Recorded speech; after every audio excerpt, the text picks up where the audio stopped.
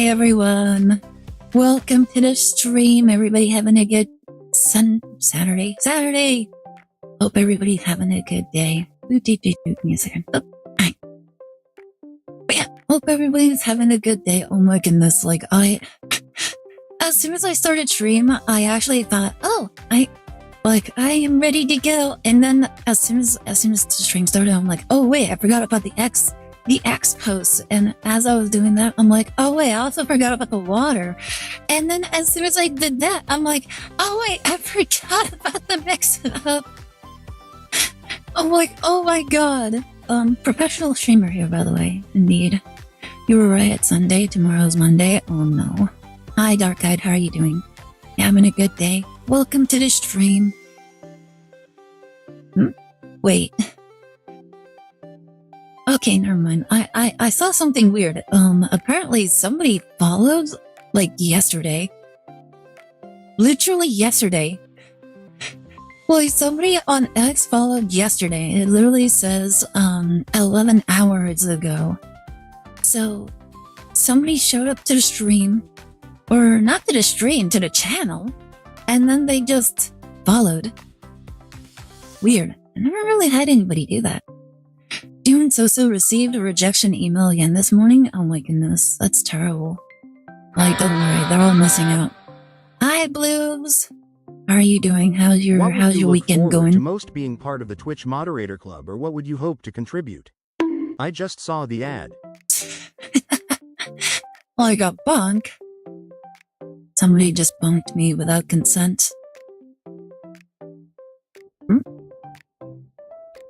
Okay. Hi chat. Hope everybody's doing good. But yeah, like, oh my goodness, this morning is such a wreck, honestly. Like, it's such a train crash. Like a train crash. Oh my goodness, I can't talk. Words are hard. I'm like, I literally had to do like all sorts of things, like literally last minute. I'm like, oh my god, why am I forgetting all this stuff? We are not sadists. We're not bonking you to play those. What are you talking about? Now I'm concerned. Now I'm genuinely concerned. What do you mean by this? Like, if you're not sadist, then why are you bonking? Like, I think you're bonking specifically because you guys are sadists. But yeah. How are you guys doing? Everybody doing good? Imagine being able to speak English. English! It's not English, it's English. You said you didn't give us consent to bonk you? Yeah, and I still don't consent to bonking of any kind. Like, not everything that's like, that people ask for consent, it has to be, like, sexual in nature. Hi, Celeste, how are you doing? You having a good day? If you don't want to be bonked, then stop being bonkable. I can't. Like, I don't know how. Do I need to go through like some sort of training or tutorial? I need to go through like the tutorial of not being bonkable. Like how? I think I need to play Mega Bunk. Like that's the only way. Like the goal is to not get bonked, right? I'm doing good. That's good to hear. It's called being a human. JK. OMG, not you being bonkable. I am being bonked. Like, immediately, I say hi and someone bumped me. Like, right away. They're like, no. Like, don't speak. Be bumped. Like, it's just so mean. People are so mean whenever I'm just trying to communicate, trying to speak to people. Oh my goodness, guys. Okay. I just remembered something. Jerk. I just remembered something that my brother like told me yesterday, like on our way. Oh, thank you so much for the head pats. Very much appreciate it. I remembered something that happened yesterday and it was really funny. Like as I was like getting back home, I get a message from my brother. My brother was like, I just survived. I'm like, what are you even talking about? Like, it's nothing new, by the way. It's like, my brother is always like that. He's like, I survived. And I'm like, okay, what did he survive this time? And so, like, he got on the phone with me. He's like using his car's Bluetooth, and he's like, you will never guess what just happened. I'm like, what happened? And it's like, as soon as I got onto the freeway, like, a spider literally jumped on my head. I'm like, wait, you mean the spider that was in your car? It finally showed up? He's like, it finally showed up. I'm like, what kind of spider was it? Best of times to you. Hi, everyone. Thank you so much for dropping by. Very much appreciate it. Yeah, he's like, he just shows up. He's like, I'm like, so for anybody that's unaware about like the spider issue.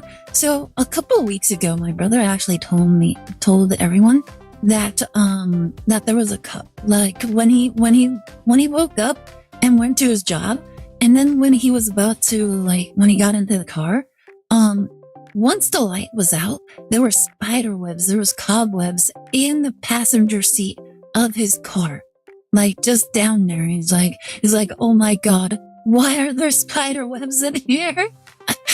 He's like, am I sharing a car with a spider? And so he started freaking out. He's like, oh shit, I have to drive now. And like, if I'm driving, then if that spider just suddenly appears out of nowhere, then it's just gonna like freak me out and probably like make me crash or something. Wolf spiders are the ugliest to me. I know, like, honestly, we don't really like spiders. My brother especially does not like spiders, but I'm also more scared of spiders. Like the only exception is like the house spiders, which all they do is just walk around and that's it. Like, they are the only exceptions. Every other spider kind of scares me. Well, except maybe like the jumping spiders. The jumping spiders just surprise me because they're always jumping. Look on the bright side, the spider will catch any flying pests that get into the car. Yes, I'm sure there's gonna be lots of flying pests there in the car. Anyways, I'm like, what kind of spider was it? He's like, I do not know. I'm like, then how, like, what happened? He's like a spider just jumped on my hand, but it was so tiny. Like, it was so tiny. Like it, I don't know. He just said it was like a very tiny spider.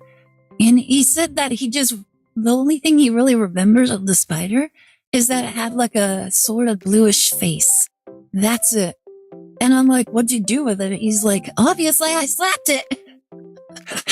Like, he just slammed his palm on the spider.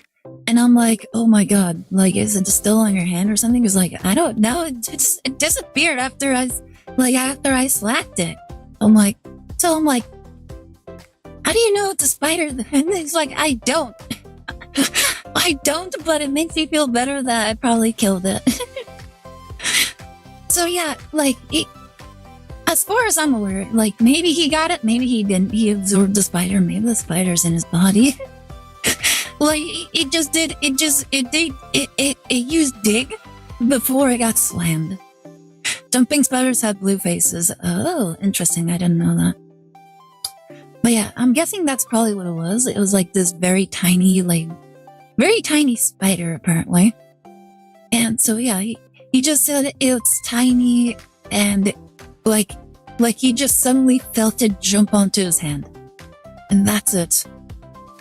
Could have been a severed hand attacking him, for all we know. Don't tell him. If it was tiny, it could be a baby, probably. But aren't jumping spiders incapable of spinning webs? I have no idea. Like, as far as I was aware, spiders of all kinds can spin webs. But I honestly don't even know.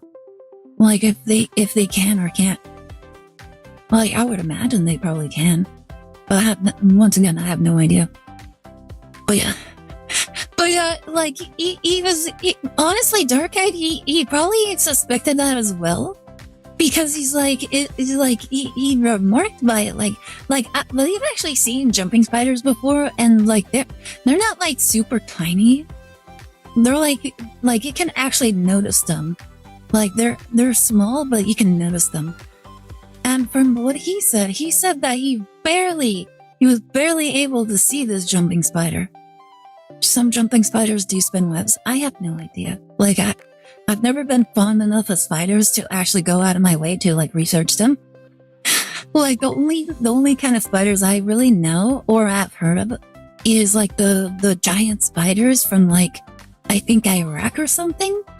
And they're like the spiders. They're like from I don't actually know too much about these spiders, but apparently they mostly just like try to find shade. So some people get surprised by them because they just walk up behind them and like just take cover in their shadows. And apparently they're like really, really big. Like that's like one thing. That was either Iraq or Iran. I don't know. And I mostly heard that from my older brother because he said that he knows some soldiers that were stationed out in Iraq. And that was like one of the things that they were like that they noted, like while being out there. And I'm like, that would honestly scare me so badly. What are you talking about? What you're talking about aren't spiders, they're arachnids, but not spiders. What's the difference? The genus in Arizona is called bull jumping spider. They spin webs and have a blue face. Oh, interesting. Think the radiation made them bigger? I have no idea. I don't know. Like, aren't spiders arachnids anyways? Oh, thank you so much for the follow, Cyber Gaming. How are you doing? Welcome to the stream. Anybody new to the stream? I am Aire, Start Engineer, happy BC VTuber. I am one half of the VTubers you will see on this channel. Today, we're gonna be jumping into the final case, the DLC case of Apollo Justice, trilogy. Apollo Justice trilogy, but it's the what do you call it? Spirits of Justice game. Scorpions are arachnids, for example. Yeah. Like, if I remember correctly, arachnids do have, like, the Vanderwolf kind of thingamajig, don't they? Yeah, spiders are arachnids, but all arachnids are spiders. Like, I don't care. Hi, not so sneaky, how are you doing? Like, I don't really care. Like, the spiders, like, if it crawls like a spider, if it looks like a spider, it's probably a spider. Or at least in my mind, it is like, it's spider. In my mind, it's spider. Like, if I can discern them, like, apart, like scorpion, like, honestly, I didn't really think that scorpions were like arachnids until somebody actually told me that they were arachnids. I'm like, I don't really care. I still try to run from them if I see them. It's kind of like the same idea of like snakes. Like, do you know that there's some snakes that aren't poisonous? And I'm like, I don't really care. I don't want to get close to one. Hey, what's with the bonk? Like, people just bonking me. What are you do? What was the bonk for? Not so sneaky. How dare? But yeah, like, I don't really care. If I see one, I'm not getting close to it. I think you mean venomous. I don't really care. Some are just mean and bite anyway. I know. Like they're still predators in that regard, where if they have teeth, they have claws, they have anything to use as weapons, they are most likely gonna be like predatory. Then there's some that are terrifying because of the lack of venom. Pythons, yeah. Anacondas and Titan boa. Yeah, they don't need teeth to kill you. They can just crush you. Like they do. Wait, do they actually have teeth? I'm pretty sure they do, but they don't actually need to. Yeah, they can just crush. Wait, no, they bite down in order to like cling onto their prey, and then they use their body to like wrap around them, don't they? Reminded me of this one scene in a show called Primeval, and these two guys found a dodo bird, and they said it looks like a dodo. It acts like a dodo. It must be a crossbreed. Oh my god. They swallow whole. Oh, well, yeah, I already knew that. I'm like, all spiders swallow whole. Like, they kind of have to, because, like, they kind of have to, because they don't, like, they have fangs, but they don't really have chompers. All snakes swallow whole. No, snakes do? Yeah, well, I just said that. Do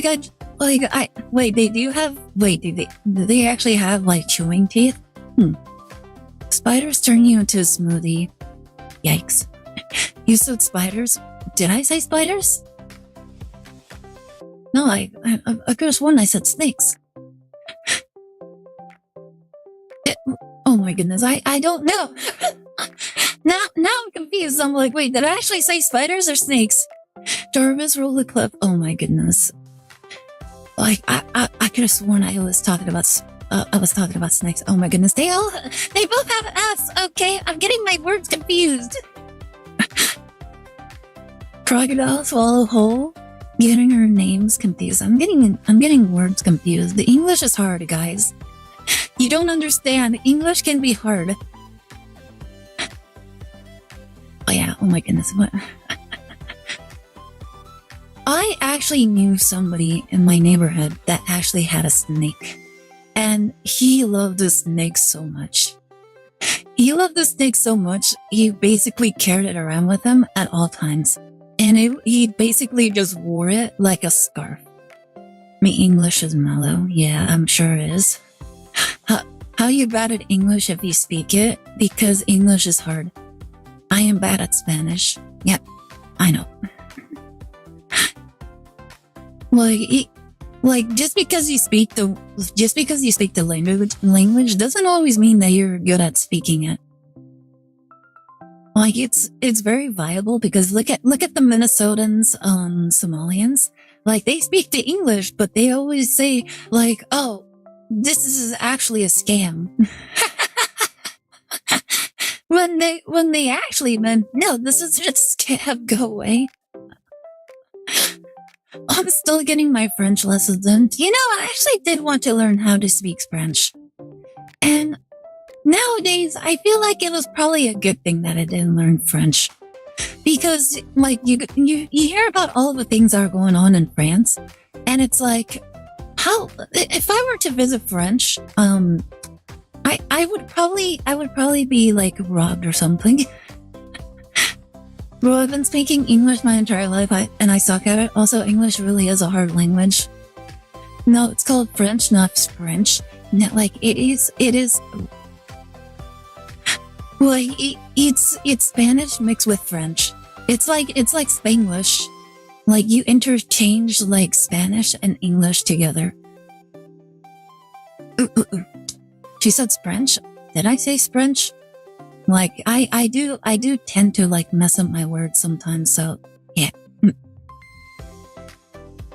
But yeah, like, if it sounds like I said something, chances are I am messing up my words. Which I think it's actually really interesting, because, like, the previous program, it just did, what do you call it? It changed whatever I said to what I believe I was aiming for. But this one, it's actually catching all the bad ways I speak. I think you can find that language if you go west. Like, I am going west. Hola jour, mon ami, mon amo, lubes. Wait, is that actually French? I have no idea. Unless you're mixing, like, you're mixing Spanish with, like, it's supposed to be bonjour, something, I don't know. But he's like, hola jour, which hola is hi in Spanish. And then amo is I'm called. That's French. That's the French right there. Maybe it's a Latina in me that's actually, like, making it possible for me to, like, want to say French instead of French. Donkey. Honestly, like, there was actually a time when somebody actually wanted me to read the French Yu-Gi-Oh like manga, and was it French? No, it was German. Wait, was it German?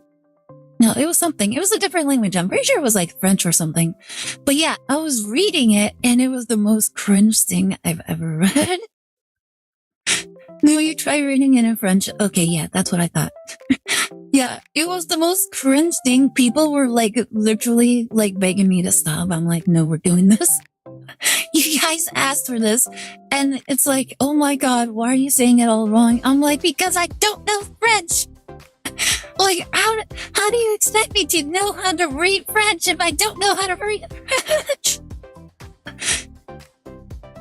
Oh yeah, see, let's do it again. Oh my god, you guys want me to like try to read a manga in French again?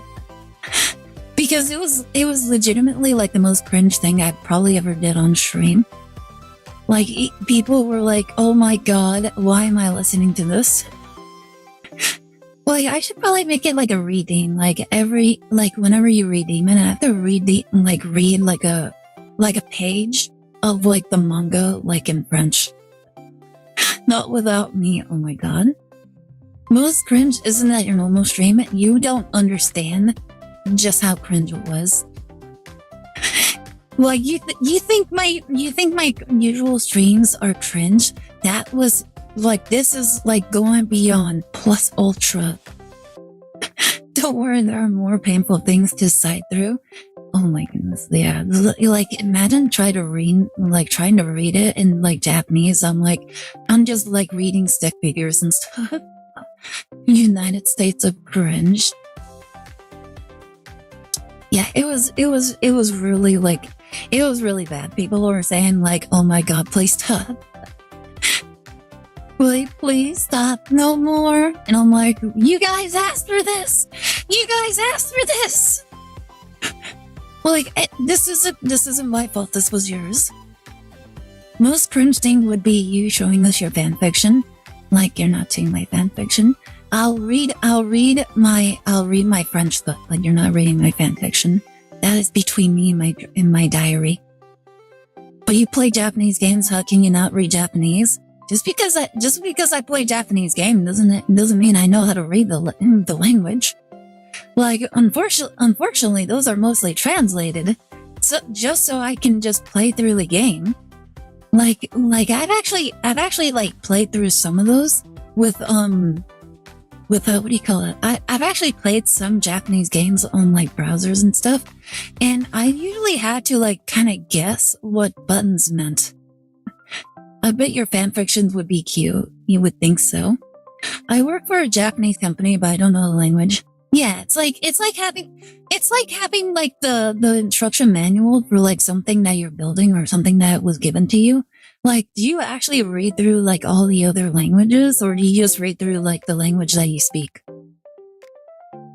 Like, generally you will read through the language that you will speak, because like if you want to know how something works or how to do something, you're generally gonna want to know the directions through like the language that you speak. And unless you're crazy like my brother and he just doesn't fucking read the instructions at all. The things in Aire's fanfiction with Scarlet Devil, okay, they're not that bad.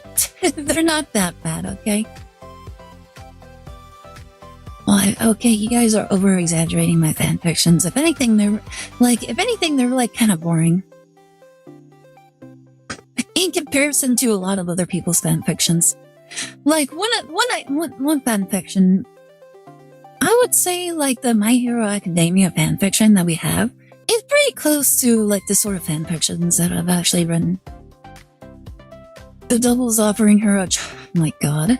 You guys always claim that I'm, like, the most evil person. You know what's really weird? We actually had someone show up. Like, my brother was actually telling me that he had someone show up on his stream, and they were like, I bet you get confused for being emo. And he's like, yeah, sometimes, yeah. And then the guy's like, do they think that you cut yourself? He's like, what the fuck? like, wait, like the first thing that he like the first like stereotype of like emo people is like that you cut yourself. What the hell? which I've actually heard of, but like that was like years ago. That was like when I heard that was like years ago. People were like, oh my god, I'm just cutting myself, emo. And I'm like, okay, I don't understand why she would be doing that. I remember hearing when Jeffrey Goldblum in his first film, the director gave him a script that was in Dutch, and he told him he didn't speak Dutch, and the boss was like, "What? Wait, what? You're not Dutch? How's this possible?" We ran the numbers. We checked the skin palette marker. Like, how are you not Dutch? That's actually really funny. Like, imagine someone like coming up to me and they're like, here's the script, and I read it, and it's all in Japanese. I'm like, why are you giving me something in Japanese script? I recall that being the joke for emos back then. It really was. Dutch, as in Dutch Vanderlyn. I got a plan, chat. Just follow the plan. Oh my god. But yeah, that was like the jokes for emos, like way back when, where they were so morally depressed that the only way that they could actually feel anything is by cutting themselves. Like that was the joke. It was kind of a disgusting joke, but like that was the joke. And now what are the stereotypes of like emos nowadays? I don't even know. It's like the only time I've ever actually heard people remark on like emos has been like with that video with Shuon head, and then chat. Like the only reason you guys are calling me emo is just because of my hood, and that's about it. That or the fact that I wear red and black. Which I think it's just silly because a lot of people like red and black. If anything, I was actually debating on whether I should go blue and black. The choice of music. I always see goth mommies on screens emo. Wait, your entire avatar screens emo? What do you mean? There's nothing evil about my outfit, okay? Like, I like it. On Twitter nowadays, oh wow. Oh yeah, I've actually seen those as well. Like, I just think it's kind of weird, like how a lot of them are just like kind of crazy. Not saying you look bad. I don't believe I look bad. And quite frankly, I don't think people are saying that I look bad either. They're just saying that I look emo. That's it. Like I've actually heard people like, this was way back in the day. I don't know if they do that now. Probably because of how the world is right now. But like back in the day, a lot of people really liked how emos presented themselves back then. The hair, the color choices, and the hood. What do you mean my hood? I like my hood. It looks really nice. Okay, Green Day fan. I'm not a Green Day fan. Like, just because I like one song from Green Day, and all that just makes me a fan.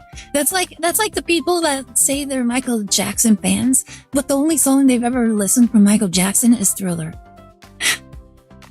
Like, I've actually heard people be like that. They're like, I am a huge Michael Jackson fan. I'm like, okay, then what is your favorite song? It's Thriller. I'm like, oh my god, which other one?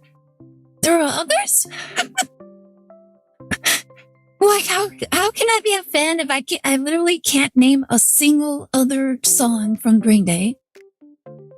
Like, I literally only have like a few artists that actually like that actually know multiple songs from, and then every other artist I know maybe one or two songs. Don't you like? I never said I like that. Like, I never said I liked Black Parade. I just said I knew Black Parade, but it's not a song I would actually like. You don't click. I don't care for Black Parade. I've said this multiple times. My response would be like, you stupid. Like I don't understand where this is coming from. Like, if you were to say I was emo, you could probably attack me for like liking American Rejects, All American Rejects. I actually know the majority of those songs, and it's mostly because my brother likes that song, likes All American Rejects as well. And it's very funny because the reason why we like them so much it's mostly because of the name of their band. Because we also felt like rejects in America. And that's why we related so much to it. And yeah, there you go. Just need some black lipstick and dark eyeliner. I never really liked the dark eyeliner, to be fair. Sorry, it seems your fire has been lit. Look. I don't really care if you, judge me for my music. At least get it right. I keep saying this, and you guys keep throwing it at me. No, I don't care about Green Day. I know Wake Me Up from When September Ends, but from people in my age group, who doesn't? Who doesn't know that song? Well, and here you've been being emo. Oh my god. I also like all sorts of other songs. Isn't it funny that nobody ever remarks the fact that I mostly listen to, Vocaloid? I mostly listen to Vocaloid nowadays, and nobody really cares about that. It's not a phase, Mom. Yeah, it's that was a phase. Well, not really. I still like it. I still like it. It's one of those nostalgic things where it kind of reminds you of way back when. And then I still enjoy other songs too, you know? You're listening to the background song right now. I picked that because I like it. I like it more than the song that my brother uses for his streams. I just like this one better. And yeah, it's I've actually grown to more of the anime music and stuff. And I think I remember this one time. Oh my goodness. What did they say? There was one time I actually had a conversation with one of my coworkers. Oh, there you go. Okay. So I was listening to a song in Japanese, and people were like, oh, you like anime music? And I'm like, what do you mean? They're you're listening to anime music right now, you know? Howdy. Hi, Tank Maker. How are you doing? You having a good day? Yeah, I was just listening to Japanese music at the moment. And one of my coworkers walked in and she's like, oh, you like anime music? I'm like, yeah, yes, why? And she's like, well, you're listening to anime music right now. And he's like, I'm like, what are you talking about? This isn't anime music. And she's like, what do you mean? That's exactly anime music. I'm like, this is just a Japanese song. It's not. I'm like, wow, so racist. All Japanese music is anime music. It's just it isn't it? It's no. Not every song is for cartoons or anime, you know? So yeah, I always thought that was really funny. It's wow, not every Japanese song is anime, but most anime songs are, tend to be Japanese songs. There's very few exceptions, very few. Did you call it racist? I actually did. I actually did. Mainly as just, Mom passing back and forth saying to herself, it's just a face. So Aire's not emo, but a weeb. I am a weeb. I guess you could say I'm a little bit of both. She's both. I'm a little bit of both. Yeah, so, oh god, was it a boomer moment? No, you know what's really funny about that? It was actually somebody younger than me. So I guess you could say it was a zoomer moment. No, they're right. Foreign music must be Chinese tunes. Oh my god. Anti-ironic, I know. Emo weeb, really? I guess you could say, if you were to label me, I guess you could say that. Just an emo weeb, I guess. I'll take that. At least it sounds more accurate. I will say, though, hold up. I'm trying to think, what are some of the animes? I suppose you could say some of the animes that I do tend to be kind of tragic. Like, for example, Angel Beats. I loved Angel Beats. And it was mostly because it made me cry a lot. Like, I really liked it. Like, it was really sweet. It was very beautiful. I also really liked the music in Angel Beats as well. So yeah, like, I actually really enjoyed that series. And then, what other ones? I guess you could say Angels of Death was actually was a good anime as well. Although it does have like a video game equivalent on the Switch. Showed my niece Angel Beats. They both love and hate me for it. Does she know about the Filthy Frank song? No, I don't think I do. It sounds familiar, but I don't think I actually know it. I remember when anime was becoming more normalized, North America's, and in Canada, we're calling them Chinese cartoons. Well, I don't know. I don't know. Like for me, it's always been like anything that was like cartoon, like Sailor Moon, Pokemon, anything that even remotely resembled that, they just refer to it as Japanese cartoons. That's about it. OMG, I haven't seen Angel Beats in years. I love Angel Beats. It's easily one of my favorite animes ever. But I did hear that the opening for Angel Beats on the song for it, they've actually used it in another anime. I don't know if it was before Angel Beats or after Angel Beats, but I never actually watched it. And apparently, like whenever the studios actually make the opening sequence for that song, in any anime, it goes so hard. Like it's such a really like amazing opening opening anime sequence. And honestly, I absolutely love it. Want me to tear your heartstrings? Claynad After Story? I need to watch Claynad. And it was so weird. I actually remember like on Twitter, somebody like posting, they're like, I kind of like it, but it makes me feel like I'm a pedo for enjoying it. I'm like, what the hell does that mean?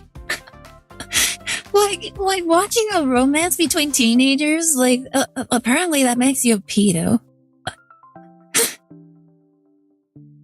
Let's see, the ending made me cry. The ending was amazing for Angel Beats. I loved the ending. It like, honestly, I literally had to, like, I literally couldn't stop myself from crying whenever I watch it. Favorite anime is Avatar: The Last Airbender. Oh my goodness. Like, isn't that like one of the things that a lot of like North Americans like usually go out and say? It's like, I love Avatar. That was a great anime. It's like, it's not even anime. Did you say Angels of Death? Yeah, I did watch Angels of Death. That was a good one. Taste the Dongo song? Dongo song, okay. I don't know what that is. Now, if you like Cutie's movie, then you need help. Yeah, that like, there's a difference between watching something that was intentionally made to sexualize like children, and the fact that it actually used real life children. Like it may all be scripted, but those were actual children. Well, here's the difference between like that and like anime is that in anime, the characters, they will usually only use voices of the people in question. They're not actually doing any of the acts whatsoever. Like, unlike in actual movies where there's actual live action going on, they are actually telling the children to do the things. Well, that's way different, and in my opinion, way worse. And I think a lot of people share that sentiment as well. I loved Angels of Death as well. I loved it. It was so good. Rachel is such a crazy character. I loved her. Playnut song, Dongo song. Oh, okay. I didn't actually know that. The Lolly is over 300 years old, I swear. People need to understand the difference between fiction and reality. Like, fiction, you can literally do whatever you want in fiction. Same with fantasy. Like, if you fantasize about something, it's fiction. Who's being hurt? Nobody. There's nobody being hurt in any regards. But like, if you're actually making people like actual real flesh and blood do things, then you have a problem. Clown who defended cuties calling anime lovers pedos are jump. Yeah, it's really crazy. Roxy from Gate has a and B called Cocaine Lolly Wave. That actually sounds really funny. Like, it's really funny. Like, you know what's really funny? There was like the whole thing with like Lolly, like Requiem God Lollycon or something like that. I forget. I completely forget. Like, there are so many people that absolutely love that song because it was so catchy. Like, it was so catchy and it was so great. Lolly God Requiem, there you go. That's the one. It was so good. It was so good. People were like dancing and like singing it and everything. She made a single song. Wait, she actually did? I didn't actually know that. Oh my goodness, Jay. Not so sneaky. You need to say, you need to send this to me. Like post it on the Discord, like right now. That she had made a sequel song. Oh my god, that is so good. Man, now Gay has AO moments.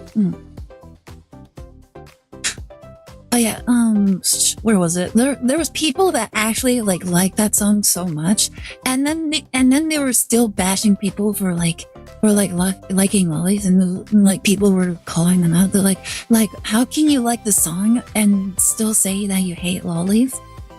They're like, what does that have to do with anything? It's like the whole song is about lollies. Boy, you don't understand what the hell you're listening to. It's like that's how you tell people that you're a tourist without actually telling people that you're a tourist. Like it's so ridiculous. And you know what the icing on the cake was? Is like shortly after, Gargura actually went ahead and made her own version of the song, and it was so good. Give me a second. For some reason, I can't see that. Oop. Makes sense, goddammit. Well, that's the problem. They never make sense. You can't make sense of these people, and you never will. And it's because their whole thing is that they're just what do you call it? They're just contradictory in nature, which is really funny. And that's the thing that we like so much about them. Like, you just love pointing out the contradictions in literally everything that they do. They just don't they make no sense, and it's just really funny. What do you mean these people, Joe-K, they aren't people? Yeah. Oh, they aren't people. Burbs react. All right, good. Like, oh, you know what? Should we watch it like right now? Because I kind of want to hear it right now. Wait, let me see. Like, I need to open a window for this.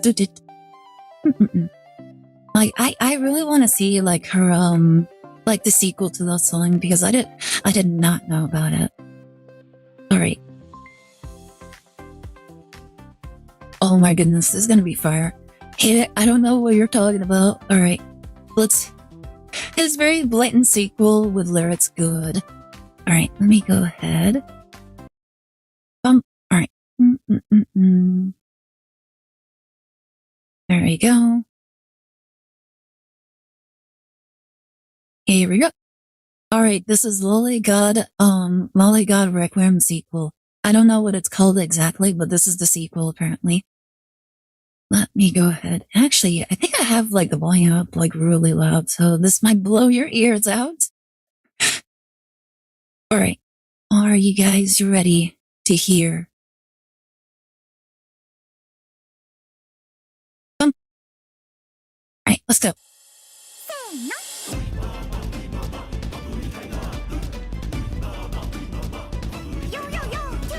It's an experience, it really is.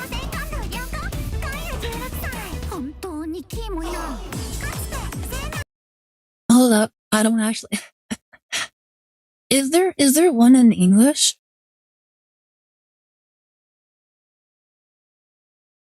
Because I don't know what's going on. Probably somewhere. Alright, let's see.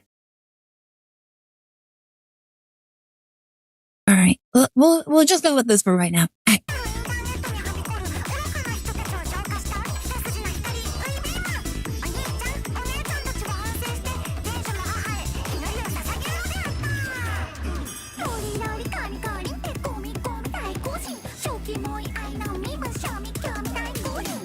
Showtime.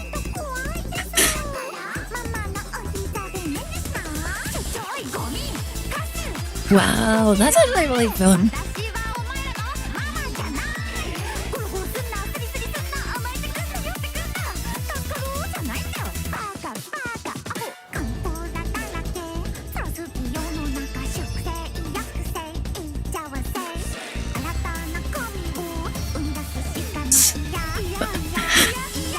It really is, isn't it?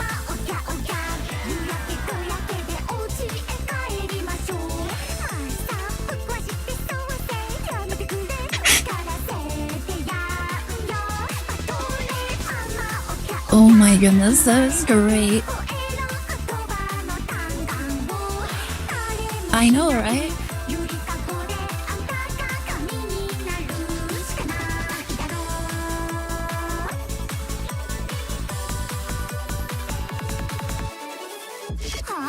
The woman is wicked, isn't it?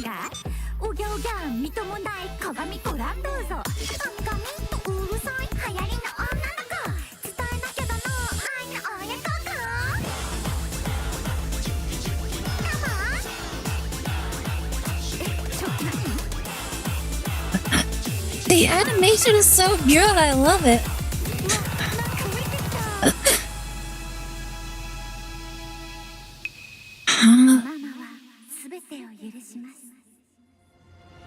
Oh my goodness, Mommy forgets everything!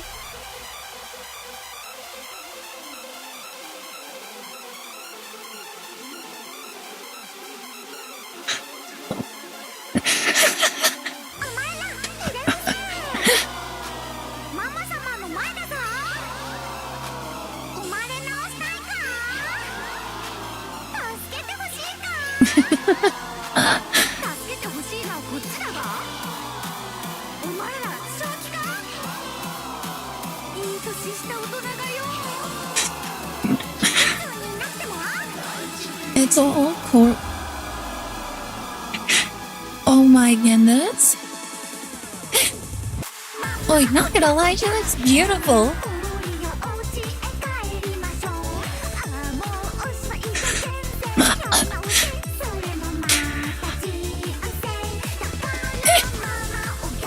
Oh my goodness, she's drinking out of the baby bottle.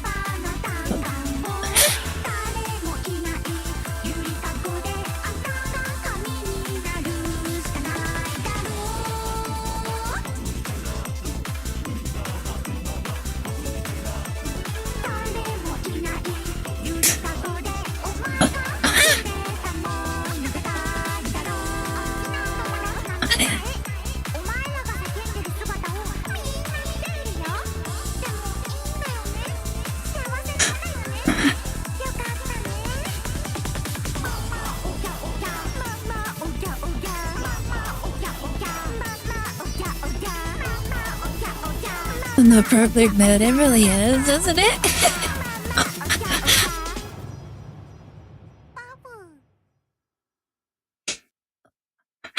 Oh my goodness, that was amazing. Oh my goodness, I love that. That was so good. Here we go. So if anybody wants to save that for your own private listening, there it is. Link, or what was it called? There you go. Like, here's the thing. Oh no, what's the thing?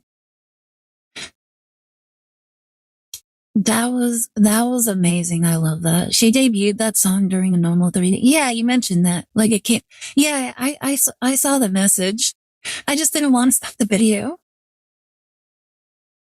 You posted it as I hit enter. Thank you. This is absolutely insane. That was so amazing. So I had to go along. There was a small woman who's acting smug, timed for a field goal. Oh my goodness.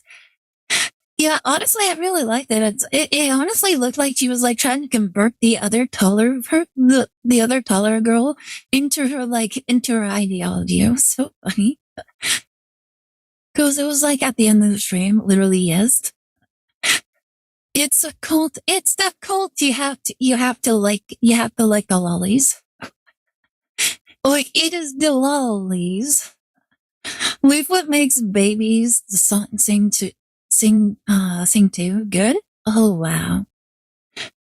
Like, it's 100% playing off the viewer's behavior. It really is. I absolutely loved it.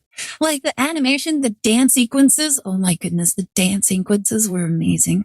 And then I think I have to, I think the UI mommy, like, showing up, she just added even more, like, flair to the whole thing.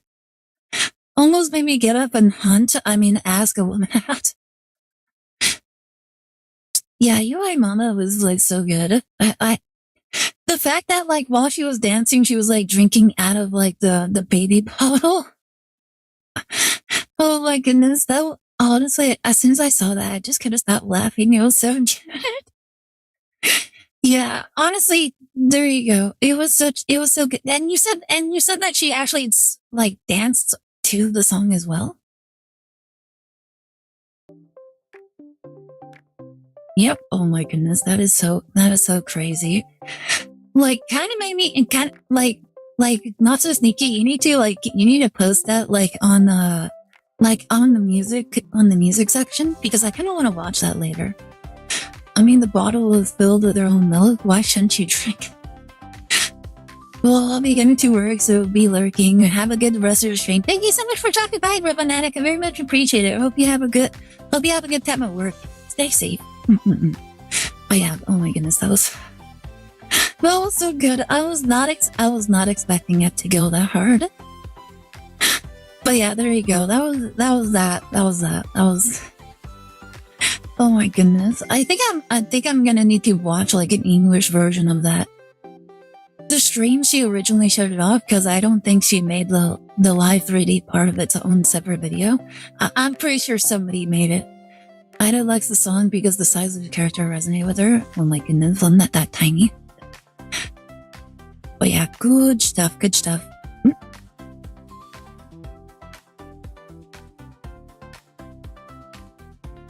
Okay. Ooh, I saw something. Anyways. I'm sure by now there's an English dub by now, probably.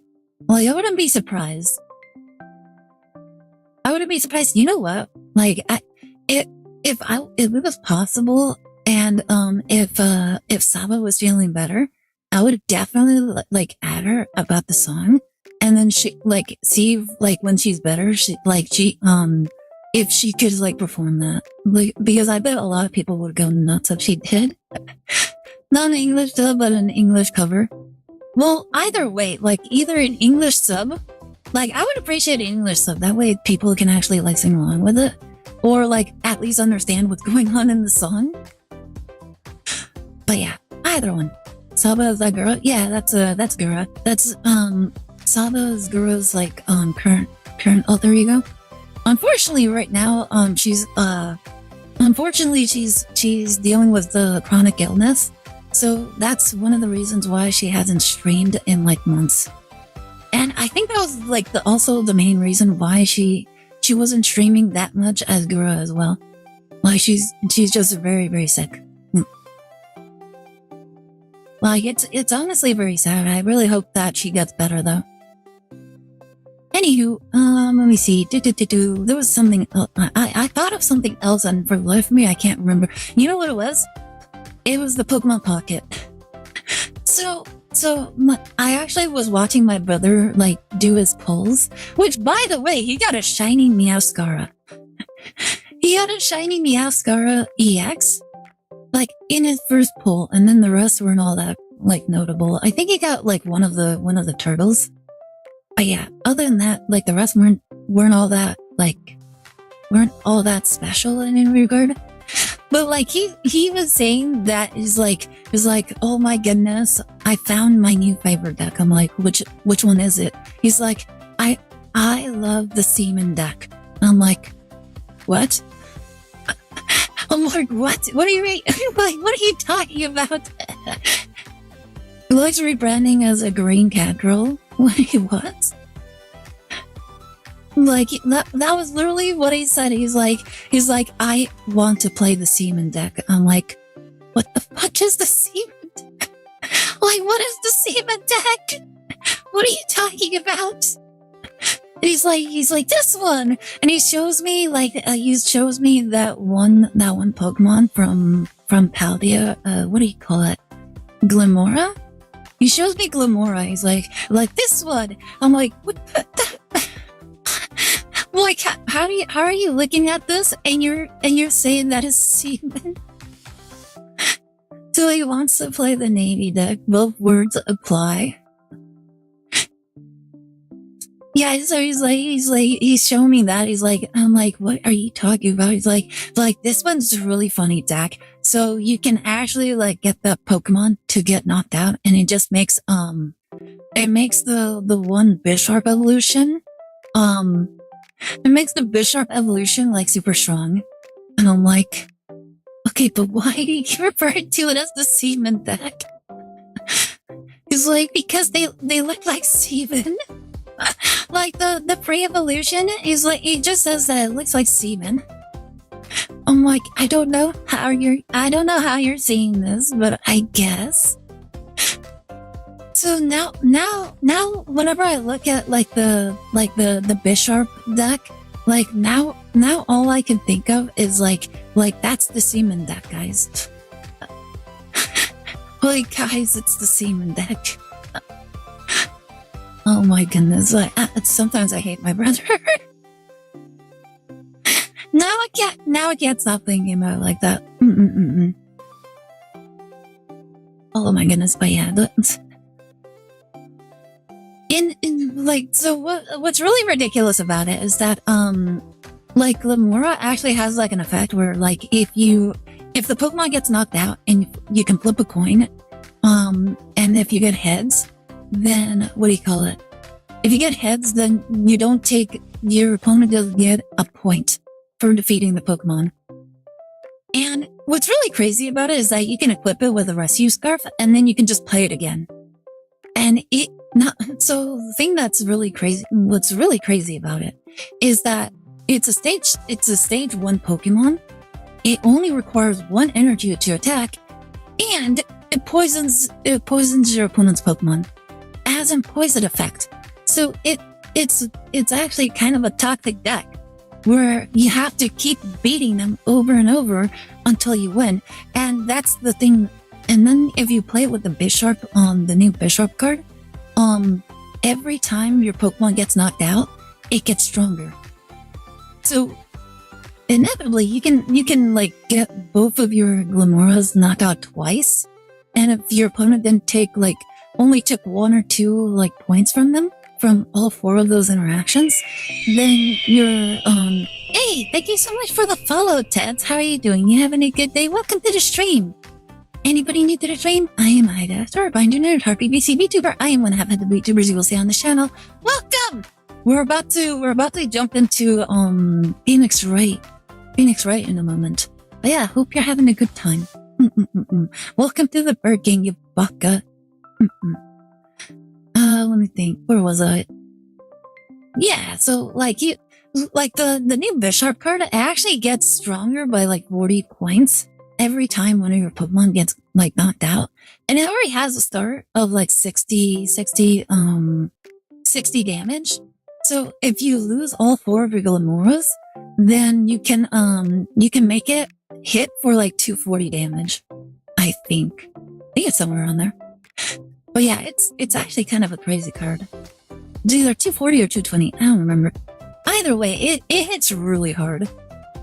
Oh yeah, I kind of want to test it out as well. I want to test it out as well. And honestly, now I have to refer to it as the semen deck. My brother just implanted the whole thing. What is the base? What is the base of what? Where is it? There it is. Attack? The base attack, I think it does 30 damage, I think? Yeah, I think it does 30 damage, and then it also poisons, so it's doing 40 damage. How much attack does it gain? Oh, it gains 40 attack. The base attack is 60, and then it gains 40 attack every time your Pokemon gets KO'd. So you essentially get 160 attack in perfect circumstances at the very least. Perfect circumstances, if you use Rescue Scarf, then you can add the Glimmora and its base evolution back to your hand. And then you can just play it again while another Glimmora takes its place. Oh, thank you so much for the hydrate, Ted. Very much appreciated. 220. I think there's a... Wait, is there an attack booster? I don't think so. If you use Trainer Red, it can go up to 240. But like, those are like outside circumstances. But yeah, essentially you can get... under very, very perfect circumstances, if every single Glimmora gets knocked out, give me a second. If every Glimmora gets knocked out, and you didn't take a single point or give a single point to your opponent, then you get 160. You send out like the what do you call it? The Bombardier or whatever other Pokemon to get like two more damage. Then essentially under the very perfect circumstances, you can get up to 300 damage. How fast Bisharp getting knocked out? Well, Bisharp isn't actually getting onto the field. It's the other one, the evolution of Bisharp. I just forget what it's called. But like, all you really have to do is delay with the Glimmoras, and then, and yeah. Kingambit, that's the one. But yeah, it just takes into account how many Pokemon have been knocked out in the game. And yeah, once you have that, then it just becomes really strong. And you can get it up pretty quickly too. Alright, let us switch to the game. Alright, let me go ahead and change this.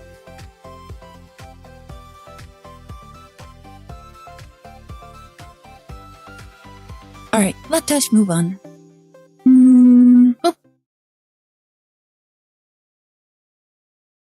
Oh, Nani! Oh, thank you so much for the biddies! I very much appreciate it. I very much appreciate it. I hope you're having a good time. Thank you so much for the bits. I hope you're all having a good time. Let's see. Here you go. Bam. Here we are. We're moving on to the game. And now we're gonna be starting, what do you call it? Like the DLC case. Turnabout Time Travelers. I don't super remember this case in the slightest because it was a DLC case, and I think I only played through it like once. So it'll be interesting to play through it this time. All right. Ooh, you know what's one other game I was actually really like having fun playing around with? It was what do you call it? It was Pokemon Gale Darkness Director's Cut. And quite frankly, that game was so weird. Like it was it has a lot more shadow Pokemon in the game, but at the same time, for whatever reason, I was playing like the very beginning of the game so far, and for whatever reason, like the game really it really likes giving you fighting type Pokemon. I'm like, why are you always giving me fighting type Pokemon? Like, most of my Pokemon are fighting type. Like, and it's really interesting as well because they also changed a lot of the factors in the game. Like, for example, they give you the Galarian Ponyta. So it's psychic type. And that actually surprised me because I didn't know that Galarian Ponyta was a psychic type. I always thought it was a fairy type. So yeah, I have a psychic type Ponyta. And then they also changed Poochyena. Instead of being pure dark, it's a dark fighting type. And I'm like, oh, that's neat. But here's the thing, for whatever reason, because the game likes throwing fighting type Pokemon at you so much, my Poochyena keeps getting destroyed. I'm like, oh, lovely. My Poochyena can't survive anything. And it's if it's not a fighting type Pokemon, it's a psychic type. And funnily enough, they also give you a Skitty, which is a normal fairy type. And it's honestly doing way better than my Poochyena. Like, my Skitty is actually surviving a lot more encounters than my Poochyena does. I'm like, that is a little tragic. Because I like Poochyena. I like Poochyena. It's a really good Pokemon, and I thought the change was interesting. But like the game didn't really take into account that like everything that they threw at you kind of just screws Poochyena over. What game? It's Pokemon Gale of Darkness Director's Cut. It's a modern version of Pokemon Gale of Darkness. So yeah, it's very interesting. They added like a bunch of like, they made Pokemon with different types. So a ROM hack? Yeah. I suppose you could say it's a ROM hack. I'm not completely heartless. I'll even throw that time machine you cherish so much overboard with you. Please take me back to that blissful moment. She seems like she's having a lot of fun with this. Bum bum bum bum bum bum. Hey yo, what happened? It's time for the reception, milady. It actually really worked. Oh my goodness, she went back in time! Gosh, she's magic. She's a witch. She's a witch! I've seen that guy before. He seems a bit crabby. Oh my goodness. Imagine if it's actually like the same crab guy from the Beyblade series, the Beyblade Metal Fusion. Okay, let me make sure I got this straight. When your magic panties appear, I do a backflip into a handstand, then blow out a candle? Wait, time is magic. It really is. Also, hi TSG. Welcome to the stream. Hope you're having a good time. Like, once again, if you're new to the stream, I am Aire, Startup Engineer, PC Vtuber. I am one half of the Vtubers you'll see on this channel. Yep, and today we are playing, Phoenix Wright. Phoenix Wright Spirit of Justice, the DLC. Turnabout Time Traveler. Yeah, I do mostly play JRPGs and some card games as well. I guess you could say she is telling time. Is she telling time? I don't know. Bam bam bam bam bam bam bam. No, you got it all wrong. Oh, it's not that. You do a backflip through the ring of fire while holding the candle in your mouth. Who here knows how to do a backflip? Because I will tell you this right now, I do not know how to do a backflip. There's no way I'll ever be able to do that. Sure you can. I believe in you, Athena. Trucy, what are you and Athena up to? Athena's agreed to be a part-time performer in my magic show. I know how to throw someone into a backflip. I don't think that counts. I can't say no to some extra cash, but I probably should have thought it through first. No, it's human cannibal this, guillotine that. It's not like I have 9 lives, you know. Well, here's the thing. Magic gives you 9 lives. You made your bed, Athena. Now you have got to learn it. Imagine if she like gets executed in some regard. Like, oh, well, now I'm short a lawyer. You can say it is assisted even if they hit the wall. That sounds like a Philian thing. No! I'm too young to be taking out a life insurance policy already. Wait, you don't have a life insurance policy? Like, listen, you should always have life insurance. You never know what could happen. My name is Phoenix Wright. I'm the head of this law office. And since when did you become the head of this office, Daddy? I mean, who exactly does all the cleaning, accounting, and scheduling around here? I thought that was Phoenix. Like, I thought Trucy made all the money, and then Phoenix took care of all the other adult stuff. You got me there, Trucy. This is Trucy Wright. She's my adopted daughter and a magician. And I'm Athena 6. The rising star lawyer of the Wright Anything Agency. Or rather, the rising star against assistant to Trucy, you mean? If I don't get back into court soon, I'm going to forget everything I've ever learned. Speaking of the courtroom, we haven't exactly had any clients lately, have we? Business is as slow as ever, huh, Nick? Bet you made more money back when you played the piano. Isn't that sad? Guys, I kind of feel the sentiment because, nowadays, I feel like I made more money, doing pizza delivery than I do at my current job. Oh my goodness, it's Peaches! I mean, it's the butt! It's Larry Boutte!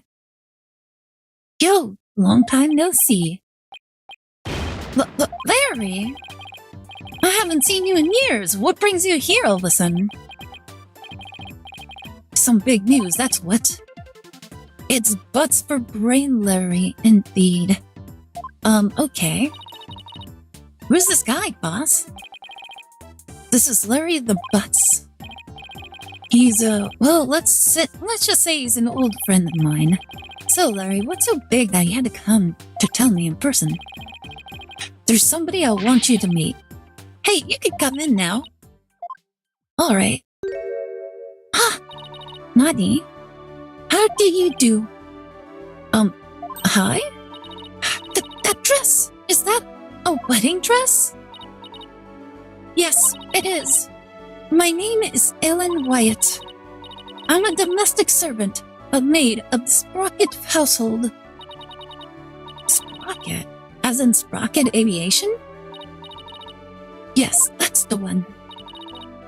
Wow, Mr. Wright, Sprocket Aviation is a really big airline company. You've heard of Rainbow Airlines, right? The one they call RAL for short?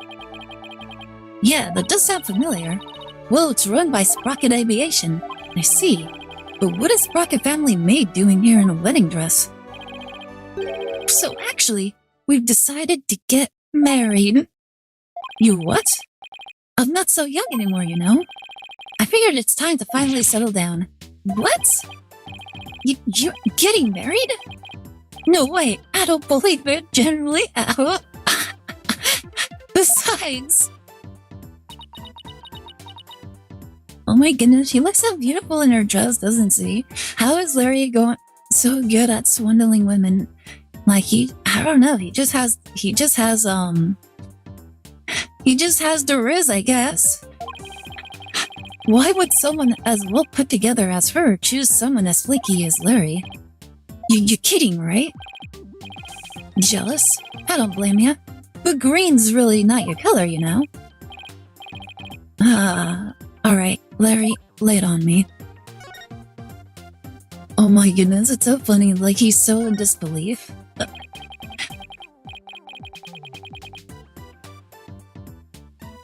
In all seriousness, Larry, are you really getting married? Not right away, but that's the plan. We're gonna elope. Love on the run, I guess you could say. Isn't that right, Ellie? She's oddly quiet.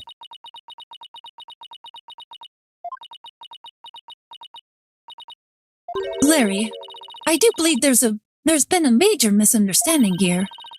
My heart already belongs to another. I'm in love with Soren. Not you. Say what? That's about what I thought. Oh no, Larry.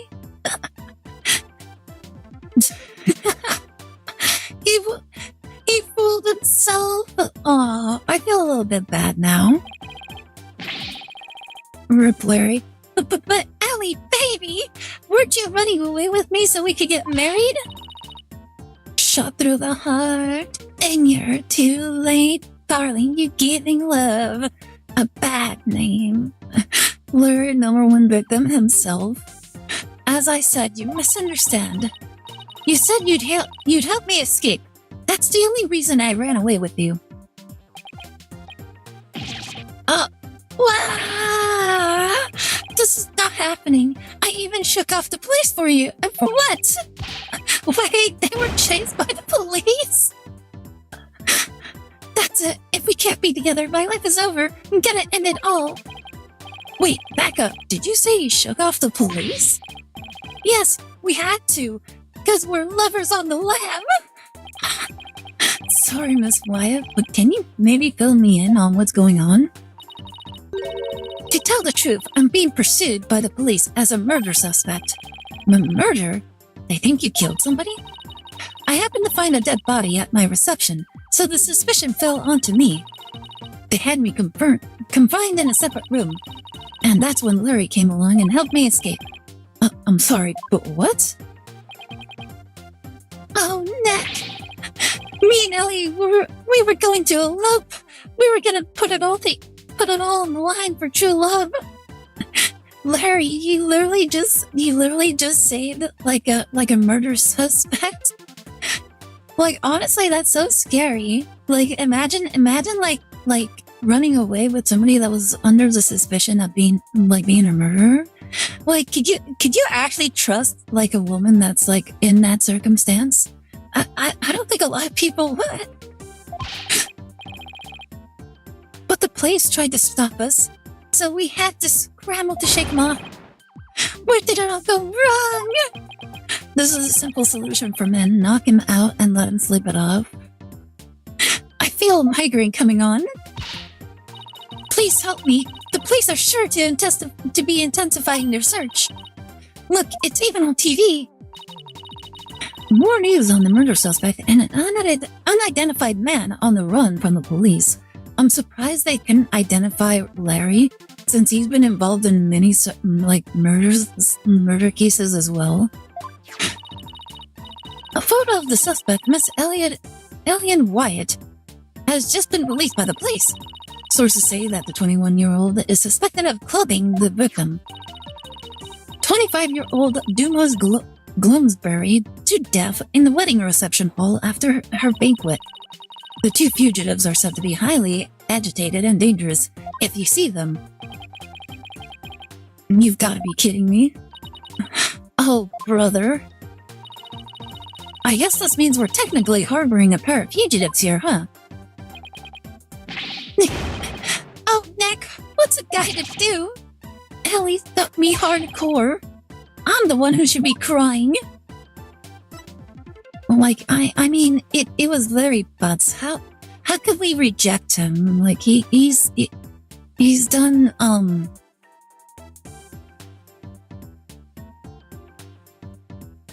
so much for us. Mr. Gloomsbury, that is not what they meant by living up to your name with the gloomy ass haircut. Oh my goodness. I haven't seen you in ages. Where have you been all this time? You mean you don't know? You've really got to stop living under a rock and get out more. Honestly, Larry's like an enigma. Like, how does he survive for so long? Like, he honestly goes all over the place. I'm the hippest, hottest picture book author in the business. Loris Dunhams. I can't believe you didn't know that I'm taking the picture book world by storm. Wait, he actually became a picture books like author? Oh, but I know you. You're the one who wrote Franzie's Whippity Whip Trip, right? Now that you mention it, I think I did hear something about a one-hit wonder. One-hit wonder? What the heck, Nick? I'll have you know I just created a brand new character to moderate acclaim. He's mildly popular with 18 to 24-year-old women everywhere. Look, you can see his cute self all over this this jacket. Oh, the little peach thing. What? That heart-shaped pork chop? He's not a pork chop! He's the main character of my latest picture book. A lovable little soul who pierces the hearts of lovers with his arrow of amour. Cup Piglet? Like you, Piglet. Wait, it's a pig? I thought these were peaches. And you can see this adorable fellow make his debut in Cute Piglet's lovey-dovey lark. I thought he said LARP. It's the lovey-dovey LARP, guys. In stores now. Are you sure? Because I've never seen that book in stores now or ever. I mean, does Phoenix actually go to the stores to pick up books? Well, if you ever do see it, do me a favor and buy a copy or tech. Oh, yeah. Oh no, that means it's not doing very well. But I thought you were taking the picture book world by storm. Pause for a second there. Pink thing with a white cloud looks suspect. If that's what you want to believe. Anywho, you'll defend Ellie in court, right, buddy? Please, I'm begging you. I didn't murder anyone. I swear I'm as clean and pure as this pure white dress. No Cyclops. I guess that means she's telling the truth. But helping a fugitive on the run? What am I getting myself into? There's actually one more thing I really need to tell you. Oh?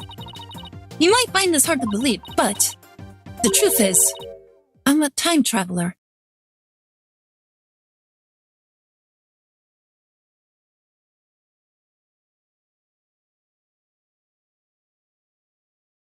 Okay. Huh? I'm not sure I follow. I'm just saying I do not want to see Larry be happy to see me. Okay. After the wedding reception, I was attacked. I was moments away from my death. But then, in that instant, I made a wish upon this pendant around my neck, and I went back in time to just before the reception started. Only this time around, the man who was trying to kill me was already dead, and somehow, I became the suspect for his murder. It's as if history had been rewritten. Now wait just a minute here.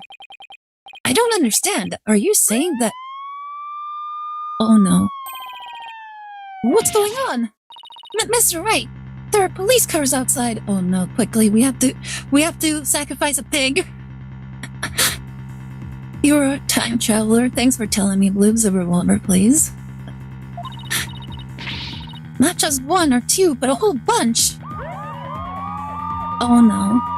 This is not the level of attention that we want for our agency. Oh my goodness, they have guns! Like, FBI, open up! It's fine, we have a pig on hand. Its name is Larry. Like, he's literally covered in a character that he named Q Piglet. He's acceptable. Quickly, we have to sacrifice Larry in order to appease the police gods. Like, Daddy, a whole squad of officers has the building surrounded. What? This is the police. There is no escape. Over my dead body, you political pigs. Drop your weapons and come out with your hands up. We don't have weapons. Oh shit.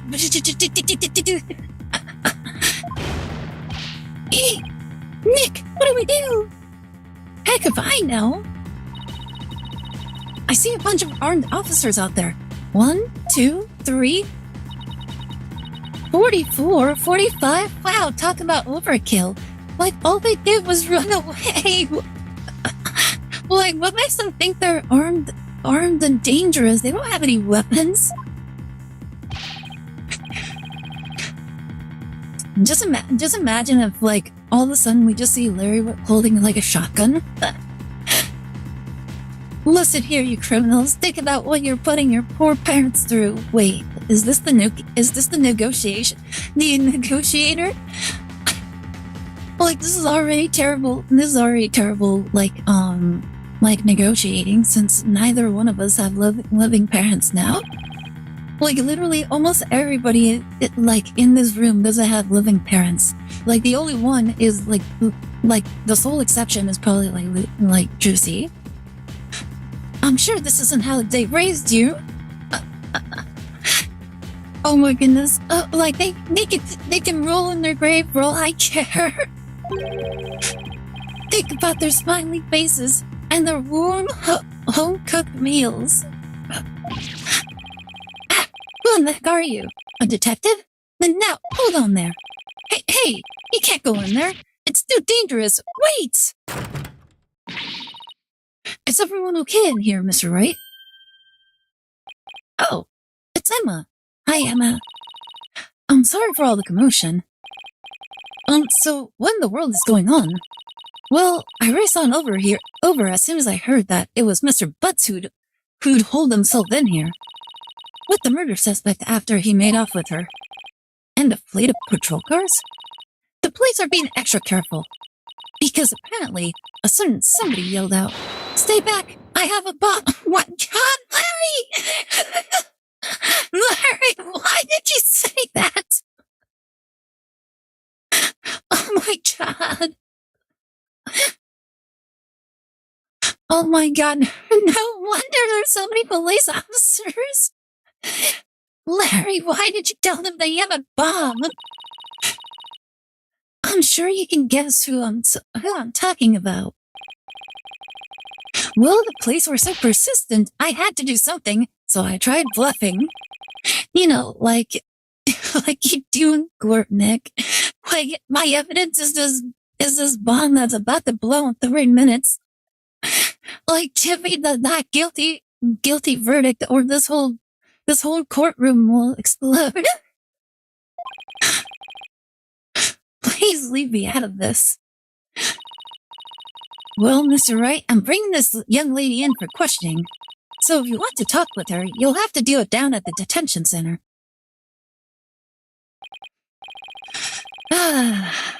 I suppose I should thank you for your thoughtful gift of trouble and mayhem, Larry.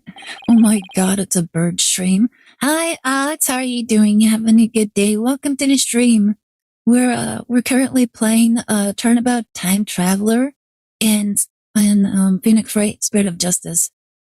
How are you doing? Having a good day? How's the week? Come on, Nick, we gotta get down to the detention center right away. Bringing justice to time travelers? Honestly, kinda, yeah. Like right now, a time traveler went back in time to prevent her own death, and then the person that was going to kill her is now dead, and she's the primary suspect. And apparently Larry went ahead and told the police that he had a bomb while he was helping the girl in question escape. I'm okay, slow weekend as it should be. Yeah, honestly, having a slow weekend is not that bad. I haven't even decided whether I'm going to take on this case or not. But I know you will, 'cause it's you. Guess I have no choice but to tag along and help them. What? And skip out on me? We've only just started practicing your repertoire, you know. Huh? You'd better stay and practice with Trucy, Athena. A promise is a promise, after all. That's cold, boss. You gotta get me out of this. I can't take it anymore. Let's get practicing, Athena. Next up is some training for the water tank escape trick.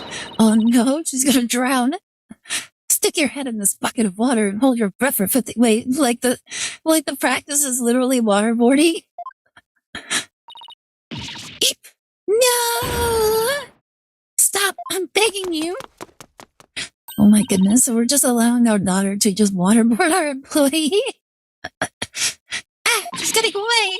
You get back here, Athena! Oh my goodness, like, get back here and tread in the water! And here, Phoenix is just kind of laughing it off. He's like, ha ha ha, kids will be kids, am I right? I guess the only person cut out to be Trucy's assistant is Apollo. Well, guess we'd better get to the detention center and ask Miss Wyatt some questions. Especially about the whole time-traveling business she was talking about. Bum bum bum bum bum bum bum.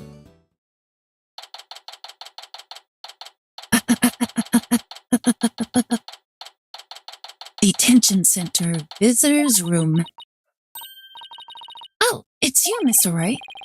Miss Wyatt, would you mind if I ask you a few questions? Nick's gonna defend you, Ellie. Isn't that great? Well, Larry, I told you I haven't decided yet. What? What? Oh, Nanny.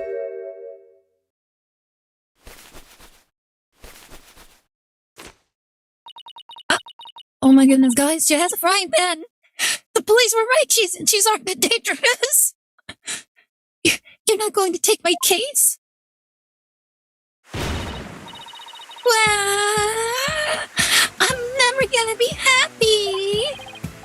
Miss Wyatt, what the? Did I do something wrong?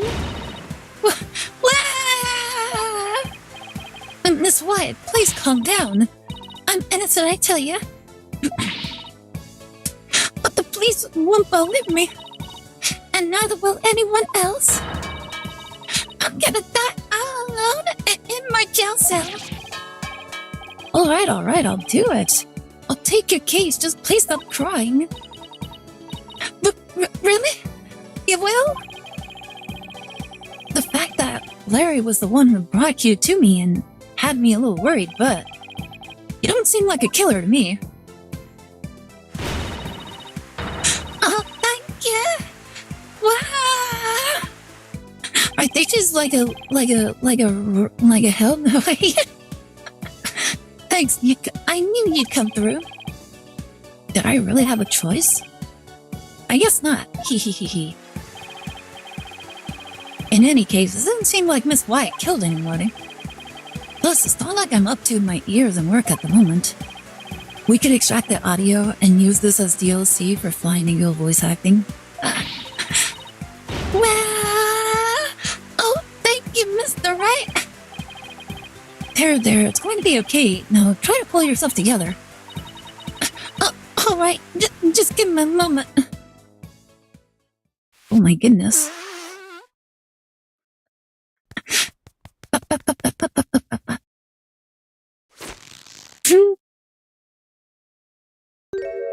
Oh my goodness.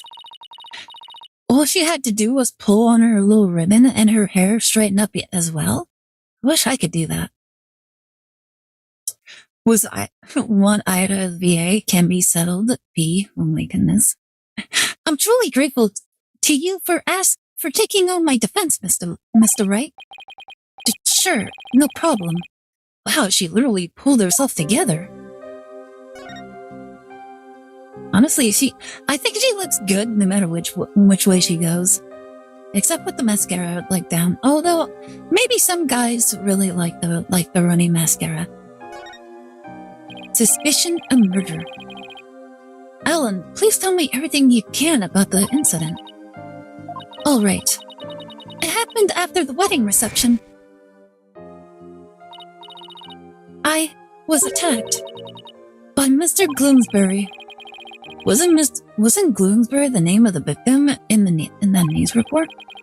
Maybe I should listen to what she has to say first, though, before I start asking questions.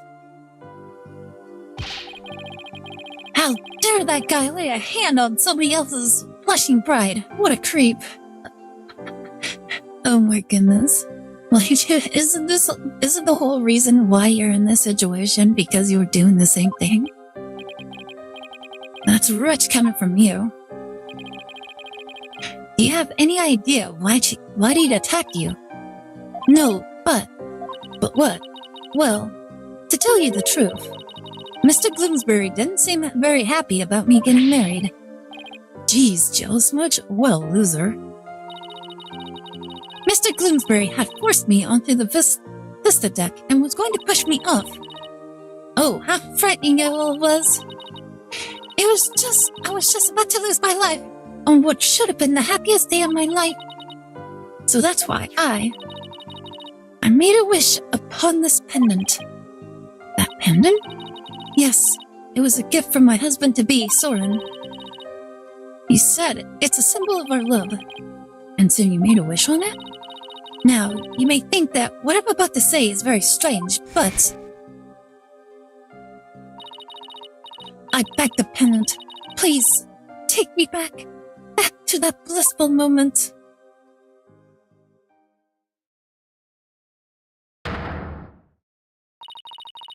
And do you know what? It worked. It brought me back to just before the reception started. Also, isn't it really crazy just how big those sapphire earrings are? Those are really big. They must be really heavy. So that's the time traveling thing you mentioned back at my office? I'm sorry, but I have to say, it's pretty unbelievable. Unbelievable!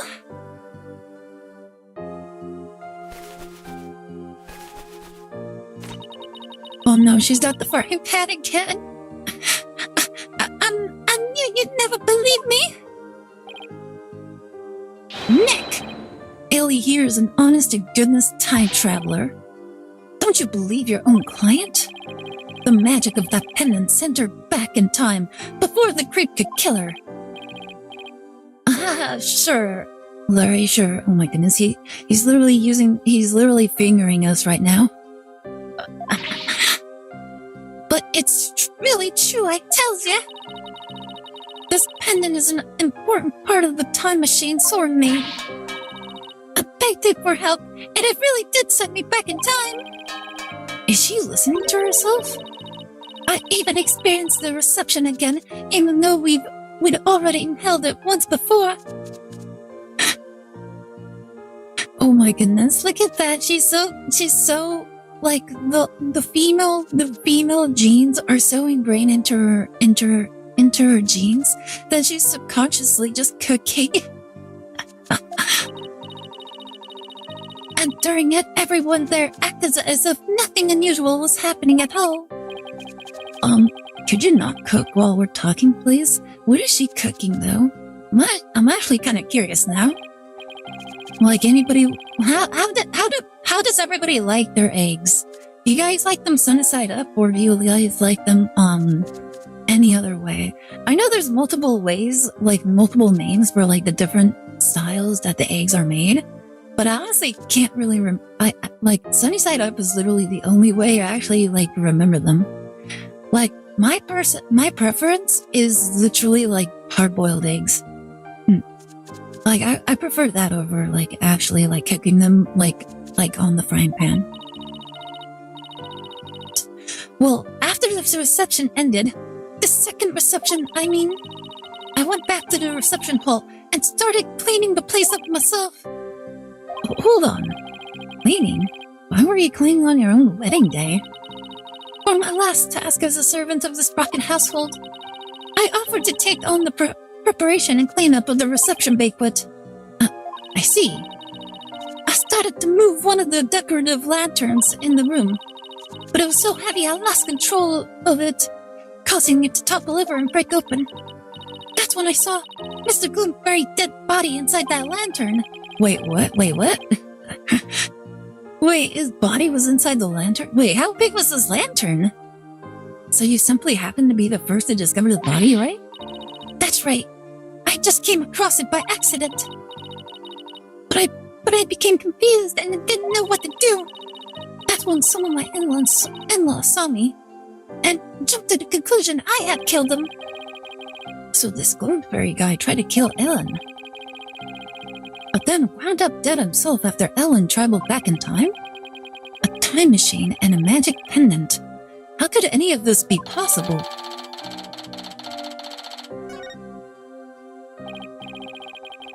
Ellie, why don't you tell Nick about that other thing too? And that shadowy figure you saw when you were being attacked.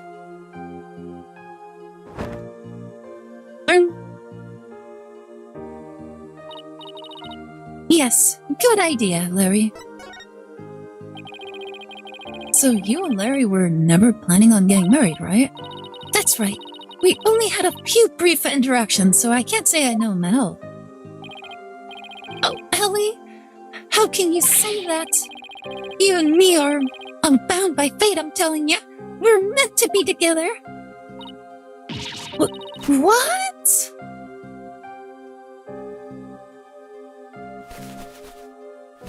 Oh no, she's getting the frying pan again. You're wrong, Larry. I've never been so right, baby. It's as plain as the goatee on my chin. Larry, don't make me send you to timeout.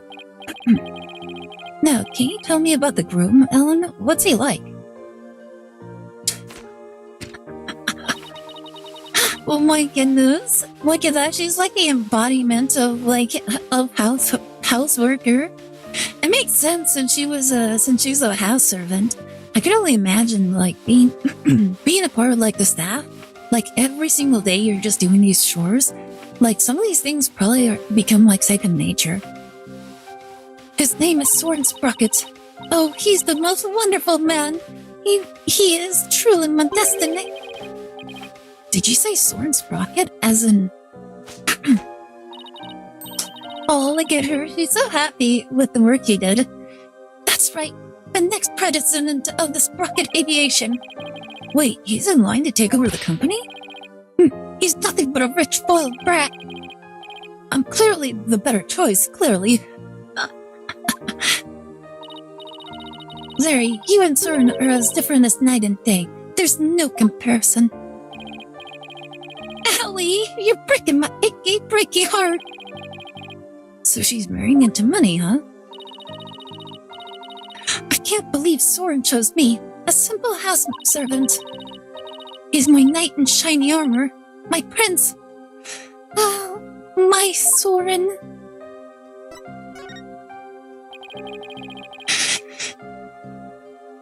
So what's the shadowy figure you saw, Ellen? It was when Mr. Glimsbury was attacking me. Right after I made a wish upon this pendant, I started to pass out. But just then, just as I lost consciousness, I saw somebody struck Mr. Glimsbury from behind. You did? That person must be the true culprit. Did you see who it was? I'm afraid not. Have you told anybody else about this? I told some of my in-laws, but nobody took me seriously. They said it was all just a dream, that I'm crazy, that I'm on drugs, that I took a sip out of the dog water. Oh, I can't exactly say I blame them. I mean, time travel? That's some really good opium right there, indeed. Like that, or she licked the frog or something. Larry, for my peace of mind, please tell me that figure wasn't you. Of course it wasn't! Saw a suspicious third party on the Vista deck when she was being attacked by Gloomsbury.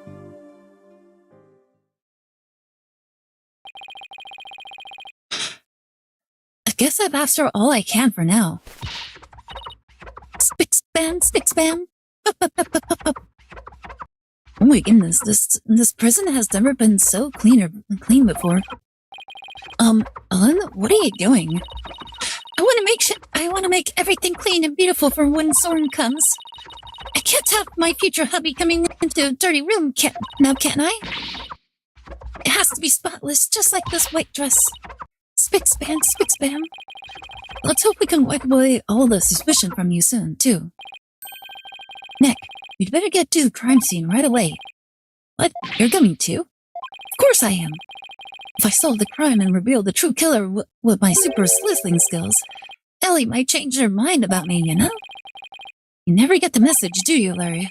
Next up, the mooring dock in Sprocket Park. Come on, Nick, let's go.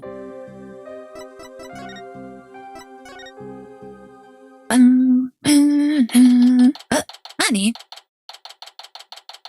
Oh my goodness, why does the cow have a rainbow cape? Flying chapel. Why is this broken up? So this is Sprocket Park, but where's the reception hall? 'Cause it's a gay cow? Imagine being a gay cow. Everyone knows the correct rule. Wait, what? Time travelers get the ship behind the eye? What the heck? The reception hall? Oh, that's... Wow, looky there. What is it? I just spotted me a cute mamacita. Don't wait up. Oh my goodness.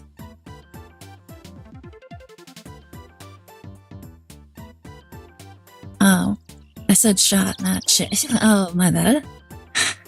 I just saw it. Oh my goodness. Larry, what is wrong with you?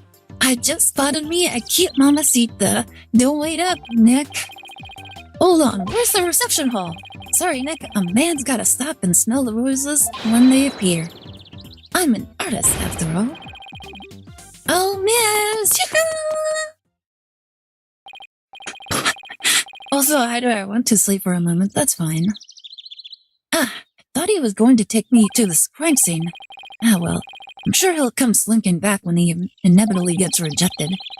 I'll just take a quick look around until then. I guess I'll just keep looking around here until he gets back. A moment of sleep is not even a nap. Yeah, it's whatever. Also, why is this broken? Wow, this thing's really banged up. You looking at the sign? They say it got damaged by heavy winds yesterday. A big gust sent that bench flying into it. Well, that's what they're saying anyway. I see. The wind caused that? More like a tornado. The repair guy was saying, don't touch, it's dangerous. I see. Thanks for the head up. Poor guy, looks like it was a lot of work. Where did this bench come from? So this bench hit that sign, huh? Hopefully it didn't hit a person, too. That would be a catastrophe. I guess from now on, whenever I'm walking around outside, I'd better be on the lookout for unidentified flying furniture, too.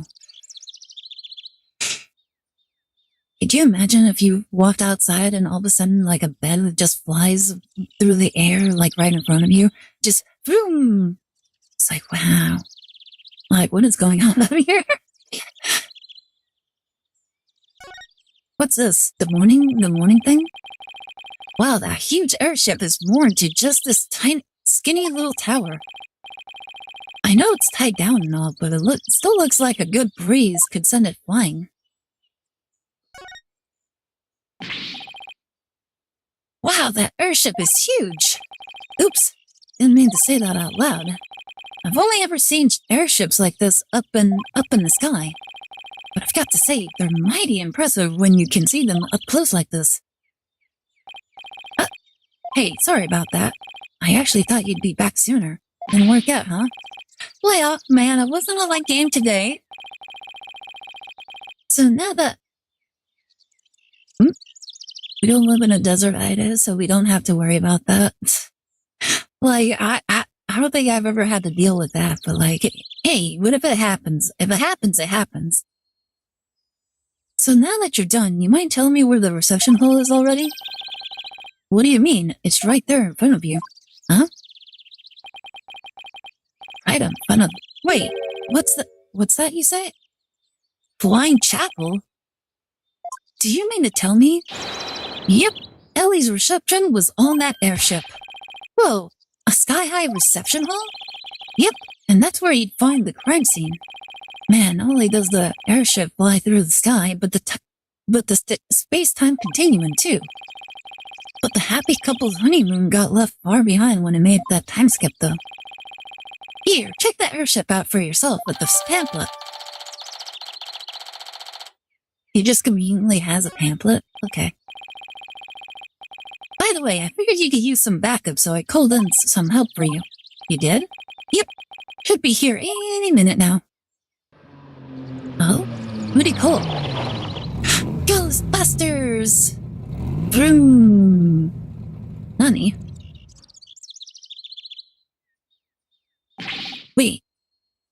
That red sports car. Wait. The red sport. Oh, wait. It can't be. Oh my goodness. It's a red sports car, guys. Larry, don't tell me you called. You know it, buddy. I trust you've been well, right? Honey, surprise! Now admit it, that was a pretty good Mr. Edgeworth impression, wasn't it? Wait, don't tell me she was driving. It's Maya! Maya, what are you doing here? Larry called me up. He said something about it finally being time for him to tie the old knot. Well, that's funny. I'm pretty sure he meant something about being here with his bride.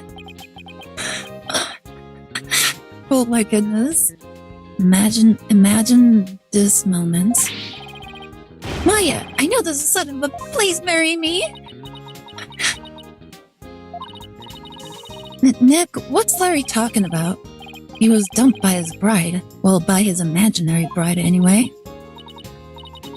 Wow, poor Larry. That's a new low, even for him. But hey, imaginary girlfriends never hurt anyone, right? More power to him. Oh my goodness, Maya's completely for like everybody that wants to marry their imaginary waifus. Like, she's totally okay with the waifus, guys. Marry your waifus. More power to you. This is Maya. This is Maya Faye. She's been abroad for training as a spirit medium. But now that her training's over, she's back home here in the States. That's right. The new and improved Maya Faye is on the scene. Larry, to be honest, even if I were to fall off a cliff, if I don't marry you, I will happily take the jump. Oh my god. Well, he's not that bad, guys. Look at you, Maya, all grown up and as cute as ever. Oh, you know what? I just realized something. If I ever got married, I'd miss out on all the fun of always meeting somebody new. Oh my god. Wait, so he's not... He's like, that's the only thing he doesn't like, the fact that he has to be in a commitment. I see you haven't changed a bit, Larry. What even is that suit? Like, the suit that he's wearing is just like an advertisement. The character that's the little heart thing is like his picture book character. So he's literally just advertising his picture book, his new picture book, which isn't doing very well. Edgeworth, I figured that car belonged to you. But when did you become Maya's chauffeur? It's nothing like that. I just happened to run into her en route and picked her up. And by run into her, I mean she jumped out in front of my car and I nearly ran her down. Alex, look at it closely. Look at the pink thing and the cloud coming out. This is Miles Edgeworth. He's a friend of mine and the district's chief prosecutor. I heard he's been busy lately. So what brings you here? Wait, don't tell me. Larry called you up too. He did. However, I have business of my own here at the crime scene. Business? What kind of business? Just so you know, Wright, I am the lead prosecutor on this case. Wait, he is? What? You? Oh my goodness. Thank God. Thank God. Thank God. Because I am so tired of Nayuta. I'm so happy that we're gonna get like a no-nonsense like prosecutor for this case. Someone with a brain I know. Someone with an actual brain. Let's go. What? You? Yes. It appears we'll be standing on opposite ends of the battlefield this time around. So I'll be up against Edgeworth tomorrow. Miles and his fat to take it up the screen. But I don't get it, Edgeworth. What about this case warrants the personal attention of the district's chief prosecutor? It's a bit complicated, to say the least. In what way? The groom is a member of the Sprockets, a family with immense influence. If his bride were to stand trial in court, it would sully the Sprocket name. So they tried to apply some pressure on the prosecutor's office. Pressure to settle it amicably, right? What do you mean, settle it amicably? It means they're trying to sweep this whole thing under the rug. Wow, Sprocket Aviation really has that much clout? I mean, they have the reception hall on like a hot air balloon. Someone who isn't a bloody moron oh, several ego. Yes, they have especially strong ties in both the political and judicial worlds, to the point where no one dares to oppose them. Don't tell me that includes you. Don't be ridiculous, right? It's quite the opposite. The prosecutor's office is filled with cowards as I find out. Every last one of my subordinates was loved to prosecute a Sprocket. So that's why you decided to take on the case yourself, right? That's right. I will personally see to it that justice is served. I always prosecute to the utmost of my abilities regardless of who I'm up against. For that is part of my creed. Nothing and no one can sway me from that, not even the almighty sprockets. Right. If they think they can use their influence to bend the truth, they have another thing coming. You know, I almost feel sorry for them. They were only trying to protect their interests. But all they got instead was you. Edgy, man! How can you prosecute my poor sweet Ellie? What kind of heartless jerk are you? I'm simply doing my job. And I'm warning you, Wright, I won't hold back. Not for you or anyone else. Thanks for the warning, Miss Your Righteousness. So, how's it going, Mr. Chief Prosecutor? Busy as always, I presume? Of course, unlike somebody who has too few clients and too much time on his hands. Huh, guess that explains why your brow is more frowned than the last time I saw you. Maybe you should learn to relax a little, Edgeworth. You know, it's actually kind of strange how, Phoenix Wright doesn't actually have too many clients, especially with his, insane track record. You would think that a lot more people would be seeking his, legal advice. Nice try, Wright, but as always, I have no intention of showing anyone any mercy, including you. As inflexible as ever, I see. I don't think I've ever seen the Apollo Justice trilogy. Hi, Slayer. How are you doing? Welcome to the stream. Yeah, we're playing through the Apollo Justice trilogy. Well, we're almost done. This is the last case in the game. But yeah, it's actually really fun. We actually get to change the characters' outfits, which honestly I've just been having a lot of fun with. Yeah. I currently have Phoenix in his LT gray outfit. Last case, yeah, this is the last case in the Apollo Justice, and pretty much in the Phoenix Wright saga, basically. The only after this we have the prequel. Yeah, we have the other game where it's in the past, which I haven't actually played through, so I'm actually excited to play through that. So if anything, those frows should have smoothed out a little at least. When do we get to play as Gumshoe arrest people? You know, that would actually be a lot of fun. Great Ace Attorney, I saw that it's neat. I've never played through it, so I would appreciate no spoilers. Kind of like the same with Investigations too. I played through a little bit of it. No, I never finished Investigations 1. I played through most of it.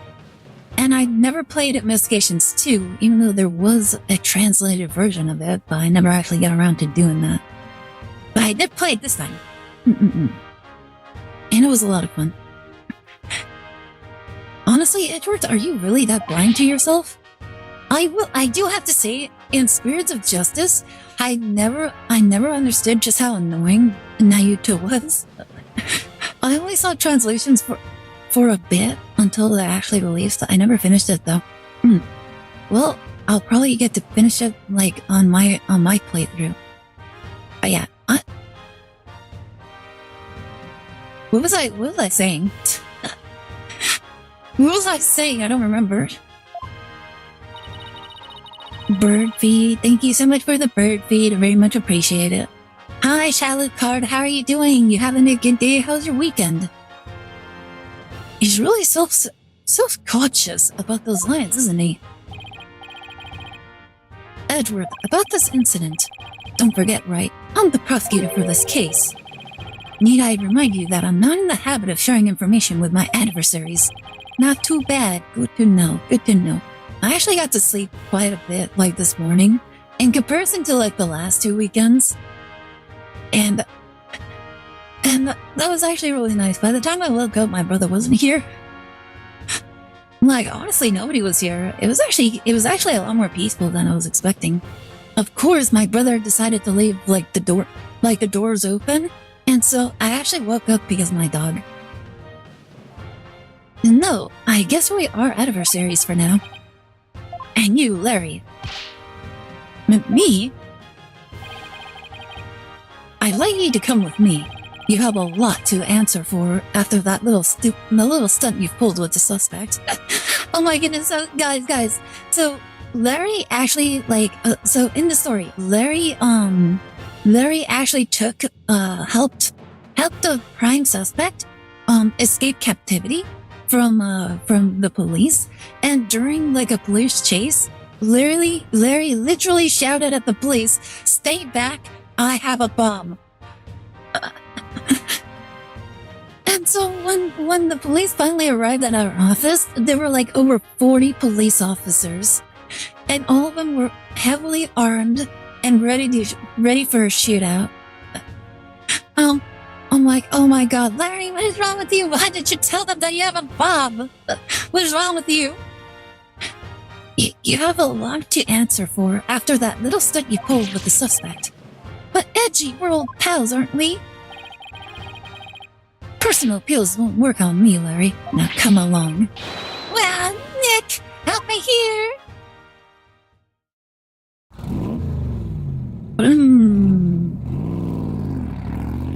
Vroom. Imagine if he actually hit someone on the way out.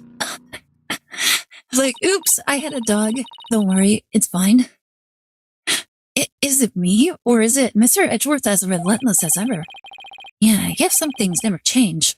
So much for mellowing out. Well, Nick, we'd better hop to it too. Hop to what? Investigating the crime scene, of course. What else? Oh, look at that. She's so excited for it. It's been a long time since you and I teamed up like this. This is going to be so much fun. Good Artemis is a good girl. What do you mean? All she did was lick me. That was it. For fun. Huh. It has been a long time, though, since we were last together like this. Alright, to the crime scene then. Loki, I feel like Phoenix sometimes just breaks the law. I don't know how many times, though. No, he actually does. like legitimately, like a lot of the things that they do in the Phoenix Wright series, it's actually quite illegal.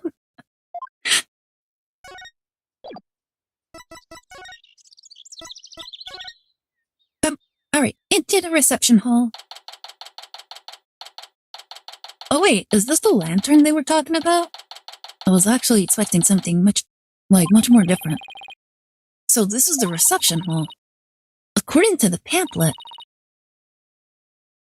we're right here. Wow, all the way up there. Yikes, we're pretty high up, but at least we're indoors, so it doesn't seem so bad.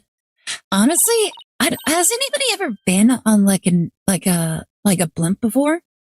Like, I would imagine that like you still experience a lot of shaking about.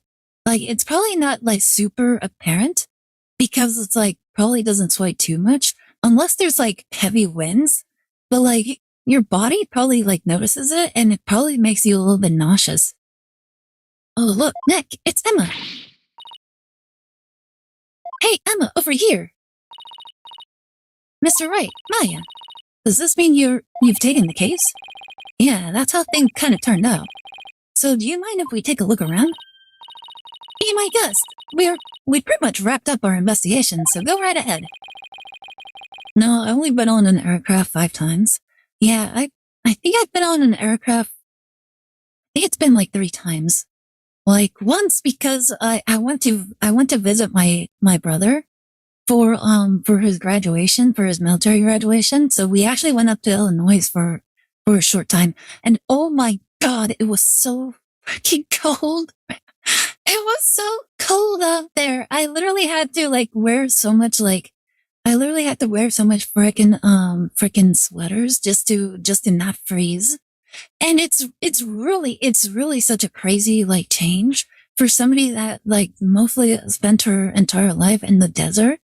Like our cold is like somebody else's summer. Like it really was something, and it just really tripped me up. I'm like, oh my god, why is it so cold? Now's a good chance to find out more about the case from Emma too. What happened? Edgeworth wouldn't tell us anything about this case, so do you think you could give us a rundown? Well, seeing as he's going to be prosecuting, I'd expect him to be tight-lipped about it. The incident occurred yesterday on September the 20th, on Friday the 13th. It happened after the wedding reception, which lasted from 7 p.m. to 10 p.m. You're cold as touching grass as night. Wait, what? 7 p.m. to 10 p.m., huh? Got it. By the way, you didn't hear any time traveling or anything, did you? Time traveling? What do you mean? At night? You're cold as touching grass at night? What? I still don't get it. Oh, nothing. Forget it. Pretty much the response I expected. The victim's name is Dumas Gloomsbury. He was a servant in the Sprocket family household. Ellen was a maid for that family as well, so that means... I thought deserts were cold at night due to the lack of clouds. Not really. Well, it really isn't all that cold at night. Sometimes, like, especially during the summer, like when it's cold, it's like, it's kind of like a wave of heat rather than like an oppressive heat. Like you're just not feeling it from the sun. But it's kind of like a little bit thicker with the heat. Like it's a lot more tolerable at night. Like in the winter, it is colder. Well, in the winter, when it's nighttime, it does get colder. Where it's like every morning, you would actually see like the blades of grass, kind of like with like little bits of ice on them. The two of them were co-workers?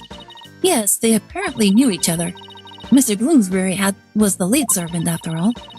He was very serious about his work, but he was also a very closed and private man. So the other servants called him Mr. Doom and Gloom behind his back. If he was the lead servant, he must have been higher ranked than Ellen. What makes the police think Ellen killed this man? A guy who was essentially her boss. We don't know the defendant's motives yet, but the circumstances surrounding the discovery of the body don't bode well for her. And what circumstances are these exactly? Well, some of her in-laws saw what looked like the immediate aftermath of the murder. The suspect was standing in front of the body with the murder weapon still in her hands. Wait, is it the frying pan that she's always carrying around with her? But why would a bride, who was just about to start a happy new life, kill someone? Did the police have an explanation for that? Yeah, about that. They believe the victim attacked the suspect and was killed when she fought back. But why did he attack her to begin with? Well, a mere servant girl was going to suddenly be the wife of the future president. Mr. Gloomsbury must have been more than just a little jealous of her. Imagine that. So this Mr. Doom and Gloom attacked Ellen first? Oh my goodness, guys. Mr. Gloomsbury must have been gay. Guys, he must have been gay. He was like, Soren was supposed to be mine. Like he was supposed to be mine. I was his right hand man. I was his go-to bro. And now he just picked up some slut. some impoverished little slut as his wife just because she's a woman. I was supposed to be there. Can we hold off on the Doomy Howie fanfictions until there's some bases? No, we have to do it like right now. Fuji Show, Aire strikes again. Like he was mine. He was mine. Like hardcore Yandere Gloomsbury. What's with the bonk? Like, listen, the only reason you guys are bonking me is because you can't argue with the facts, okay? Like, I am so correct, you guys can't, like, repeal me. But if she was only trying to protect herself, it's like Mr. Burns and Mr. Smithers. Exactly. There you go. It's a proven path. Oh my goodness. Like, I know why you're bonking me, Dark-Eyed. Like, I know you're just projecting the fact that you can't deny me. Like, you can't rebut me. Hey, I seem a bit thirsty. How about you hydrate? Thank you very much.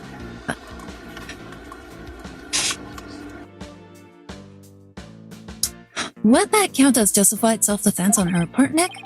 It would. There's a good chance he'd be acquitted if we could prove that, but I wonder what Edgeworth will have up his sleeve to counter that claim. But wow, a servant girl marrying the future president of such a huge company. It sounds like a modern-day fairy tale. It does, doesn't it? Thing is, not everyone was on board with their union, apparently. Not his favorite manga genre, yaoi, of course. So what was the murder weapon, Emma? This clock was with a secret mechanism built into it. It was on display here in the reception hall. The suspect was holding it when the murder was discovered. So the victim was clubbed to death with this, huh? But that's funny, there's no blood on it as far as I can tell. Maybe it was wiped off in an attempt to tamper with the evidence. But there was definitely a luminal reaction, and it matches with the shape of the hip, with the injury, so it's gotta be the murder weapon. Oh, interesting. What a funny looking clock. They call it the timekeeper. The idea is that it's a time machine. Every time the couple sees it, it'll bring them back to the memory of their wedding day. A time machine, huh? Come to think of it. Ellen said her pendant was part of a time machine. I wonder how the secret mechanism in this thing works. Bum bum bum bum. Another clock as a weapon. Isn't it crazy just how many clocks are being used as weapons in this series? The suspect never had any family or relatives to depend on, so she was working as a living maid for the Sprocket family to support herself. So a maid with no family or fortune was set to marry the president's son? Huh. I guess it's not surprising that ruffled a feather or two. Oh my goodness, there's so many jealous bitches. Like, bitches be jealous. And I'm telling you, Bloomsbury was like the most jealous bitch, okay? You know, they say it was the victim's time. It was just about time. Yes. Apparently the groom's parents and all of his other relatives were strongly opposed. But that didn't stop the young couple from deciding to go ahead with their wedding. Love flourishes in the face of adversity. Oh, is that how it works? Yep. If you ever have any questions about love, just ask me. I'm a qualified expert. Isn't it really funny how, like, the people that have never been in a relationship are usually the ones that are going out, like, demanding that they're the experts in relationships?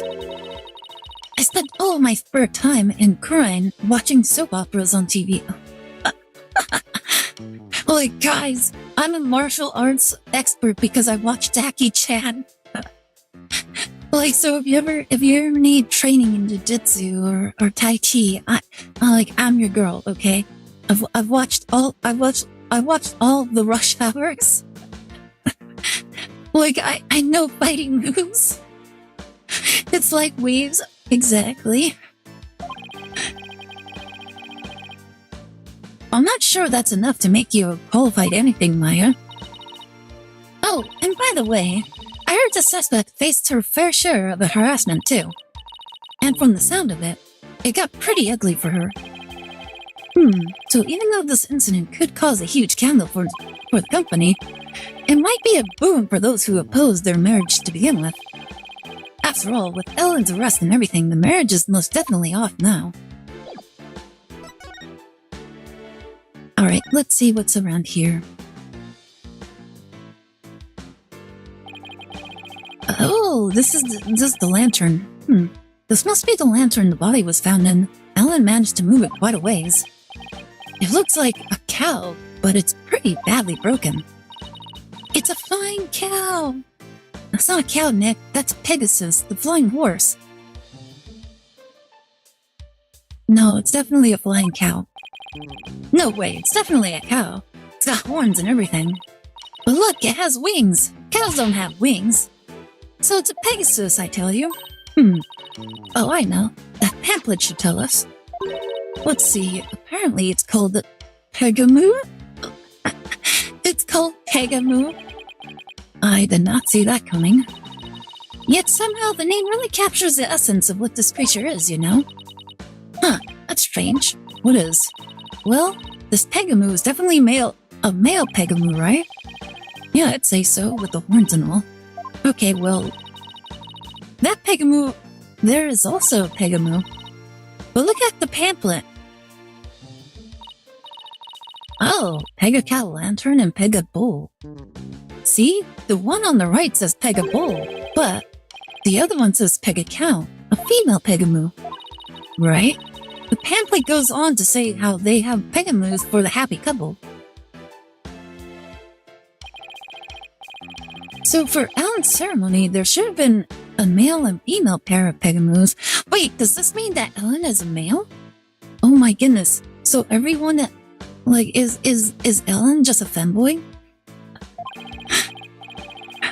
But for some reason, there are two males here.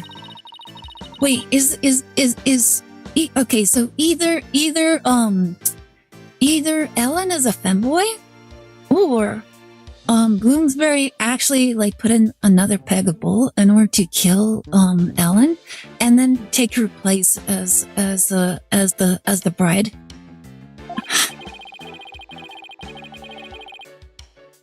It's hard to believe a fancy place like this would make that kind of blunder, though. In any case, we'd better check this thing out. What's this thing? What do you think this is, Maya? It looks like a flower petal to me. What an unusual shape for a flower petal. Do you suppose it's from one of the flowers here in the reception hall? No, I don't see a single flower like this out of any of the tables. I wonder where it came from.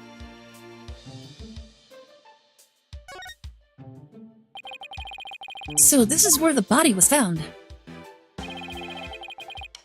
And the first person to find it was Ellen.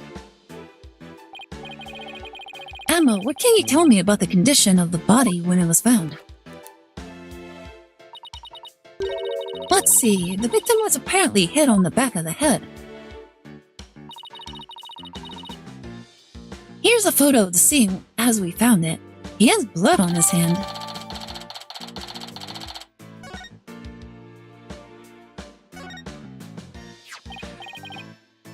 Hey, what's this? Grab Ellen when convenient, then send her off from the Vista deck. Oh my goodness. It really was a yaoi soap opera, guys. Like, he literally had to write a note for himself reminding him to, like, eliminate Ellen. Like, listen, she's in our way. She's in the way of our happiness. We have to get rid of her. Like, the demons in my head told me so. No, oh my goodness, what's your theory? The doomed yaoi isn't it? No, it has to be. It has to be. He's yandere. He wants him all for himself. It looks like a note outlining the plot murder. Wait a minute. Could this be a Death Note sort of situation? Oh my goodness, is this a Death Note? That is definitely a hit order from the dad or jealous ex or someone in the family. What if it was a Death Note? Like he wrote it in the Death Note, guys. Quickly search it first, and we need to find the Death Note. The Shinigami is probably still operating as we speak. Someone ordered Mr. Butler to murder her in that way. It can't be. Like the butler. Listen. The only reason the butler would ever go with such a plan is the promise of Soren's hand in marriage. Whoever wrote it has better handwriting than me, but it looks like they wrote it in a rush. And why do you say that? Because the writing is only smudged starting from the middle of each line. That happens when a right-handed person with a slight hook writes in a hurry. I do it sometimes myself when I'm not paying attention to where my hand is on the page. There's no cure for Ida's thirst. It's not thirst, it's logic. It all makes sense. Guess I'll take your word on that, Miss Bad Handwriting Expert. Hey, even I don't smudge my handwriting this badly. Alright, let's get back to the note. I think the smudge thing probably makes more sense in Japanese. But note was apparently written by the victim. But why would he feel the need to write instructions to himself like this? Are you sure the victim wrote it? I sometimes write a note to myself before I go shopping. Potatoes, carrots, onions, flour. Yeah, okay. It definitely makes a lot more sense. Because that makes 0 sense for writing English right-handed. Yeah, like, I'm pretty sure it makes no sense writing left or right. Like, it has to be a Japanese thing. Your hand would be ahead of any written word. Well, it should be. If it isn't, then I don't know how you're writing. I'm like trying to think. No, it wouldn't make sense if it was left-handed. Unless it was like fresh ink and you were writing left-handed. Yeah, it would have to be left-handed. Are you craving curry rice or something? Whoops. So, Emma, where's this Vista deck the note mentions? It's the help port you see right outside the window over there. Yeah, it's 100% a translation issue. Yeah. It just makes sense if it was like only made sense in like some sort of context. If anything, they probably could have just changed it so they'd be like, oh, it's definitely from the left-handed person instead of a right-handed person. Like absolute translation fail, localization fail. So he'd plan on pushing Ellen up from there, huh? What a monster.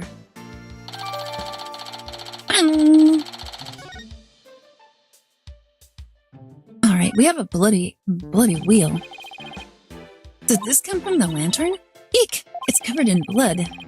Maybe he got on there when the killer was putting the body in the lantern.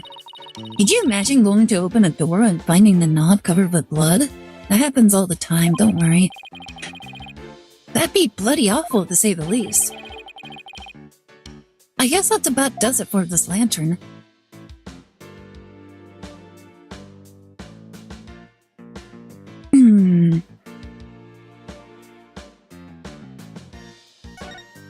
Alright, what's this collecting in a dig?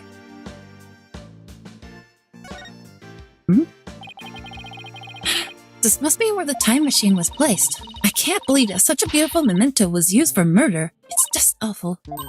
Nick! We have to prove Ellen's innocence no matter what it takes. Why does she care? It's not like she knows. She hasn't even met Ellen yet. I agree. We can't let this go down as the saddest wine wedding reception in history.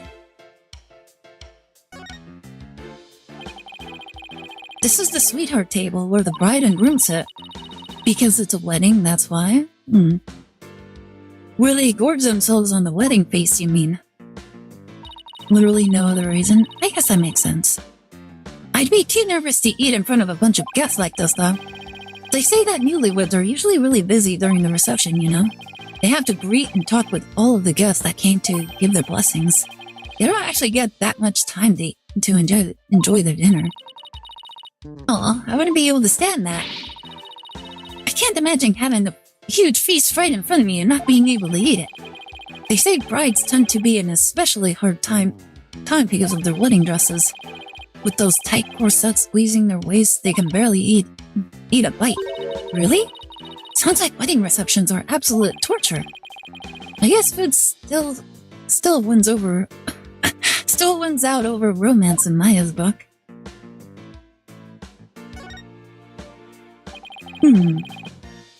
So that's the Vista deck out there. I bet the view is amazing. But I guess it must also kind of freak you out, huh, Nick? You know, I wouldn't feel very calm, like, stepping out on such a deck.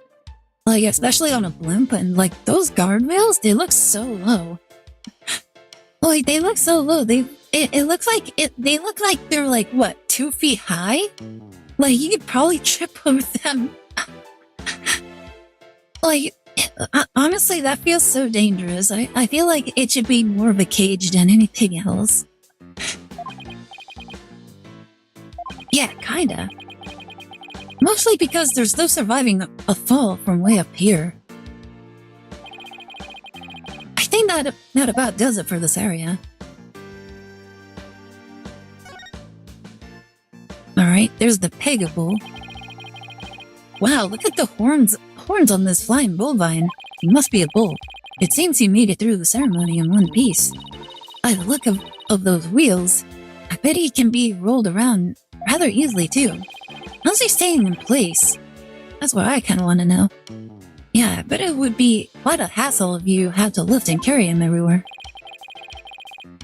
And this is what the backside looks like. Why are you looking at the bull's butt? And why is there a pipe going right up the bull's butt? What's that by the bottom of the tail? A wheel handle? Ah. Oh, I get it. This way they can get inside to change the light bulbs. I see they left the wheel handle on the inside unpainted. You keep them in place by locking the wheels? I guess they figured nobody will see it, so why bother? It makes sense to cut costs where you can.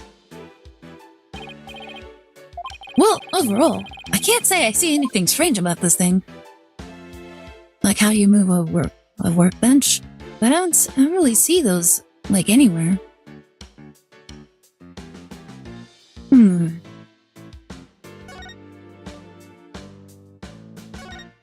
What's this? That's one big partition screen, industrial-sized even. I bet it caused an industrial-sized mess if it fell over. And that's why you're not allowed to touch it, Maya. What? Then who's going to test how stable it is? Just leave it alone, please. Oh, there's a steam doohickey thing over there. It's a fog machine for the reception. Why is there a fog machine in here? Pretty cool, huh? Don't you dare touch it. Aw, spoil sport. That's because I know how you operate. She's still doing little shenanigans even at her age.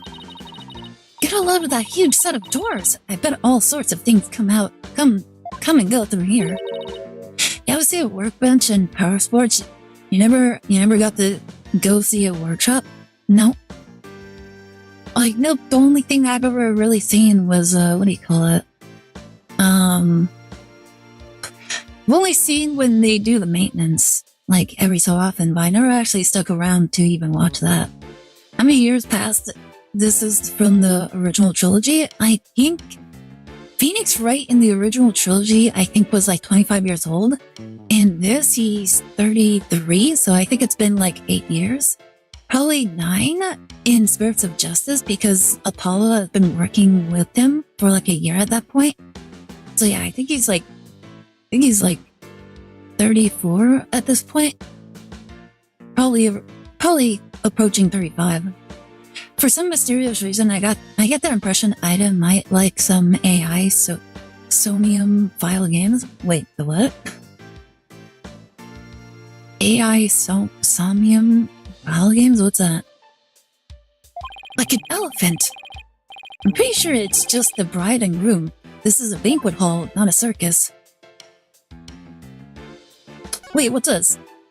Oh my goodness, guys, it's a wallet. Quickly, we have to take all the money. Oh, wait. Wait a minute. Wait a minute! Wait 1 minute. Does this wallet look sus to anybody else? That's the game title, AI Somian Files. I think that sounds familiar. How has he not got married yet? AI the Somian Files. I think I might be confusing it with a different game that kind of sounds a little bit familiar. It looks like a famous YouTuber logo. Oh my goodness. It looks like a business card wallet. I wonder whose it is. That face looks awfully familiar. Yes, it does. Guess I'll bring it to him later.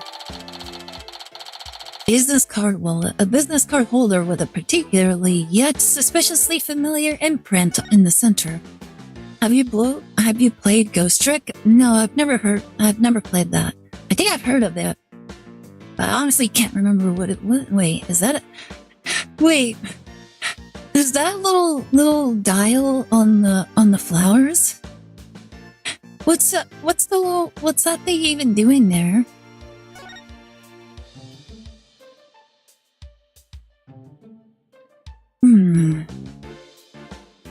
What's this? It's a hot air balloon, a symbol of humanity's ambition to take to the skies. It's kind of a romantic notion, don't you think? Yeah! But I just noticed that it doesn't seem to be tied up to the ceiling all that well. I'm sure it's fine. Please don't let it fall on my head.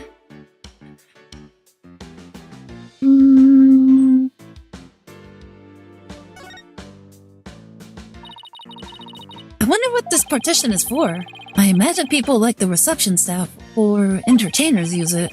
They probably wait behind it when they're on standby. I see. With a partition this size, I bet they could even fit an elephant back there.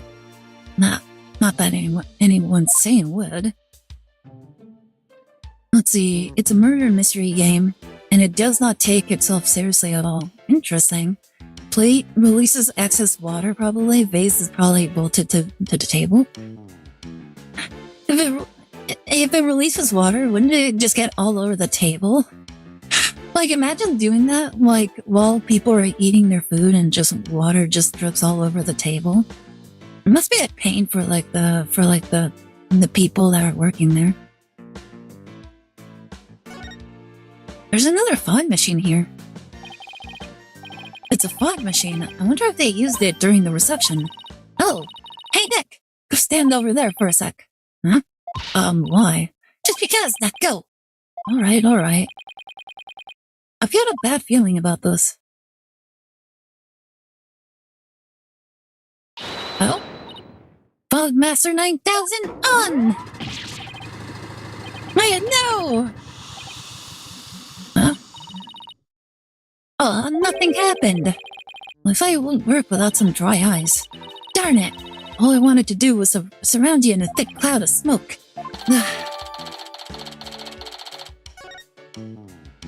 So the fog machine is not functional at the moment. Okay. I think that's it. Oh, there we go. Well, I guess that just about does it for the crime scene. Hey, Nick! I want to see the rest of the airship. We may as well since we're here. True. We might even run into some of the other people involved in the case. Oh my goodness, we have a femboy. Can someone please shock Maya into not touching crime scenes? No, she has to. Otherwise, how do we know if the crime scenes work? Oh, what was Maya now? She hasn't changed much.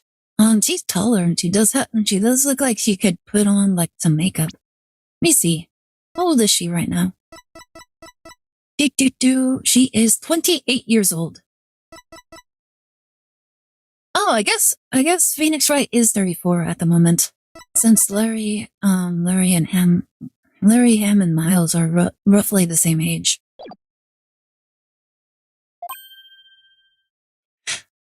How does this guy have a bigger chest than some women? Nick, how long has that guy been standing there? I didn't even notice him until just now. Excuse me, are you with the Sprocket Aviation? Huh?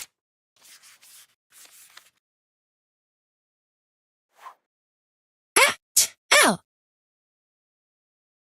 Bunk. Huh? Nick, you wrote something on that paper airplane. I guess we're supposed to read it then. Let's see here. Get out, intruders. Like chickens. Well, that was a rather cold welcome. Mr. Wright, Maya, meet the lone son of the president of the Sprocket Aviation, Soren Sprocket. Or, to put it another way, the future president of the Sprocket Aviation. So he's Ellen's fiancé? Look at him. That's actually kind of a cool pen, not gonna lie. Like, wouldn't you guys want a pen that kind of like transforms? Like in this manner? Look at that, it just transformed into a little plane.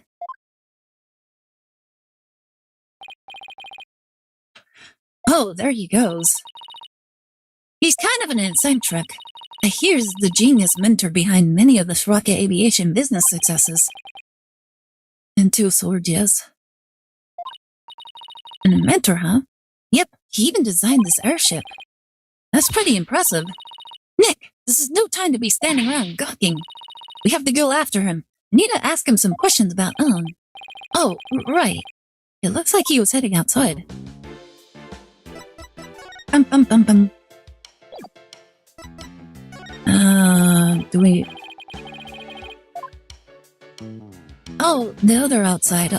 I was thinking he was heading to, he was heading, like, to the balcony. Maybe the femboy theory is dead. Like, don't worry, we can change him. We can fix him.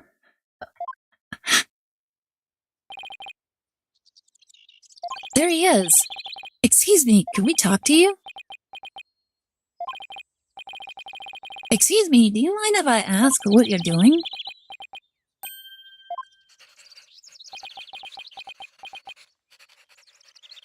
He's not a dog, you cannot fix him. Yes, we can. Like, we can change his ways. We can help him see the error of his doings. He sure is riding up a storm. It is possible. If an enormous change in mass, blah blah blah blah, then theoretically matter can retain its form even across event positions. Let's just see what he has to say about Ellen.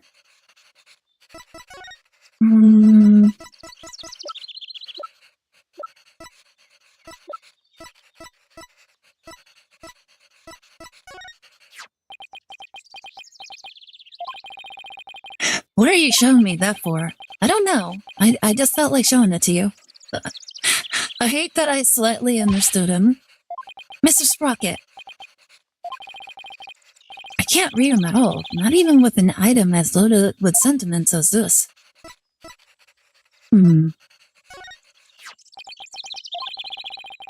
What are you showing me that for? Oh my goodness, he's nothing.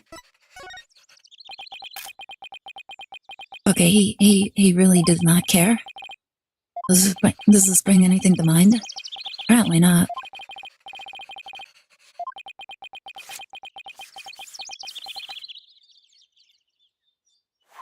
Eee. This guy really doesn't want to talk, does he?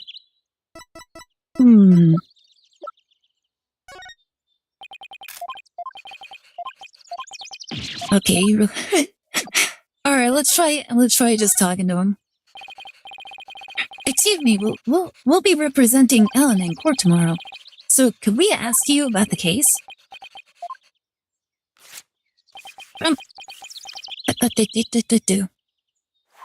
Bing. Ow. What the? Not interested. Uninterested? How can you say something like that? This is about your fiancée. She's under arrest, you know. Oh my god, he's in his own little world. The diameter of the airship is approximately 8 feet. The amount of energy necessary to move matter comprised of the amount of mass. He's off in his own little world. I can't believe he said he was not interested in talking about his own bride's arrest. We'll just have to talk on his level then.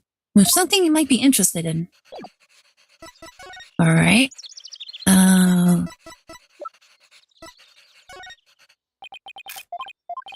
Okay, he doesn't care about the fog machine. Then probably the bowl? Okay, not that one.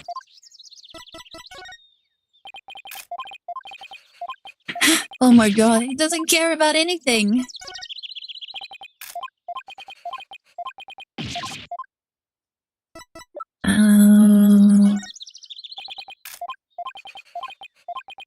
Okay. Yeah, yes, and the mass of the airship needs to be minimized to make it more efficient for liftoff and retaining the flight.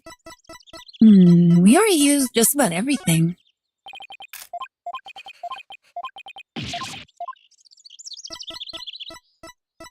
Alright, we used just about everything.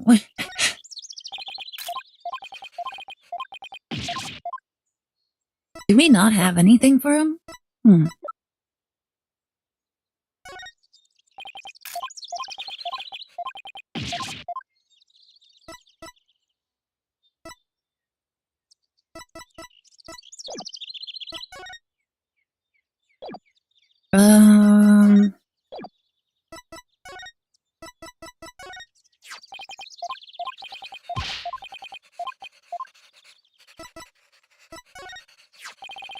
like nothing. Oh, now what? Now he says something? Oh my god, really? Like, I already showed it to him and he didn't care. Is that Ellen's? Ellen told us that she traveled through time during the incident. She said it happened after she made a wish on this pendant. You mean to say you two are Ellen's lawyers? We literally just said that. Pay attention. Yeah, I just told you that a minute ago. Sorry, I was lost in thought. He wasn't even listening? Oh boy. He's not at all what I expected based on Ellen's gushing testimony anyway.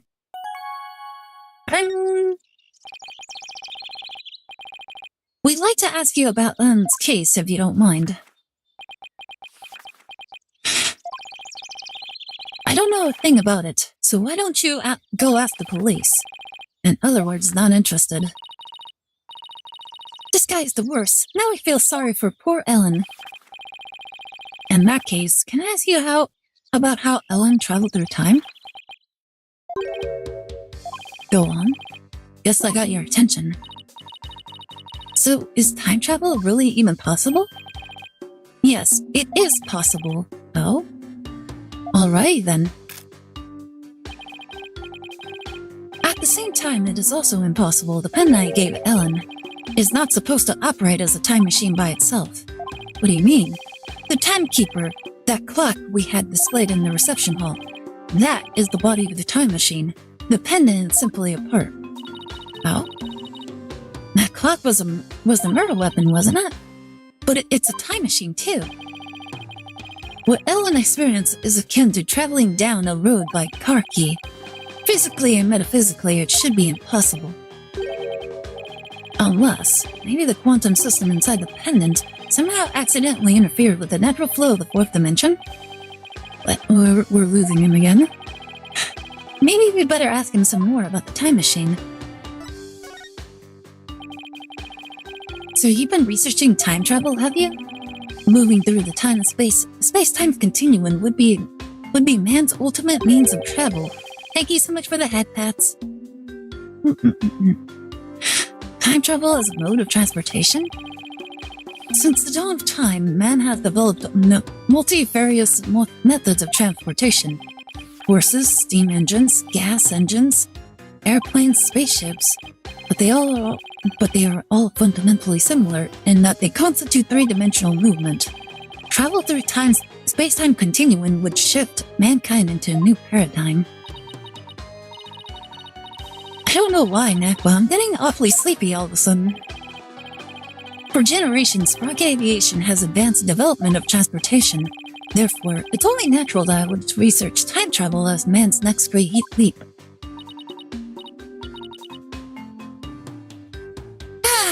Oh, is he done?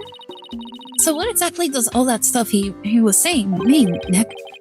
Well, basically, it's like taking a hamburger joint and adding a drive-thru to it, I guess. Oh my goodness. Oh, I get it. It's the same burger, but with a quicker and more efficient delivery system. So what Soren really wants to do is launch humanity into the future. Launch. Like launch, not lunch. But do you really believe that time travel is possible?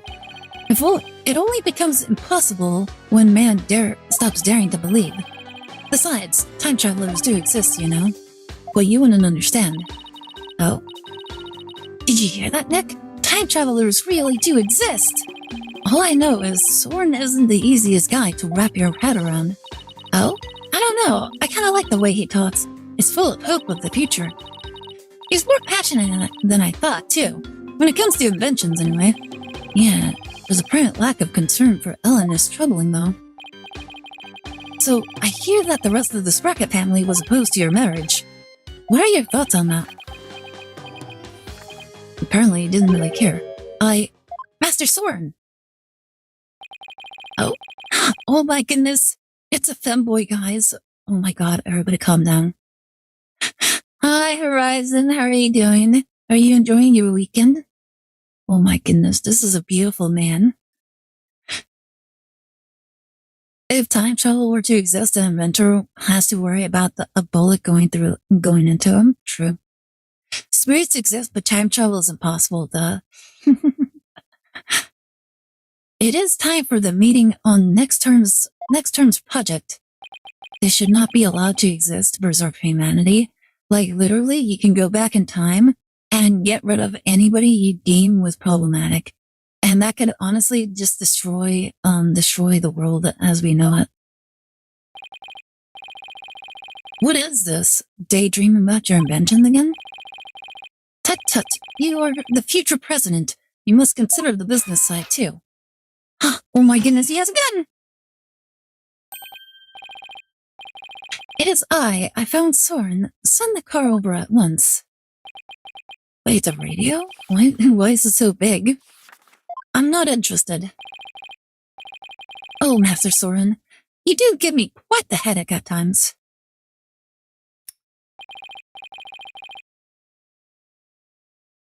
In any case, your attendant is waiting. Oh my goodness, guys. Maybe Soren has like an army of femboys. Maybe he has an army of femboys and he's like he was pressured by his family to eventually get like a wife, only for him to be like, okay, which is the most woman-like femboy that is in my entourage?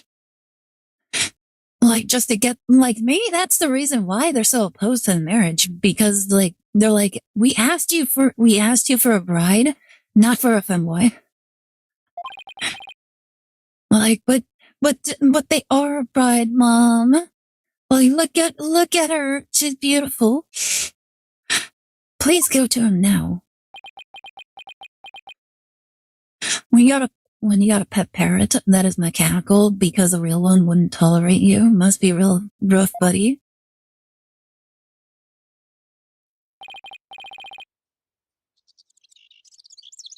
Excuse me, but who are you? Oh, where are my manners? My name is Pierce Nickledy. Please call me Pierce.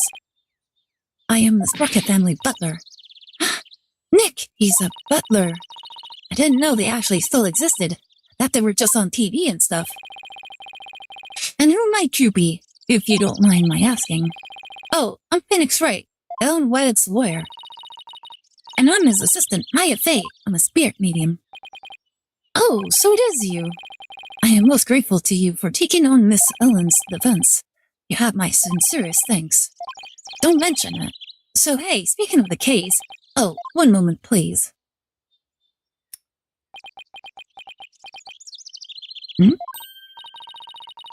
Wow, what a beautiful pocket watch. Oh, this. It's just a bit of good luck charm. That's one expensive good luck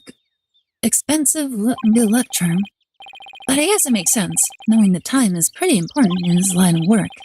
So I guess that pocket watch is as important to him as my attorney's badge is to me. There's a little time before I must attend to Master Soren again. Why not come to Sprocket Manor? Huh? You mean to Soren's home? As a token of appreciation for taking on Miss Ellen's defense, I would like to serve you some delicious tea and refreshments. Oh boy, Nick, a fancy high society tea party with high-class snacks and everything. And what about the investigation? Are you kidding? What better place to investigate next than Soren's house?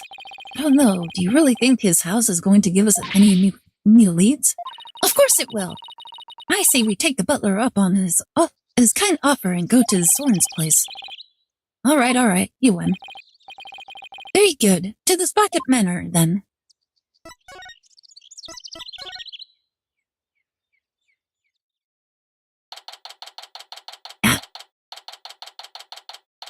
Where are the random people just here? Like, probably the only person that kind of makes sense is the maid. Wow, this place does not disappoint. Oh, I'm so excited. Whoa, slow down, Maya. The mansion isn't going anywhere. Now then, we won't have to worry about anyone untoward eavesdropping here. Huh? But there's like 3 people here. I think he wanted to ask me some questions. Huh? That's why you invited us here? I am sorry to have tricked you like this, but this is a murder after all. I can't talk openly about it in public, and risk sullying the Sprocket family's reputation. Aw, I was really looking forward to all those fancy snacks, too. There, Maya. Don't cry. This Pierce guy is one shrewd man. Hey, Nick, look at the cute vintage radio. Radio? Oh, that thing over there, under the stuffed bull's head.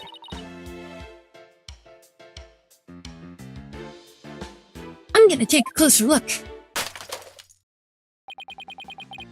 Maya, why? I thought I told you to settle down. I'm sorry. Not to worry. Oh, he has it right there. Oh my goodness. How does it know what it's doing? Wow, that little mech fixed it right up. I am not only the butler, but I'm also Sprocket Aviation's repair department director. Wow, wait, what? Maya's like a dog low-key vibe. One might say that patching things up is my specialty. That was incredible. What is that little doohickey on your shoulder anyway? It's my fixer-upper shoulder mech. Oh my goodness, it's literally called fixer-upper. Master Soren made it for me. It has too many features and functions to effectively enumerate at the moment, though. That's so cool. I wish I had one of those. Fixing things is a simple matter, but fixing people is a different matter. Even a skilled physician can't bring back the dead. Oh, but forgive me. I seem to have gotten sidetracked. Astor's rebrand to be a dog and cat VTubers. What? He must be in shock over Mr. Bloomsbury's death. Still, I do need to ask him some questions about the case. I should take a look around and see what I can find while I'm here, too. What's this? Well, I saw this earlier. I don't know what it is. Raul? Excuse me, but there's a card here on the floor. Well, look at that. It's a Flying Chapel key card. The Flying Chapel? What areas on the Flying Chapel require a key card, if I may ask? Mostly areas we want to keep the public out of, such as the staff room and the hold, which is chock full of machinery. So you can't enter those areas without a key card. That's right. This one here belongs to Ellen. Wait, what's Ellen's keycard doing here? And what? You know, for a bunch of maids and butlers, they sure are like just ignoring the fact that there's just a keycard just on the floor. Did Ellen come back here after the incident occurred? I don't believe so, and she was arrested by the police straight away this morning. Although, there was a strange man with a gaudy jacket in here earlier. Was that man wearing a beret? Beret by any chance? Yes, he was. As a matter of fact, he was also wearing sunglasses and a fake mustache. Oh my goodness, Aire! What are you doing?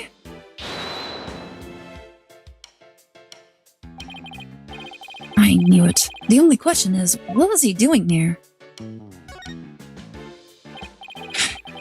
Oh, are those pictures of the wedding reception? Yes, I took them with my trusty camera here.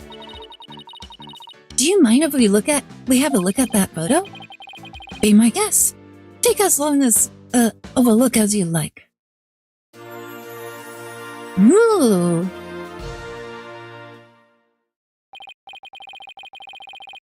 Ow. Well, what do you think of this gorgeous dreamscape? A thick fog bellows across the room, making it look as if the couple were walking on clouds.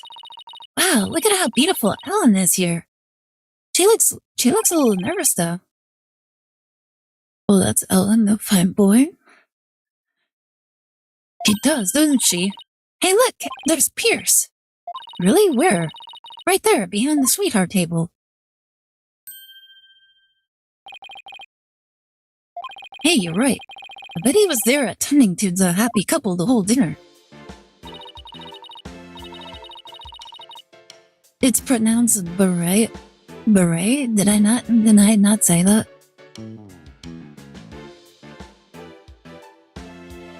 So, what do you think, Nick? does anything in this photo stick out at you? No, not at the moment anyway. Bum. Hey Nick, if Ellen really did travel back in time, do you think this photo of the second reception, you know, after the time jump? I wonder. Excuse me, sir. Yes? Can I help you? Ellen told us she traveled back in time. Would you happen to know anything about that? Oh, no, I haven't the foggiest idea of what you're talking about. Why are you so sus about this? But did you pronounce the T? I have no idea. I have no idea. I'm really bad at, like, remembering these kind of things. I just been mentioning Femboy a lot this stream. Is she not trying to tell us something, right? Yes, I am. I'm clearly telling you guys that you need to go find, yourself some Femboys. You clapped up faster than a clam. Oh, what's this? Hey, Nick! Now here's a real lady.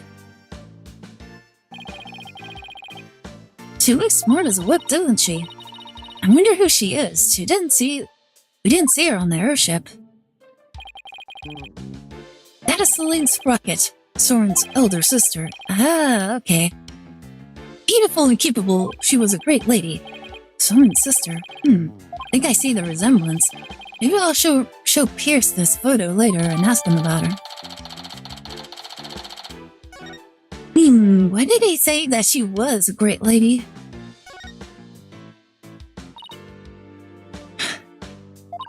Nick! Look at that airplane propeller up there going round and round. I see, they've got an aviation thing going on. Makes sense for an airline family. Wonder if it doubles as a fan. Ooh, what if the rest of the plane were on the other side of the wall? And the wall would open up so the plane could take off in an emergency.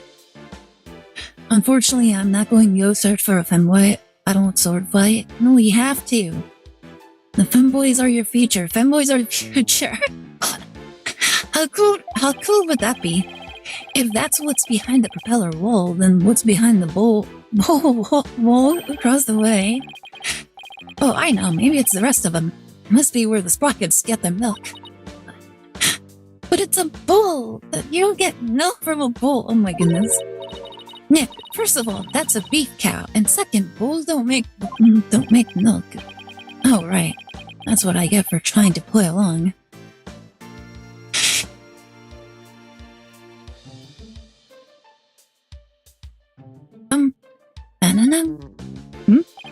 Bouquet?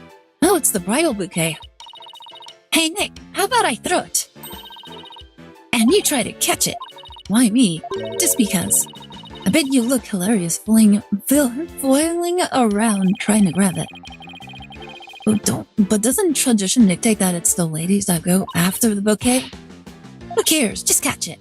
Here! Don't worry, Maya, we can produce milk if you want. Question mark. Oh my goodness.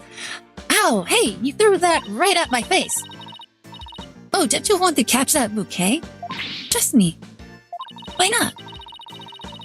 They say it's bad luck to catch the bouquet of the marriage that doesn't last. But I already caught it. Whoops. Too late now, huh, Nick? Oh my god. My poor Nick, he just got cursed by Maya. Don't you dare touch that radio again. Looks like an expensive antique. What are you worried about? If it breaks again, Pierce will just fix it up again. I really hope he's nice enough to waive the repair bill.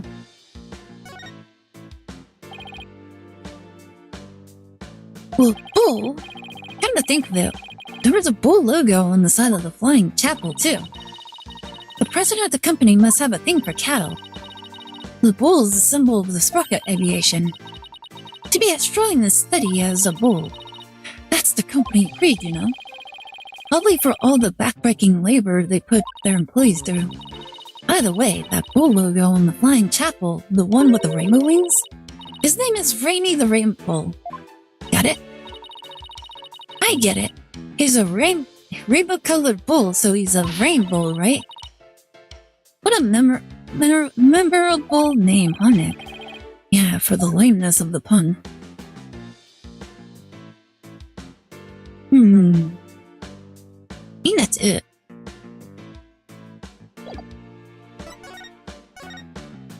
The incident. About the incident Miss Ellen was arrested for. Do you think she did it?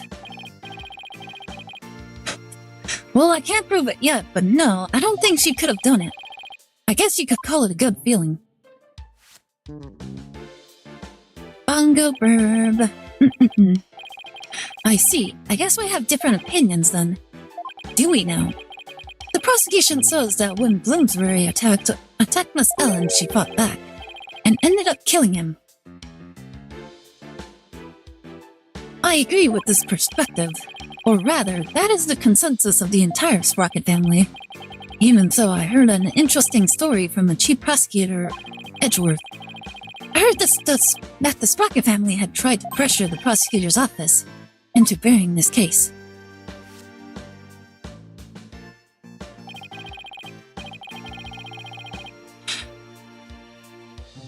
I fear you are mistaken. All we sought was merely a legal consultation. Besides, none of it matters now, as she is no longer part of this family. Well, I mean, she never married into the family, right? Like, she still needed to get married. So technically, she wasn't even part of the family to begin with, right? Fortunately for us, they had yet to get their marriage license before holding the banquet.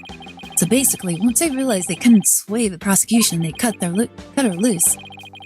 I realize how callous I must sound, but my duty is to protect the Sprocket family, and more specifically, Sprocket Aviation's future and Master Soren, whose genius is essential to the company. I will do anything to achieve that goal. That is my job as the Sprocket family butler. That sounds so sus. You know, I think Pierce and Edgeworth would get along really well, don't you think? Yeah, can easily picture Edgeworth with the butler. Oh, and by the way, I suppose I should tell you about this as well. It's about when the members of the extended family and I discovered the crime. Oh? Did Ellen say anything to you about traveling through time? Oh. She must have been delirious. There is no need to take such a claim seriously. Soren himself said that time travel was possible too. Master Soren said that. Oh?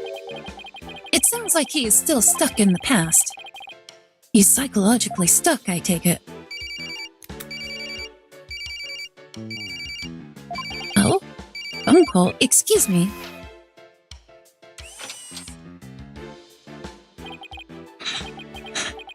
What is it? I see. I believe I told you that the madame will be having milk tea. Still, have lemon slices at the ready, just in case. We must... Oh my goodness, something got caught in my throat.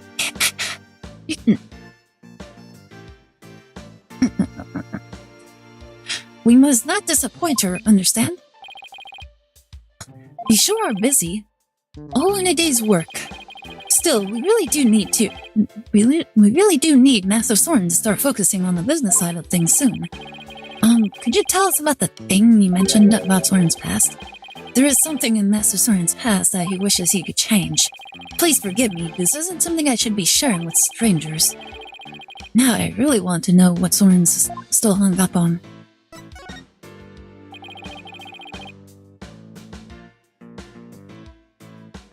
It was some time after the reception. Some of the Master's relatives and I went to clean up the reception hall, and that is when we saw it. A woman standing in front of the victim with a bloody murder weapon in her hand. My goodness, she must be really strong to be carrying something that big. It was none other than Miss Ellen. But Pierce, it wasn't what it looked like. That's right, she just happened to find the body. I do not know what Miss Ellen has told you, but what we witnessed was unmistakably the moment immediately after the deed had been committed. And that is That's what I told the police who came in response to my call. I see. So Pierce was the one who reported it to the police, huh?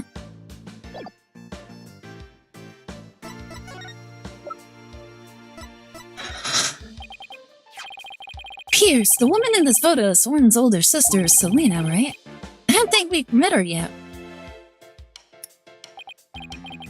Yes, about that. He seems hesitant all of a sudden. If you wouldn't mind, could you tell us about her?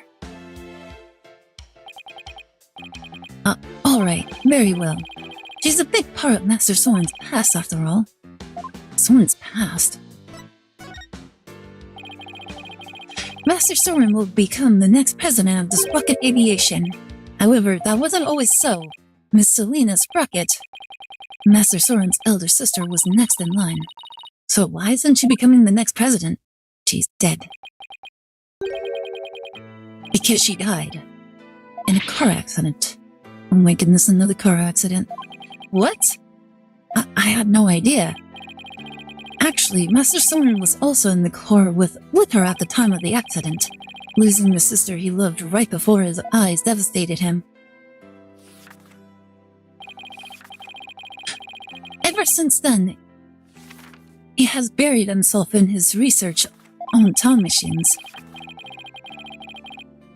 He also became a quiet and meticulous, almost compulsive note-taker around them.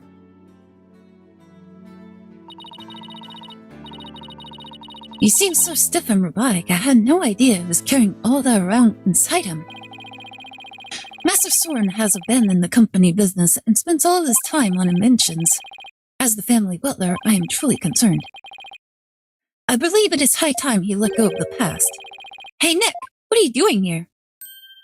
Oh my goodness. It's Larry! Larry? Oh man, Eddie gave me a heck of a hard time. Larry, what are you doing here? I came to promote my new character, Cute Piglet. I was hoping Sprocket Aviation would do some kind of tie-in with me for it.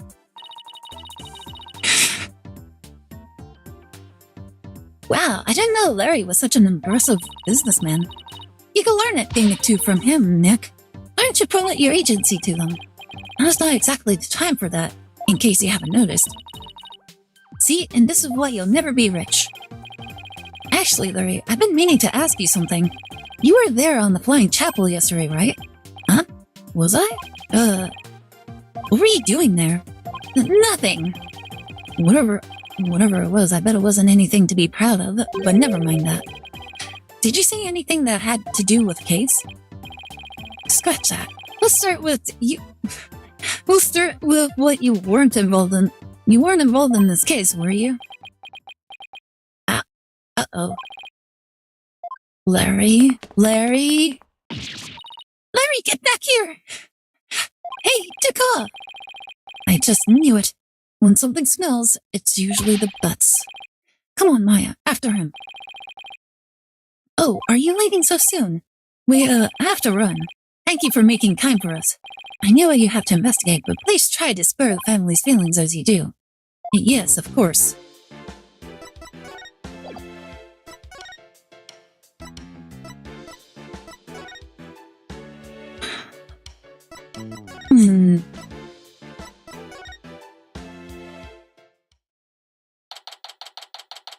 Here he is. Well, probably. There he is. Hey, Larry! Quickly, tackle him! Hey there, friend. Fancy meeting you here. There's nothing fancy about it. All we did was follow you. So tell me, Larry, why did you run away like that? Huh? Me? I don't know what you're talking about. A bolt of inspiration for my new picture book hit me and I had to run, is all. It was like a cupidity. Cupidity. You dig? Right. He's just going to keep on playing dumb, isn't he, Nook? Come on, Larry. I know you were on that airship, so what did you see? I didn't see anything. I didn't see anything because I was never on that stupid airship. Uh-oh.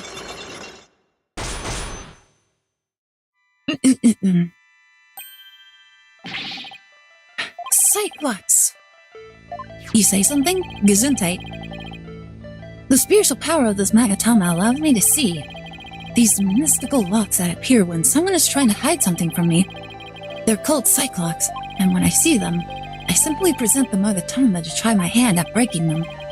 If I can unlock them, I'm sure to finally get a straight answer out of him. Take that!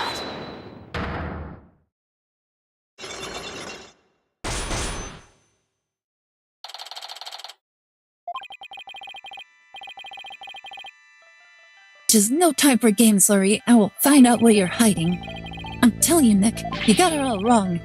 I've got nothing to do with this case whatsoever. Oh, come on, Larry. Even a baby could see through such a blatant and obvious lie. Nothing whatsoever, huh? If you weren't involved, Larry, then you wouldn't have been involved with this person. Take that! You're the one who brought Ellen to my office in the first place. And all those cops. Nothing to do with the case whatsoever isn't gonna cut it this time, Larry. If you have to lie, at least do a better job of it.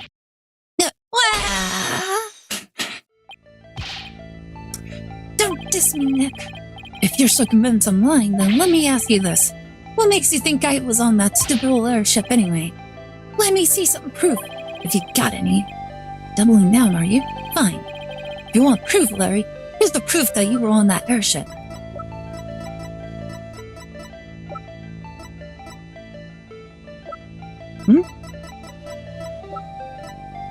Take that!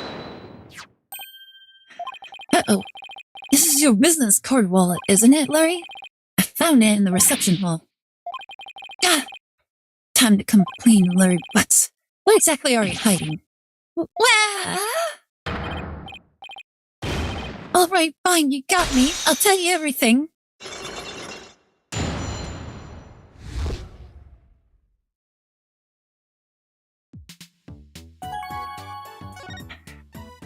Bam, bam, bam, bam, bam, bam.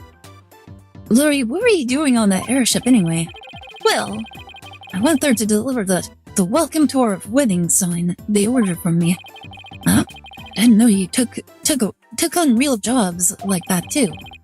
Well, for your information, my wedding welcome signs are very popular on the net. And that's how you met Ellen? Uh-huh. I mean, I'd seen her in the photo for the welcome sign, but seeing her in person, the way she smiled at me and said thank you, I feel like I've been hit by lightning. And that's when you fell in love with somebody else's bride, huh? So were you invited to a reception? Can you believe they told me only family and relatives could attend? They wouldn't even let me into the reception hall. Smart move on their part, I'd say. I got upset and started wandering around the airship. It must be when I dropped my business card wallet. So somebody else must have found it. And brought it here to the reception hall, then. By the way. But you know what? I saw something incredible while I was on the flying chapel. Uh-oh. Oh no, what did you see, Larry? Get a load of this. Huh? What is that? What the heck is this? What do you mean, what is this? Isn't it obvious? It's a drawing. I sketched a picture of one of the cabins on the airship. So what's so incredible about a cabinet? Look at what's outside the window. It's one of those flying dinosaurs, a real live pterodactyl. I looked out of the cabin window and there it was, just flying out there. That airship traveled through time, I tell you. What? When I told that Pierce Butler guy about it, he told me to never mention it to anybody ever again.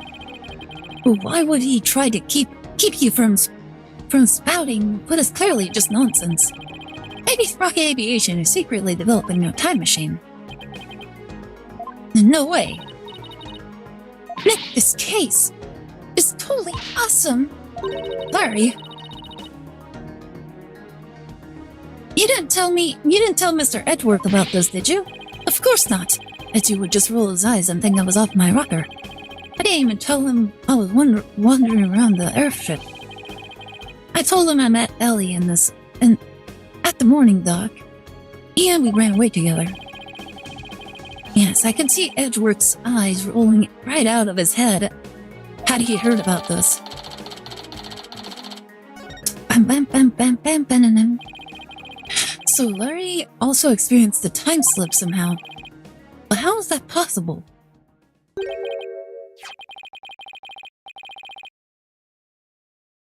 Bam, bam, bam, bam. Hey Nick, I'll be taking my card ball back now if you don't mind. Bam. Oh yeah, this is for you. What is it? Wait a minute, Nanny? It's a picture of the hold. I took it when I was wandering around wandering around on the airship. See? There's Ellie right there in the middle. The hold? Yeah, see? It's right here on the diagram.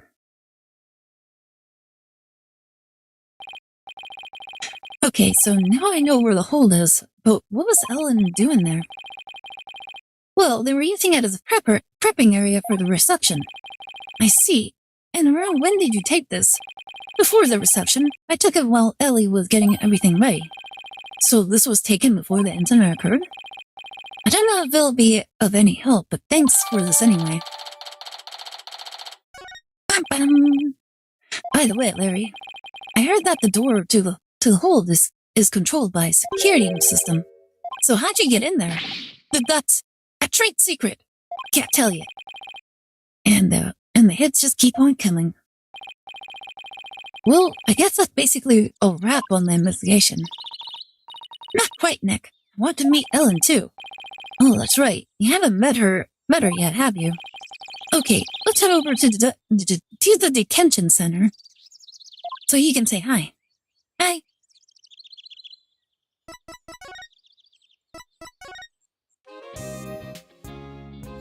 Oh, wrong one.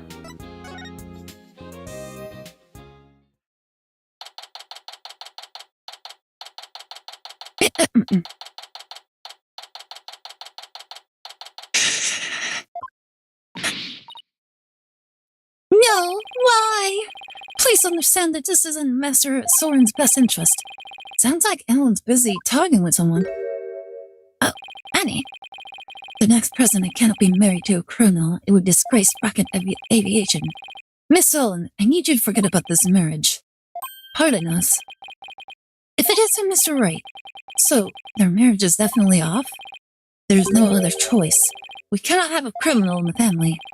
For the sake of Master Soren and his rocket family, this is what is best. No. In that case, what if Nick here proved Ellen's innocence? Then you wouldn't have a criminal in the family, right? I suppose you are right, but I'm afraid that will be impossible.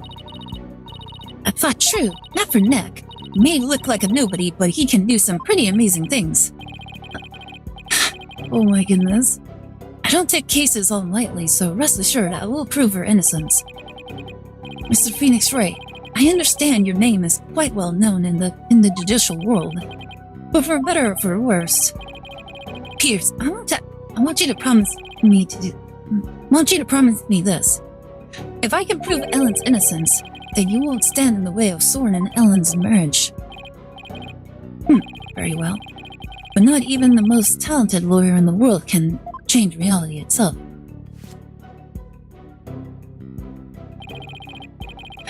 And the reality is, Miss Ellen is guilty beyond a shadow of a doubt.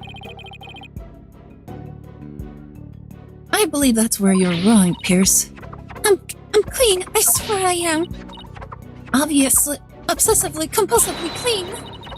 Just as clean and pure as this picture, this pure white dress.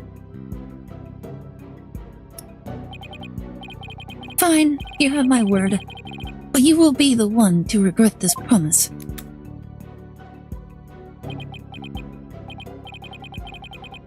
Now, if you will excuse me.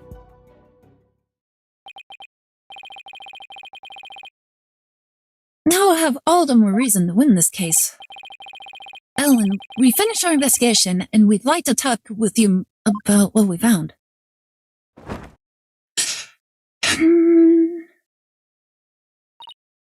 Okay, so what did you find out? In the course of our investigation, we heard that you had been seen standing in front of the victim with the murder weapon in your hands.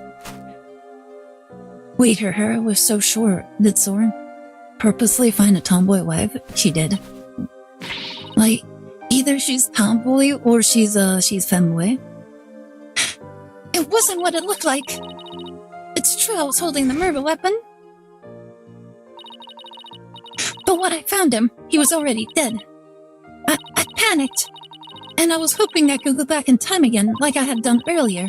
So I picked up the timekeeper from the pedestal and brought it over without thinking. You were so desperate you were ready to try anything, huh? Unfortunately, that sort of behavior makes you an easy target for the prosecution. No, not as far as your little trip through time.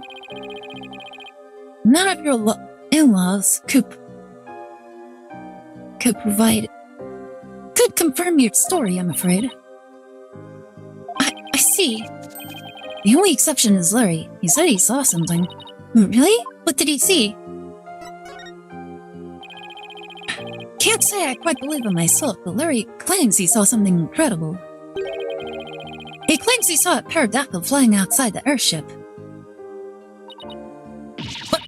What? Not only that, but apparently Pierce Nickety told Larry to keep quiet about it. But why would Pierce do such a thing? Larry's theory is that the Sprocket Aviation is developing something in secret. A time machine, to be exact. Do you think that's why nobody would confirm my story? Because it's a secret? I really don't know. But speaking of your in-laws, we did manage to find your key card at the Sprocket Manor. One of your in-laws said he'd keep an eye on it for you. Oh, thank goodness. I lost it while I was getting things ready for the reception. I look everywhere for it. I'm so glad you found it! At least there are tears of joy this time for a change. Well, Nick, it looks like you'll have to prove the existence of time travel in court tomorrow. That's right. I swear that while Mr. Gloomsbury was being killed, I was busy traveling back through time. Right, with Stoogie Skeptic Edgeworth at the helm for the prosecution tomorrow. We're really gonna have our work cut out for us. Did she pull the flying pan from her clam? I have no idea. She has a magical portal. Bum, bum, bum, bum. Alright, I'm gonna save. Alright, I'm gonna take this moment to get a little bit of a break. If everybody needs a break as well, you need to get up, you need to stretch your legs. Now's a good time. I'm gonna go get something to snack on real fast, alright? I'll be right. I also need to stretch my body a little bit too. I'll be right back, alright? Do.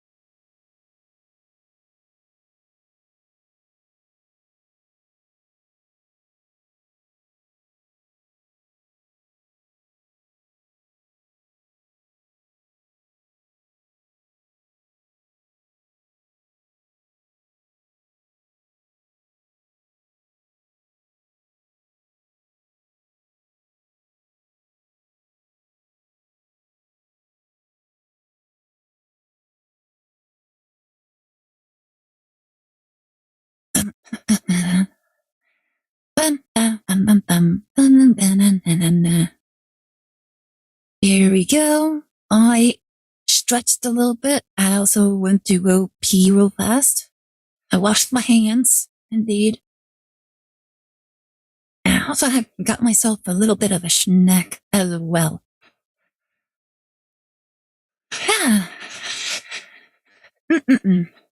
I got myself some Ritz.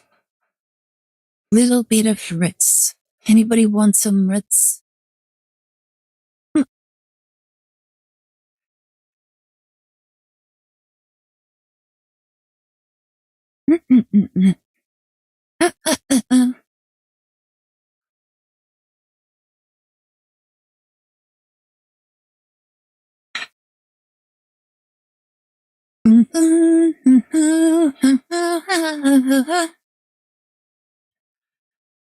Were you humming The Wicked Witch is Dead? No. Honestly, I was just making noises.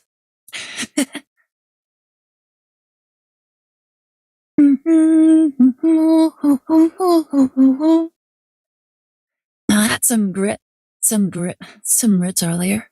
Oh, really? Alright. We are back. We are back indeed. You know what's a thing that my, one of my mom's friends always said, always used to say? Like every so often, whenever he would like drop by, like my mom's establishment, he would like hang out. And then whenever he left, he would be like, I'll be black, you white here. And then for a while, my brother and my mom also started saying that. Like, I'll be black, you white here.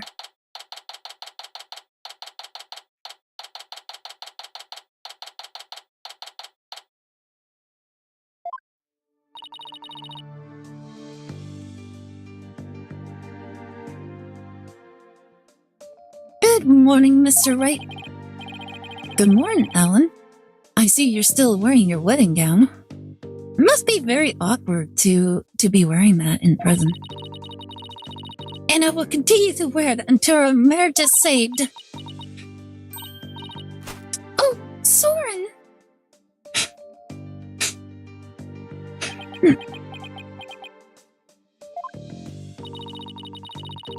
Do you think it came to see how she's holding up?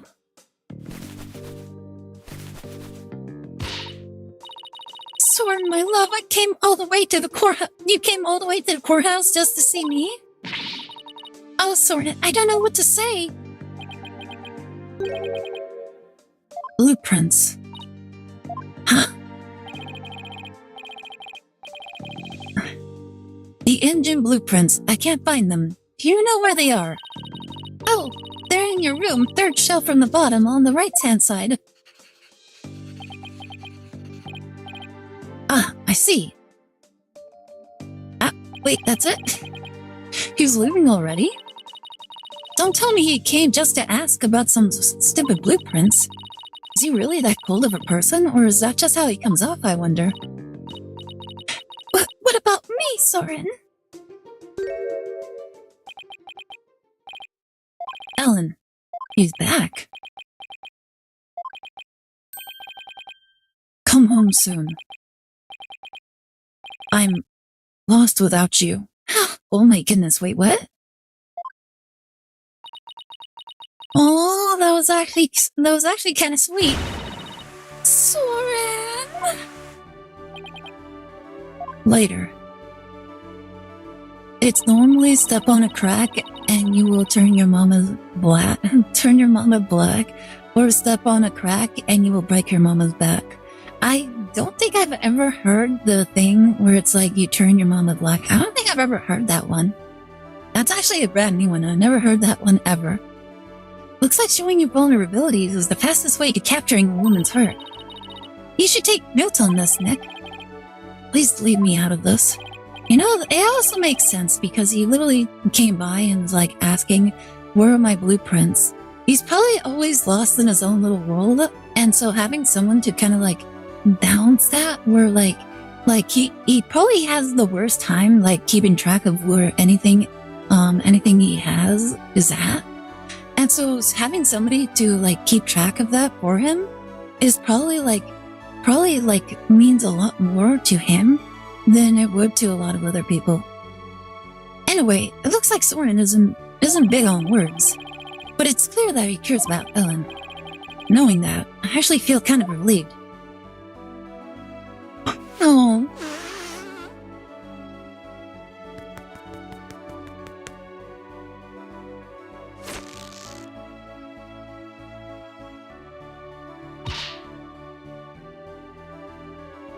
Mr. Wright, I just absolutely can't be found guilty, you hear? Don't worry, I'm going to do everything I can to prove your innocence. Thank you, Mr. Wright. The former was used in the Jim Crow South. I know about the step on the crack because that literally everybody in school was saying the exact same thing.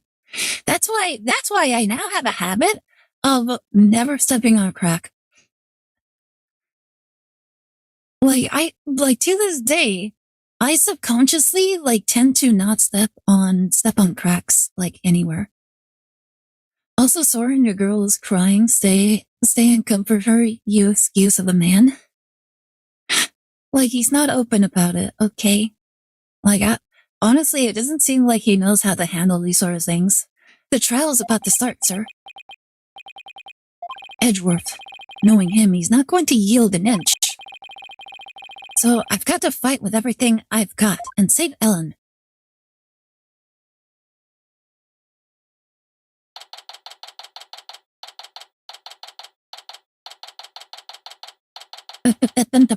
Dum.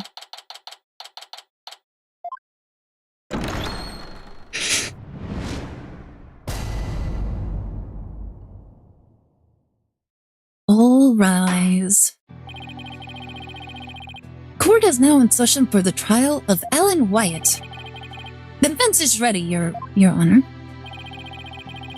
The prosecution has been ready for a while, Your Honor. Seeing so many familiar faces gathered together like this, I feel as though I'm at a grand reunion. It makes me want to go out for a dinner and a drink and reminisce with all of you. Oh, that sounds like a great idea. I was dying for a real burger the whole time I was away. We can make it a welcome back party for Maya. How about it, Edgeworth?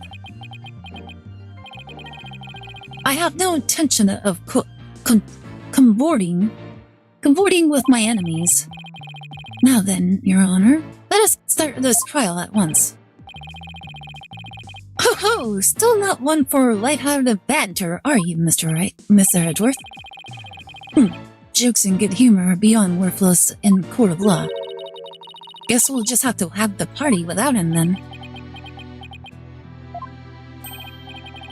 However, right after the conclusion of this trial, I might consider joining you for your little welcome back party. Oh my goodness, he's so tsundere. He's like, I don't want to be left out. You have to include me. Please don't leave me alone. I certainly wouldn't mind an invite, at the very least. He's still as emotionally constipated as ever, I see. Now then, Mr. Edgeworth, if you could please go over the details of this case for us. The victim was Dumas Gloomsbury, a servant in the Sprocket household. He was in attendance at the wedding reception that occurred from 7 p.m. to 10 p.m. Mr. Gloomsbury apparently felt some animosity towards Ellen Wyatt, and so, a bit after the— oh my goodness, I knew it. He felt animosity. It's because she was taking his boyfriend. A bit after the reception ended at 10 p.m., he assaulted Miss Wyatt with the intent to kill her. The defendant fought back and ended up killing Mr. Gloomsbury. In other words, it was just a fight self-defense, correct? If that's the case, then the defendant might not be criminally responsible. He's right. Worst case scenario, I could go for self-defense to avoid the criminal charge. However, I wonder how Edgeworth plans to counter that, though. The prosecution first witness will make my view on the matter clear, Your Honor. Very well. Bailiff, please bring in the first witness. Oh? My goodness, guys, speak.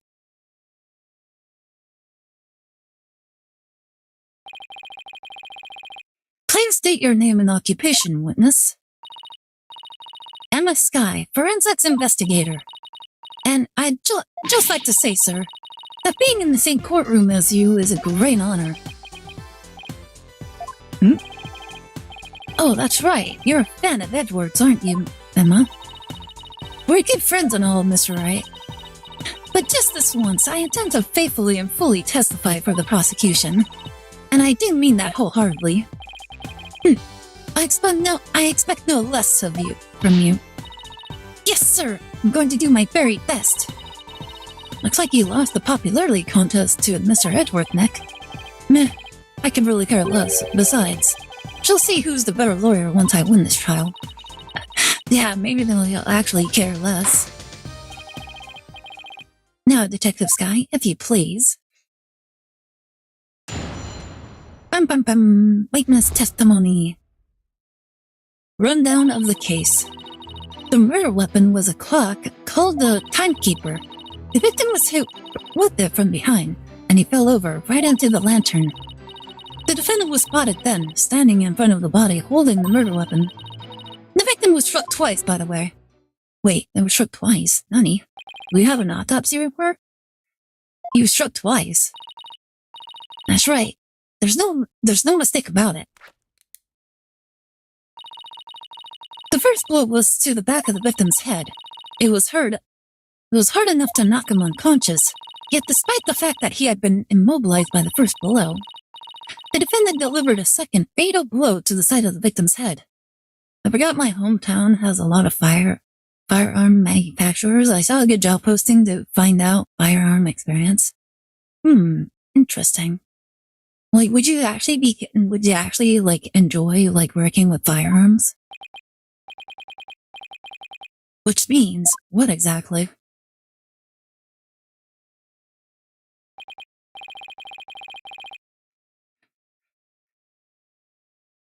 I figured it would go right over your head. Let's put it this way, by striking the victim a second time, the defendant killed her last chance to escape from any criminal wrongdoing. She did, but how, Mr. Edgeworth? The defendant may have been fighting back because she was being attacked. However, she then went on to deliver a fatal blow to a man who was already fully unconscious. Nick, is he saying what I think he is? I don't feel so well. And thus, Mr. Wright, has justified self-defense been removed from the table? The prosecution intends to prove that the defendant killed the victim with murderous intent. Allow me to belatedly submit the victim's autopsy report. Probably not in the long run, but close to family, and I had few aunts, uncles to be ex-military, so I can ask for advice for a customer perspective. Makes sense. So that's why he was acting all smug. Well, more smug than usual. It's fine, right? It's not like we were going to plead self-defense anyway, right? I would dislike it because it is not turbo machine, which is what I'm for. Makes sense. Right, but now the judge has a negative impression of Ellen.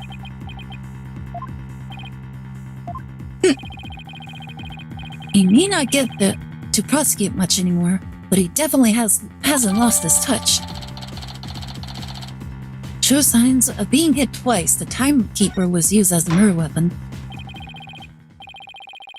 Now then, Mr. Wright, you may begin your cross-examination.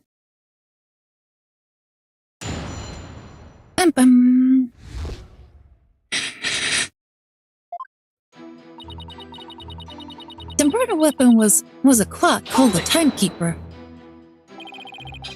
Are you completely sure the murder weapon was the Timekeeper? Yes, completely. The shape of the injury on the victim's head matches up with that of the Timekeeper, and it's definitely heavy enough to kill someone. But would the defendant be able to pick up and swing something so heavy? I tried it myself, and I was able to lift it up just fine. Maybe you're just freakishly strong? Excuse me, Mr. Wright? I'll have you know that people in the force know me as the dainty forensics investigator. Sorry, but really, you're hardly a delicate flower. Mr. Wright, this is a court of law. Save your antics for after the trial, if you know how. Yes, sir. It won't happen again, sir. Moving on. The victim was hit with it from behind, and he fell over right into the lantern. The defendant was fighting back against the victim, right? If so, wouldn't she have hit him from the front, not from behind?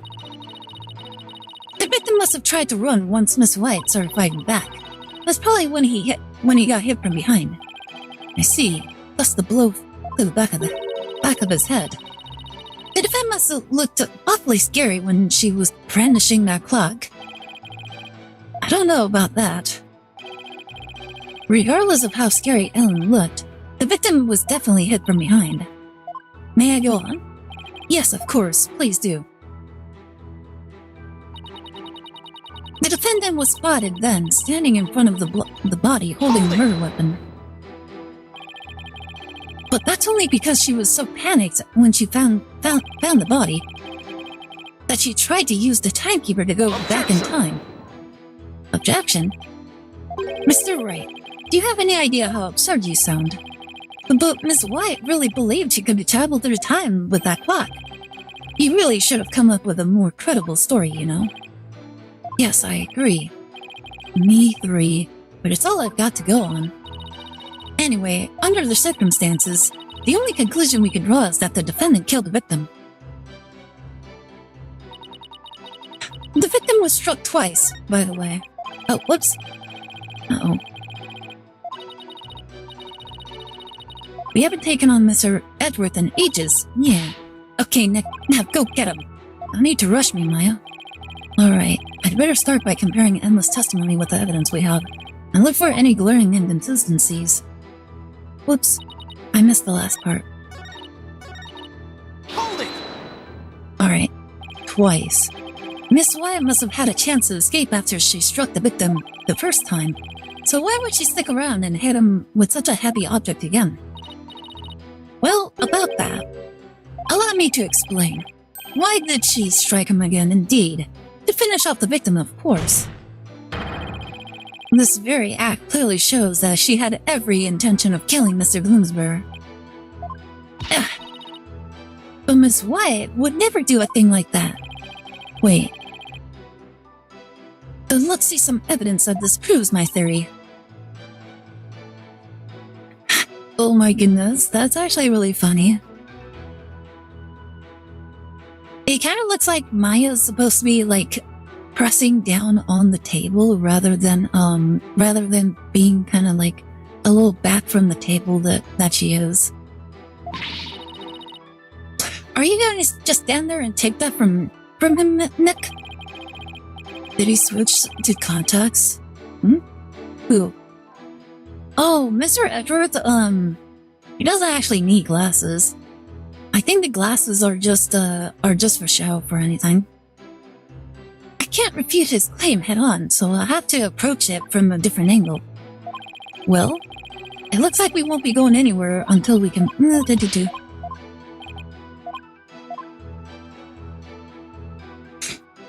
Alright, let's see.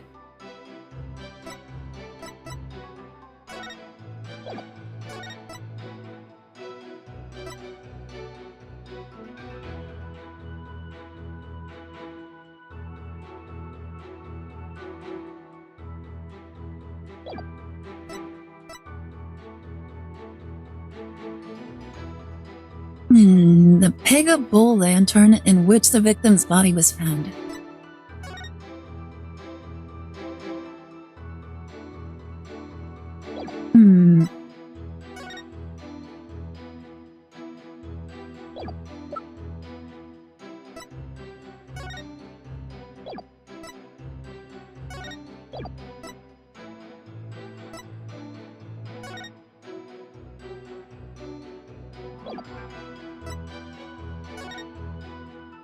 Alright, let's see. The 2 eyes posing as a 4 eyes. Boys, we gotta pose around them. Like, I think a lot of people do that for various different reasons. For example, like, some people probably wear glasses only when they're, like, in need of, like, reading something. And then every other time they don't really need it. Let's see. Cause of death, cerebral hemorrhage from the strong blow to the head. 1 contusion was found on the back of the head, and 1 on the side. The blows were caused by the same weapon.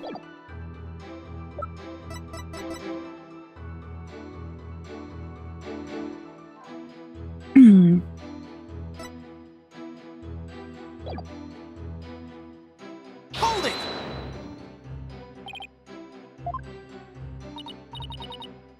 It is completely. The shape of the injury, blah blah blah.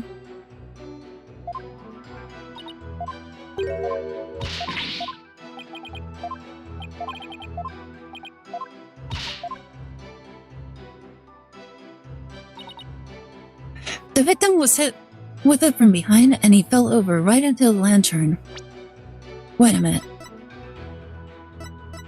No, that actually does sound like it makes sense. Because you got 1 from the back of the head and then 1 from the side. The blows were caused by the same weapon.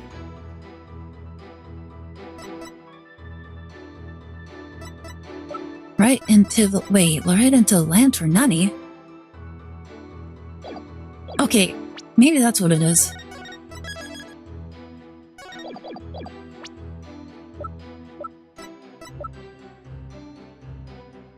It's either the autopsy report or the photo of the victim. Let's try the photo of the victim first. Okay, looks like that was it. Detective Sky, I'm afraid I have to apologize in advance. For what? For embarrassing you in front of your idol. What do you mean? If you take a look at this photo of the crime scene, you'll see that the victim is lying on his back.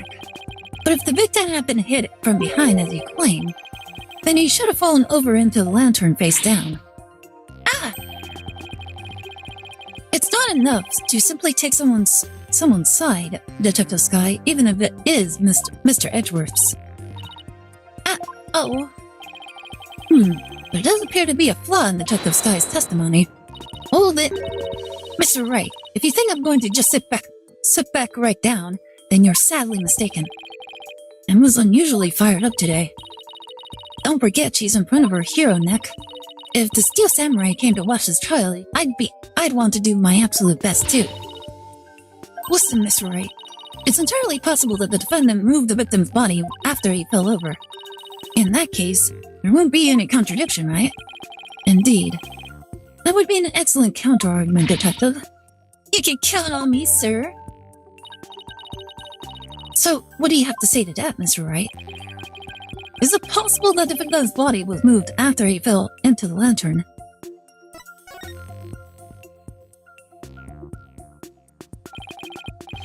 Sorry, Detective, but there's no way the victim's body was moved after his death. Oh, really? And what makes you so sure?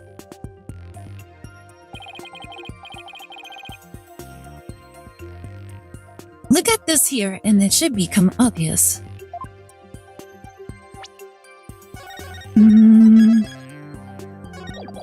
Oh, you know what? It's where these flower things are. Or this. Yeah, it's probably the wood here. Those broken bits of the lantern? Yes, if the body had been moved after the fact, these fragments would have fallen off of it.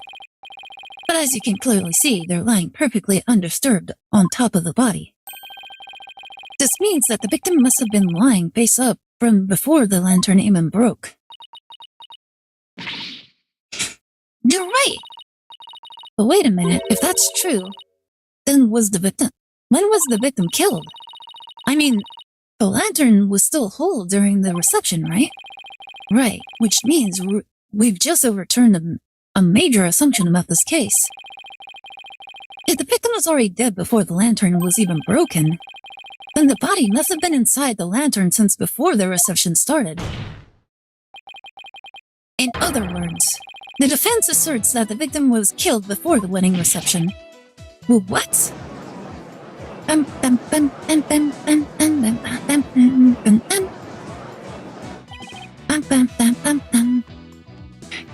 In short,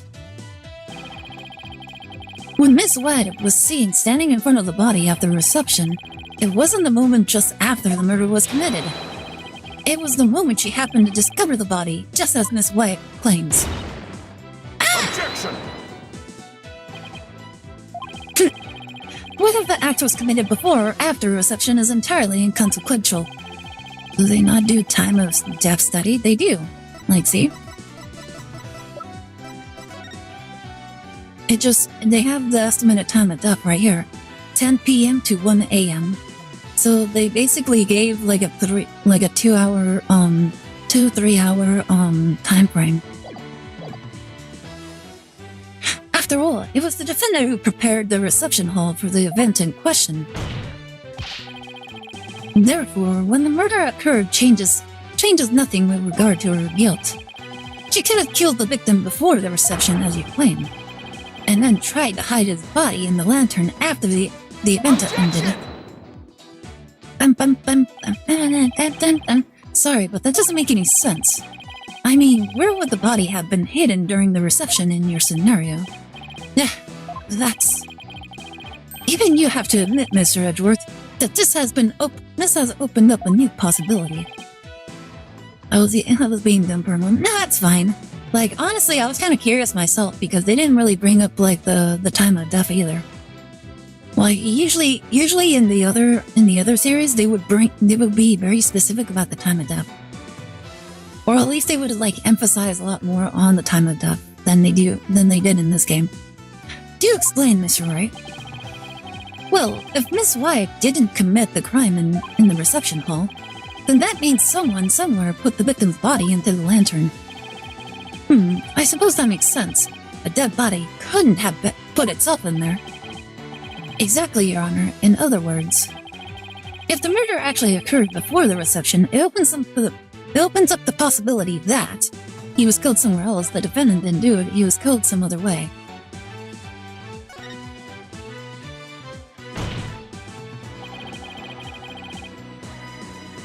If the body was hidden inside the lantern, and it's possible that the body was moved along with it from somewhere else.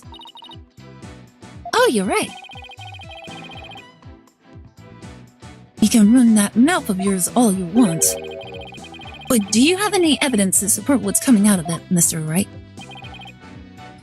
Of course I do. I think the answer lies in that piece of evidence and in something that was left at the crime scene that will point us to where the victim was really killed. Very well, Mr. Wright. In that case, what proves that the lantern and the body were moved from somewhere else?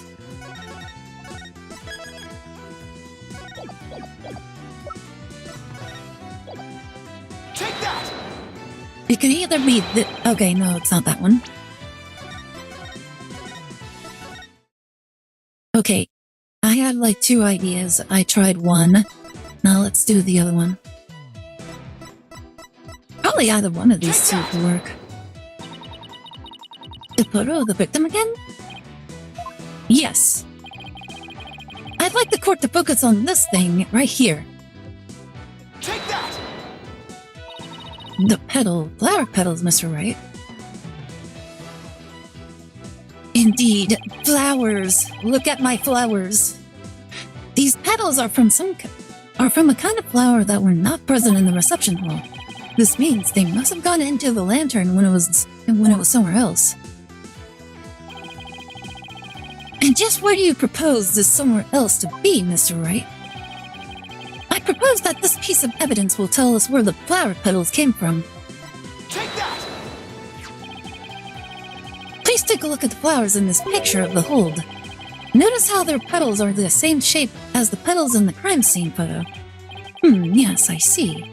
They do look to be from the same kind of flower.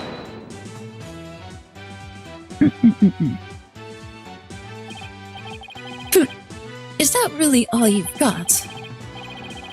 A flower is a flower is a flower. They're all the same. I would hardly call what you presented compelling evidence. I'm afraid I couldn't disagree with you more, Mr. Edgeworth. Oh my Oh my goodness, Mr. Edgeworth just offended the judge. I gave a flower of this type to my lovely wife once when we were young. I can assure you that this is a very meaningful and compelling evidence indeed. The soundness of my judgment in this matter is backed by nothing less than pure love. But, Your Honor, let it go, Mr. Edgeworth. It's clear you don't know much about flowers. It's not like you have anyone you'd actually give any to, after all. Oh my goodness. Mr. Wright with the burn. Well, he just went in. He went in, touched it, and then he left without a care in the world. But maybe you should study up on them, just in case the opportunity presents itself. No! This from the man who only knows the names of 3 types of flowers. Get wrecked, nerd. But that's hardly relevant. Oh my goodness. Edgeworth with the counter. And it was effective. But that's hardly relevant to the case at hand. The defense asserts that it's highly probable that the victim was killed in the hold. If the body was then placed in the lantern and moved to the reception hall for some reason,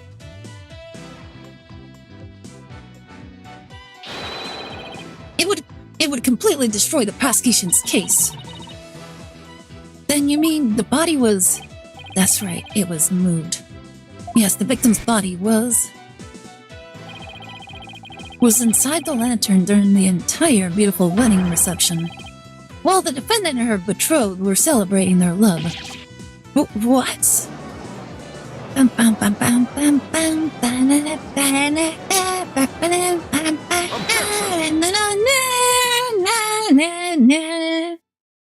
Uh-oh. Your smooth talk might work on his honor, but it won't work on me. What are you talking about now? Take another look at all the evidence and you'll soon see what I mean. I wish he would just tell me already. Detective Sky, I'm sure you already figured out what I'm talking about, correct? Of course, sir. Mr. Wright is the only one here who hasn't. Why don't you leave this to me, Mr. Edgeworth? Very well, let's see what you can do. Detective Sky, please give your testimony to this court. Alright, let's see what they got for us. The prosecution's rebuttal. The victim could not have been killed before the reception. The autopsy report states that the estimated time of death was after the reception. And that estimated time of death is correct. There's no way it could be wrong. Oh? It's clear Mr. Gloomsbury was killed after the reception, and that completely contradicts your claim. I guess so. Tell me you took at least a cursory glance at the autopsy report, Mr. Wright. I did, but I didn't actually know when the reception ended or started. Let's see, did we actually know?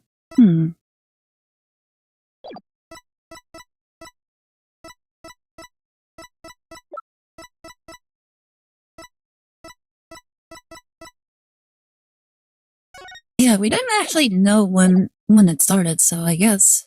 It appears you've gone rusty since our last outing. Might I suggest you go back and brush up on the basics? Sure, though I must say, you're as cocky as ever, Mr. Edgeworth. I beg your pardon? But what are you trying to say, Mr. Wright? I'm just saying that I'll go back to the basics if that's what Mr. Edgeworth wants. I'll prove how badly he's underestimating me with a good old-fashioned cross-examination. Very well, let's see you put your money where your mouth is, Mr. Wright.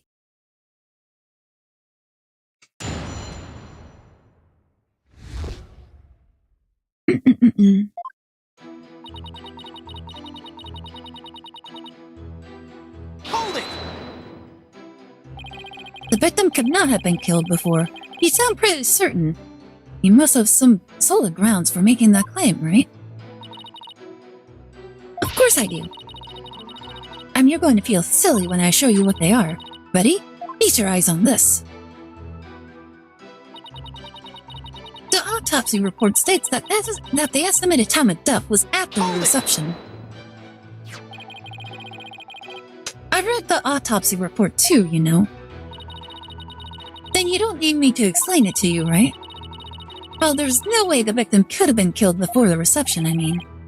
Detective Sky, I think you've overlooked something big. I have. Why don't you take another look at the evidence? But I've already looked at all the evidence. And quite carefully, too, I'll have you know. Detective Sky, do not be taken in by his verbal antics. He is simply bluffing as always. Right, sir. That estimated time of death is correct. There's no way it could be wrong. I actually don't know what Mr. Wright is talking about. Let's see.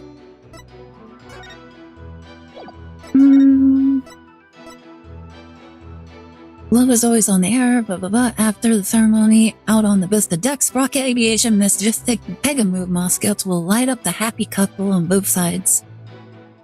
Alright.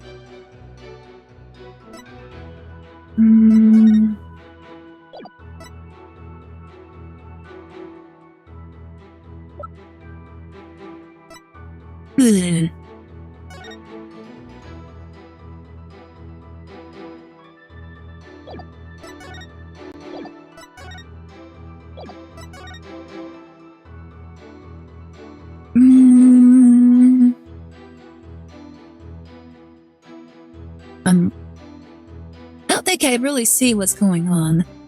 Unless...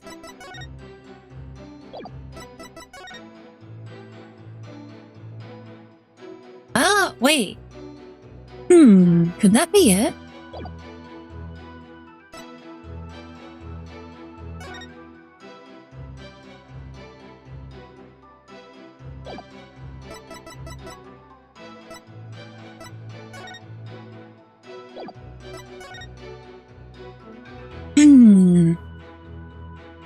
Wait a minute.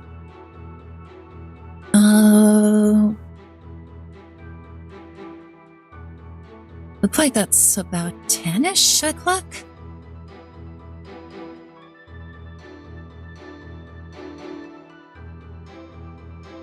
I want to say that clock looks like it's about 10.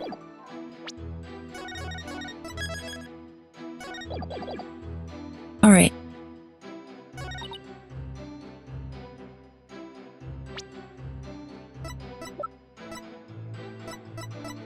Objection! Okay, it was wrong. Okay, I wasn't sure. This one's a little bit tricky, to be honest. Hold it! Alright, let's see this. Is it possible that the culprit did something to obscure the real time of death? Nope, not in this case. There was no snow or anything to keep the body from decomposing. And there's no fridge on that airship big enough to fit a body into. So you've already checked into that, I see. It all comes down to the estimated time of death, doesn't it? Couldn't the killer mess with the victim's time of death by keeping the body on ice? Yeah, if they had the means to. The prosecution is treating the estimated time of death as an absolute. Was it really? I think you don't think it is, huh, Nick? In that case, we're going to have to find a way to convince them otherwise. Yeah, there's gotta be a way somehow.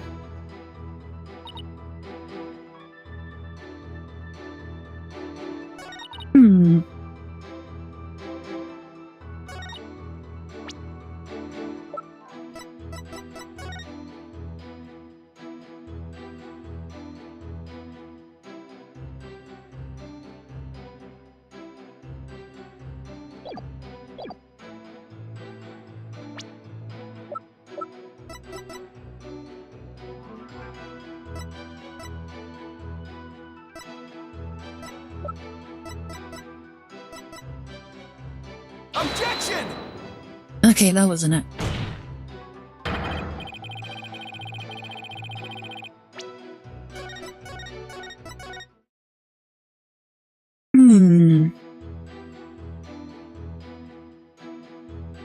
There's no way it could be wrong.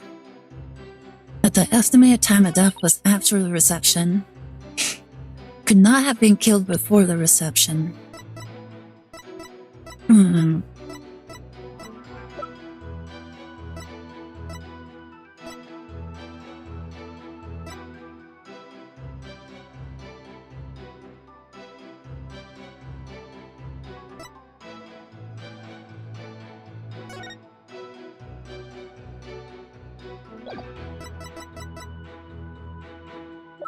Want a hint? Sure, why not?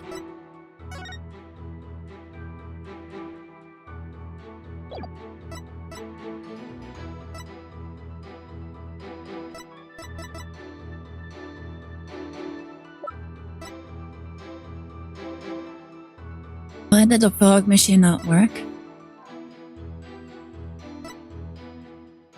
Why, it's because it was all used during oh, maybe it was the fog machine.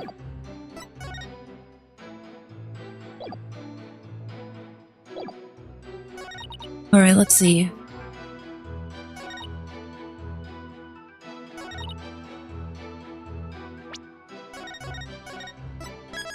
No more dry eyes. True. But how do I present that?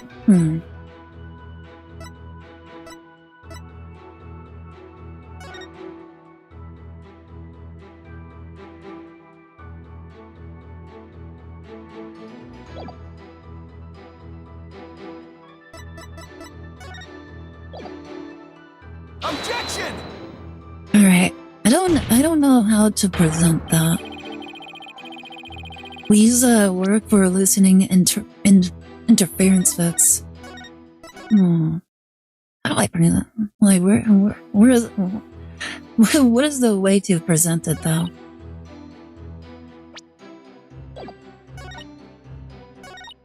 Hold it! Maybe I have to press and then conclude.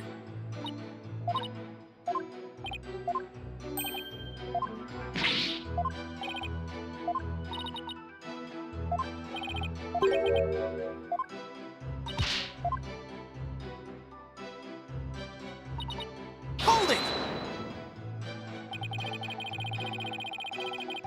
Okay, let's probably this one then.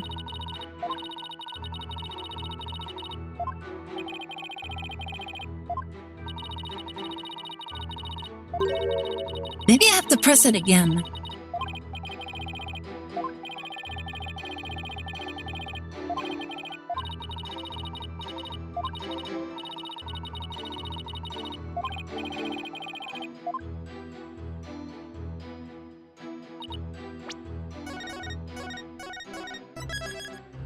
Right. Now that we actually got the roulette, let's see. Hold it!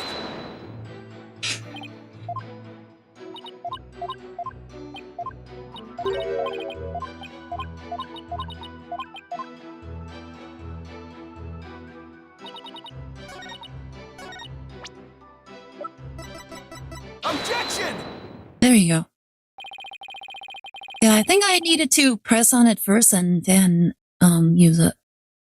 I admit that the estimated time of death does contradict my theory. Finally! And that means your theory that the victim was killed before the reception is still entirely plausible. Huh? What makes you think that?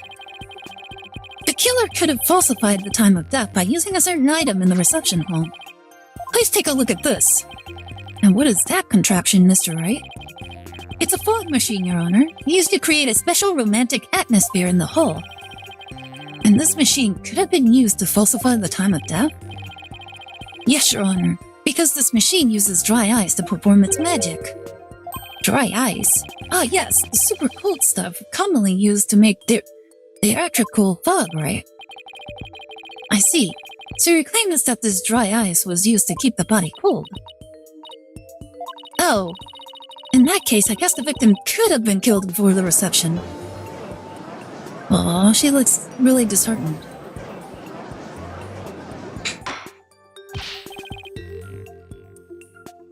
Order in the court. Well, Mr. Edgeworth, what do you have to say about this development? That the victim was killed in the hold before the wedding reception? The prosecution acknowledges the possibility of this claim. Now we're getting somewhere. The prosecution would also like to thank you, Mr. Wright. Huh? For what? I didn't know how a certain piece of evidence fit into this case, but now, thanks to you, I do. What piece of evidence?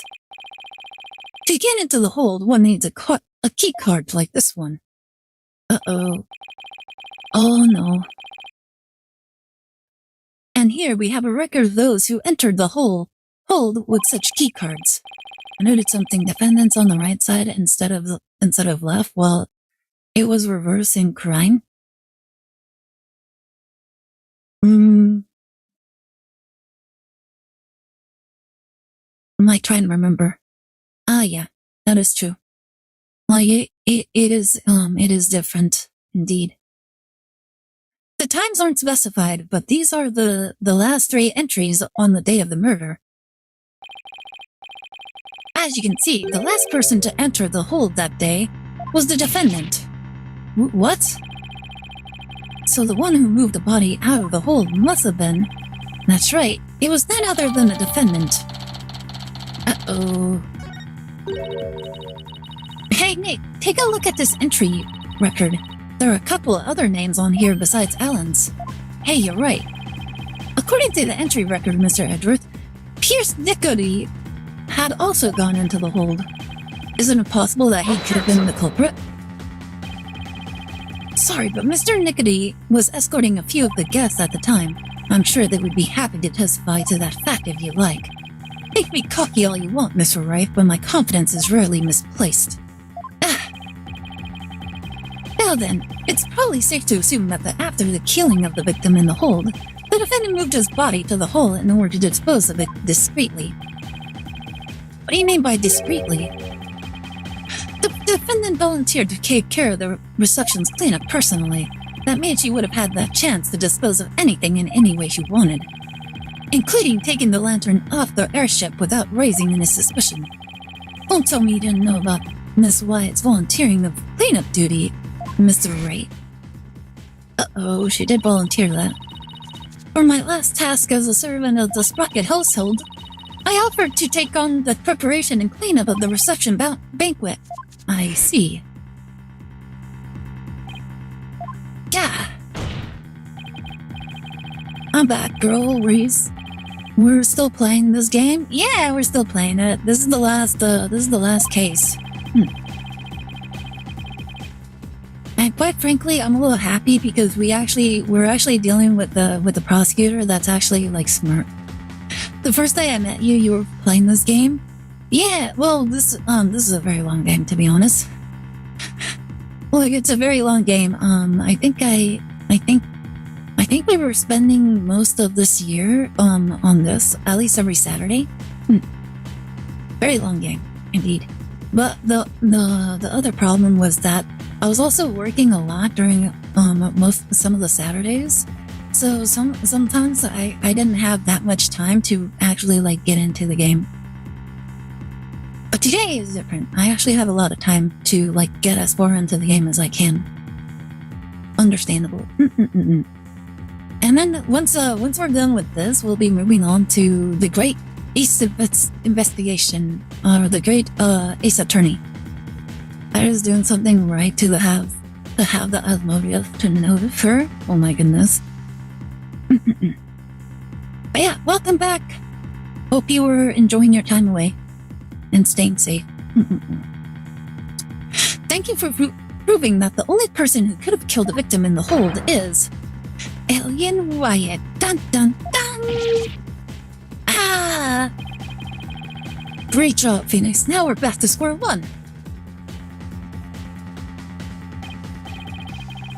Perhaps you should ask Miss Sykes for some help in reviewing Defense for Dummies.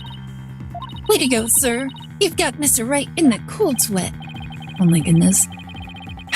She's being a simp for Mr. Edgeworth. I wonder if maybe the promise of seeing that miserable look on his face is what brought me back to the court today. It certainly made all of my stress and woes as chief prosecutor just melt away. I guess he had a lot of stress built up. I'll give him something to stress over before we're through today. Oh, hey, yo, Nani. Oh my goodness, you guys are so passionate, like in this courtroom debate. Maybe this is why they've never found, like, spouses. Maybe it's because, oh my goodness, I can't wait to, like, have a furious pointing match at my longtime rival.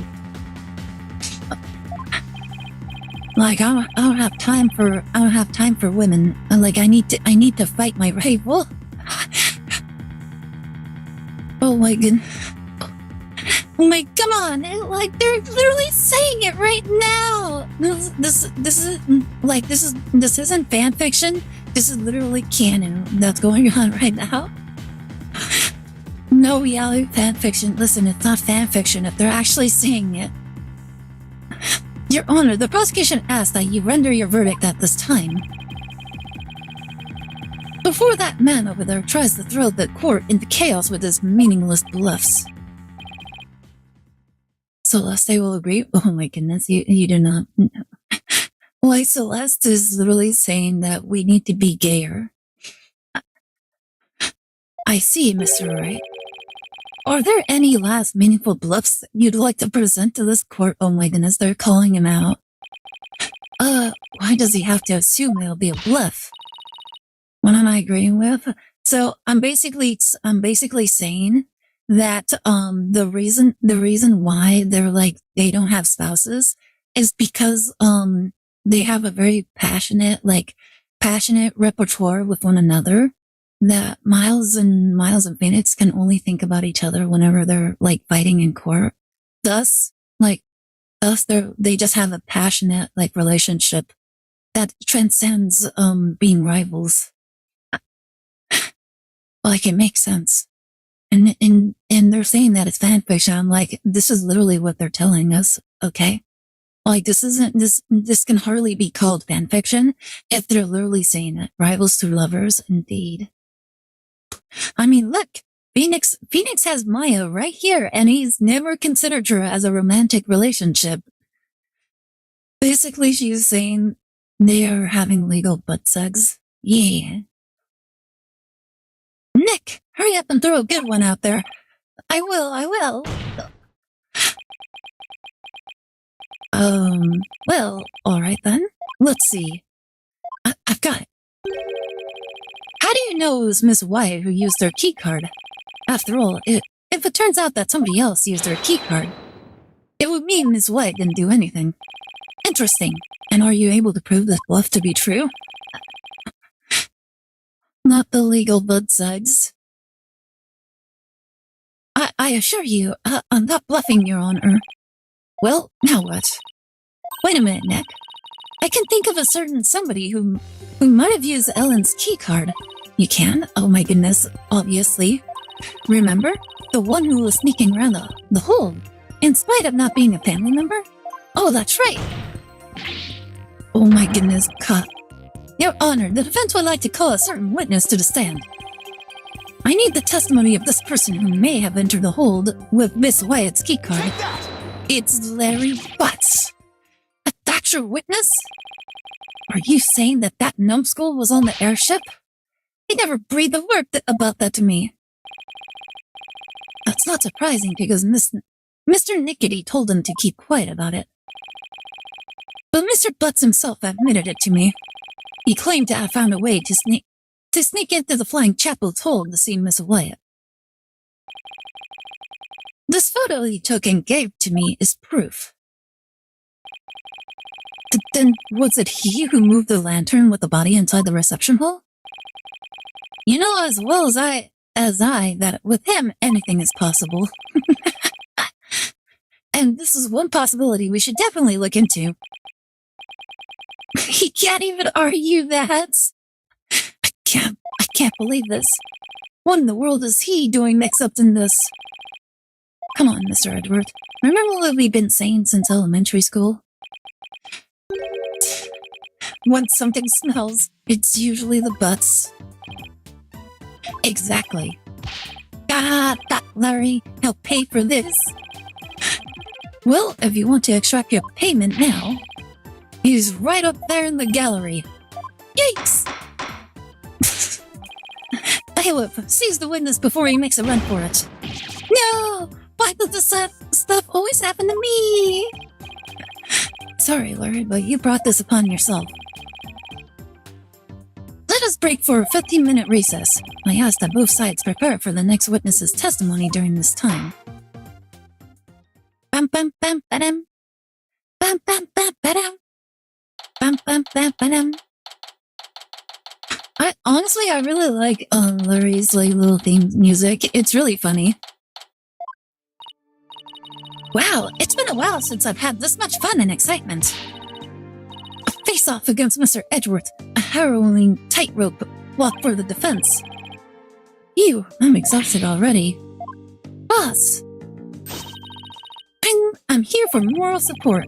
Athena, are you all done practicing for Trucy's magic show? Well, to be perfectly honest, I sort of ran away. But that's because she was putting my life in danger, I tell you. I see. I think I'll need to have a one-on-one with her. You're really athletic and fit, Athena, so Trucy probably thinks she can run you ragged. That may be true, which is why not even Trucy can keep up with me when I run at full speed. Ha! Looks like you spoke too soon, Athena. Never underestimate the resourcefulness of a great magician. Okay, let me get back to study. I might join again later. Okay, have a good time. Be sure to study hard. Huh? Might have some professional advice if you're only getting fun and excitement from your work. Go find a boyfriend, girlfriend. Oh my goodness.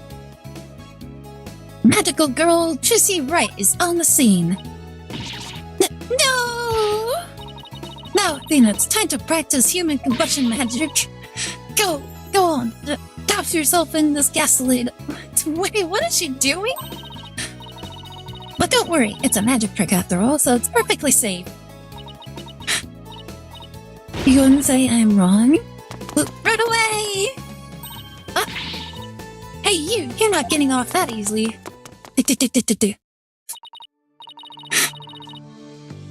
They get along so well, don't they?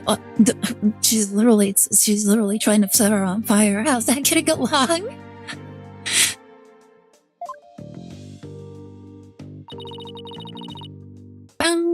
It reminds me of the good old days.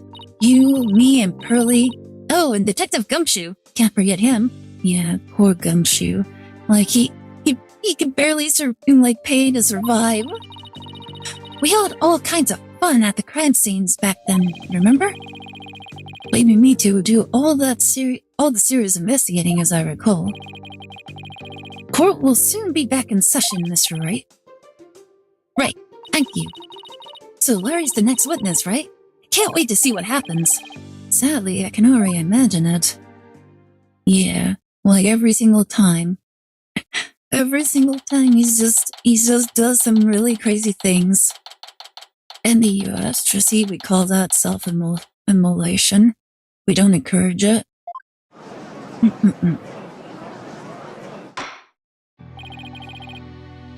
Court will now reconvene. Nick, Edgy!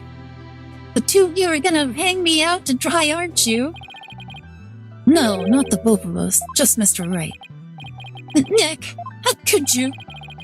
I don't really think he did it, of course, but I've got to use whatever leads I can. Mr. Butts, there's a possibility you moved the lantern that had the dead body in it. So if you want to clear yourself of any suspicion, all you have to do is testify. Now then, your testimony, please, witness.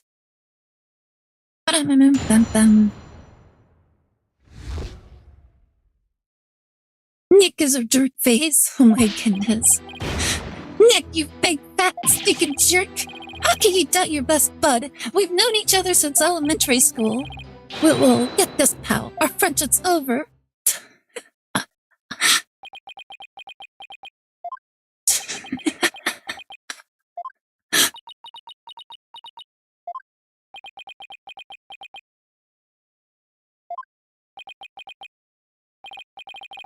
Well, go ahead, Mr. Wright. He's all yours.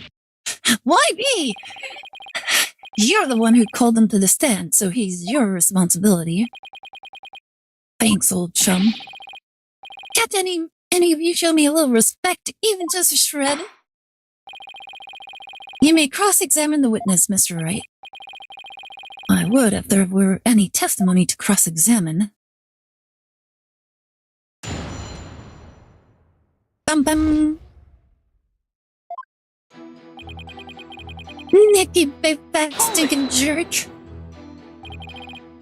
Come on, Larry. Can't you please give me something real to work with? Your Honor, do you mind looking away for a moment? I gotta talk to the witness real quick. Don't think I don't know about your tricks. If I say something careless, you're gonna shove some evidence at me with a loud objection and a super smug look on your face. I really like how he's been doing that a lot more. Yeah, well, that is my job. And if I get found guilty, how are you gonna take responsibility for what you've done? Why should I take responsibility for just doing my job? You heartless jerk, don't you have any compassion for me? How can you touch your best bud if we've known each other since elementary school? I'm sorry, Mr. Butts, but if it wasn't Miss Wyatt that entered the hole with that card, then you're the most likely suspect. Nick, are you seriously doubting the innocence of your old childhood friend?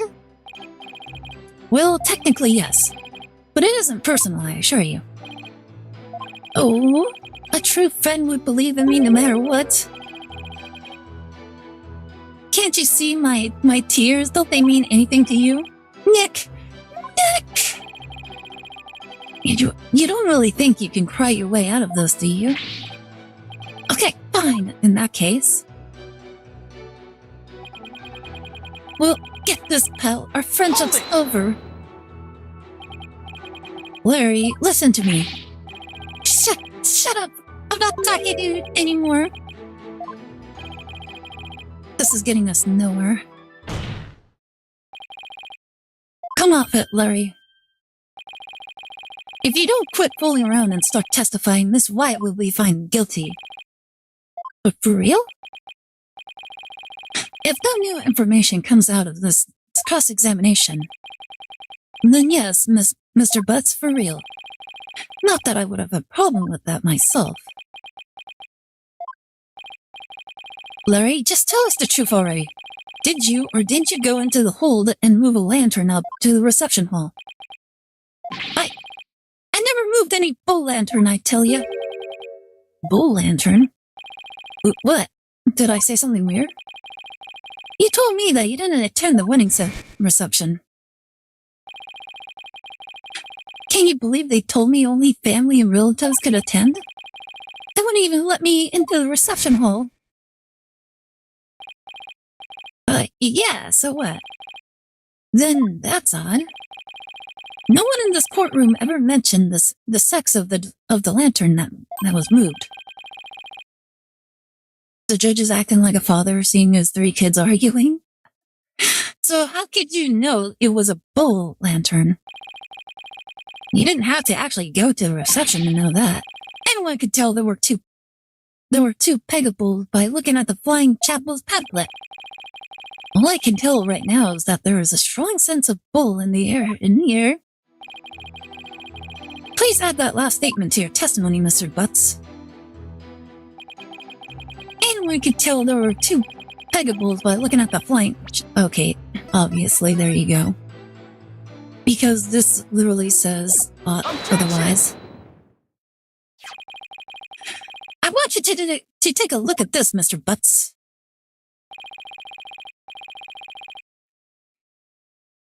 Because unfortunately for you, the pamphlet clearly shows a peg of cow and a peg of bull in their example diagram of the reception hall.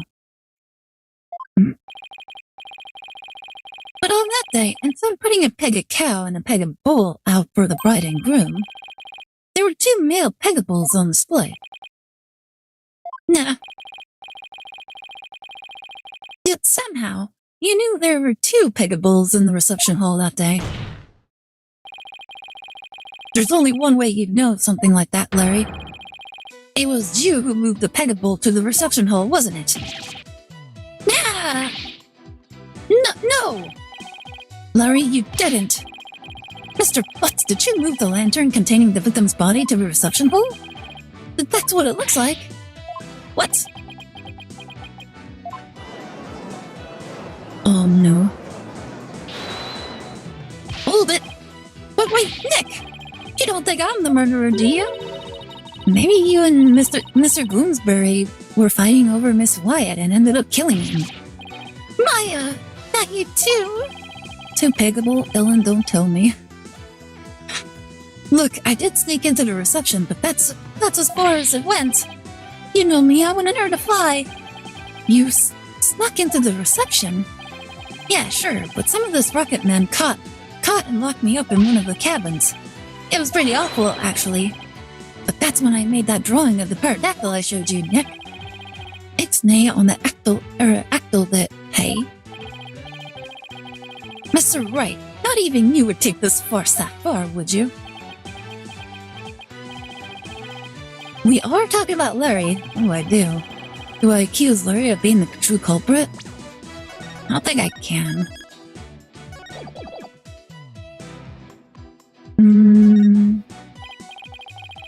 No, you're right, Mr. Edgeworth. Mr. Butts didn't have a reason to kill Mr. Gloomsbury.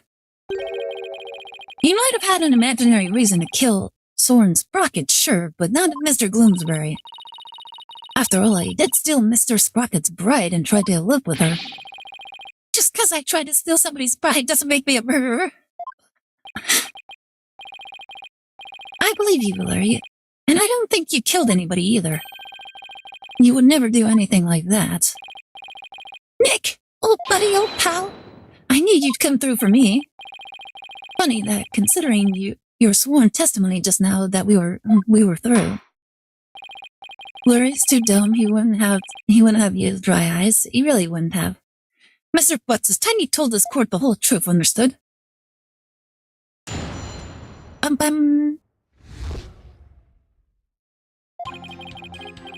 It's just like Nick said. I'm the one who moved the lantern.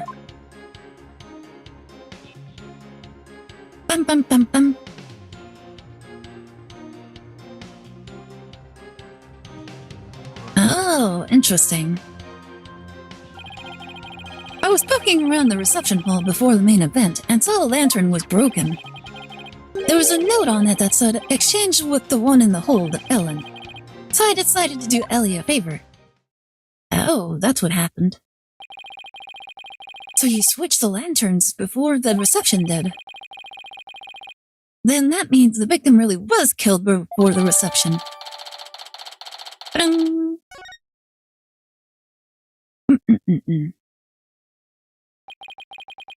It would appear that Mr. Butts completely fell for the defendant's scheme.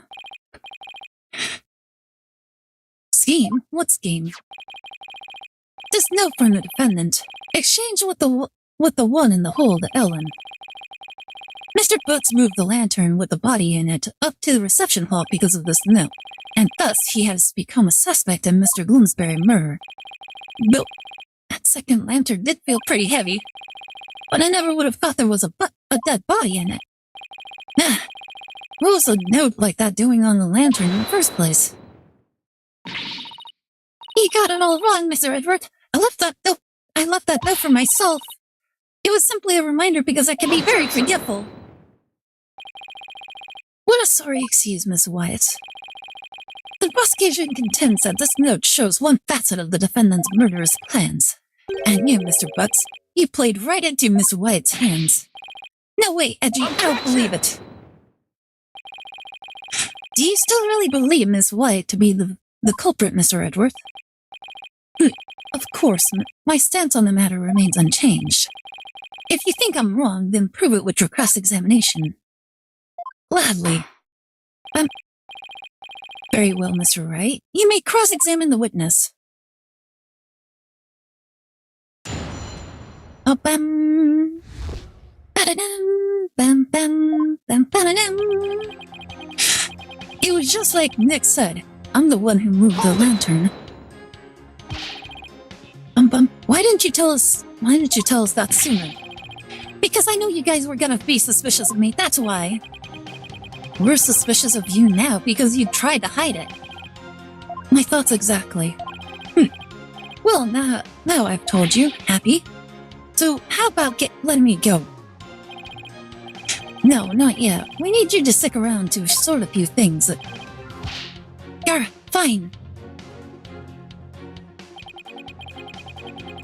I was poking around the reception hall before the main event and saw a lantern was broken.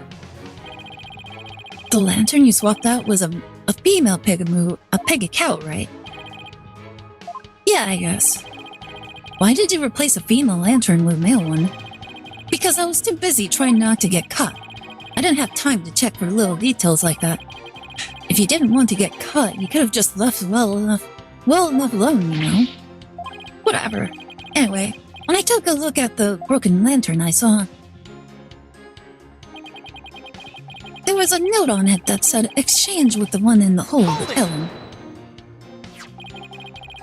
That note wasn't addressed to you, was it? Well, I guess not, but how could I let my dear, sweet Ellie do all that hard physical labor on her own? It's precisely that thought process that constantly gets you in trouble, Larry. Besides, it was my big chance to show her how much I cared about her. Bam, bam, bam, bam. So I decided to do Ellie a favor. Uh-oh. Knowing Larry, he definitely did something stupid somewhere along the way. Wow, Larry sure is one special guy. Not everyone has the privilege of being this distrusted by their best friends. Assuming he can't be trusted from the get-go usually makes things easier, I've learned. Oh, I see. You totally trust them to be totally untrustworthy. Oh my goodness. Yeah, I guess that just about sums it up.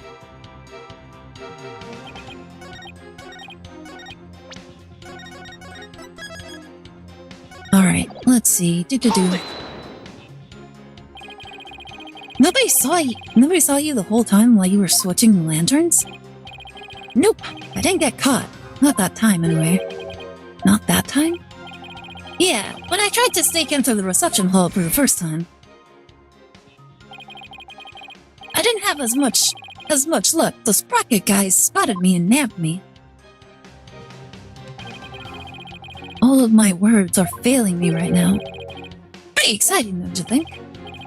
Larry, you need help. And then they locked me up in one of the cabins. Nick, what are you asking about stuff like this for anyway? Shouldn't you be trying to prove Ellie's innocence? Well, is that statement of as important in this case? Sure. Mr. Butts trying to crash the reception and subsequently getting locked up in the cabin. I believe these might be important facts in this case, Your Honor.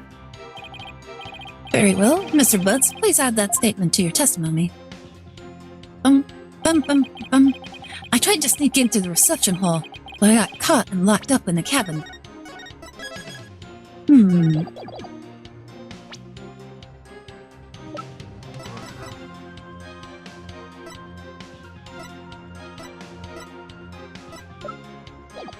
Hold it!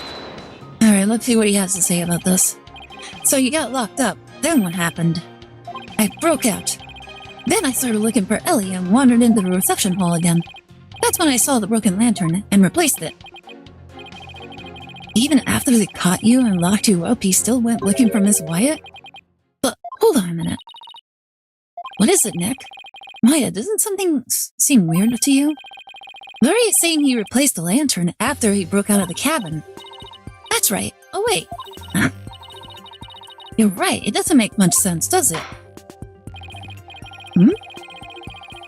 Mr. Wright, have you found an inconsistency in the witness's statement? Yes, I believe so, Your Honor. Mr. Butts moved the lantern after he broke out of the cabin, but that contradicts this.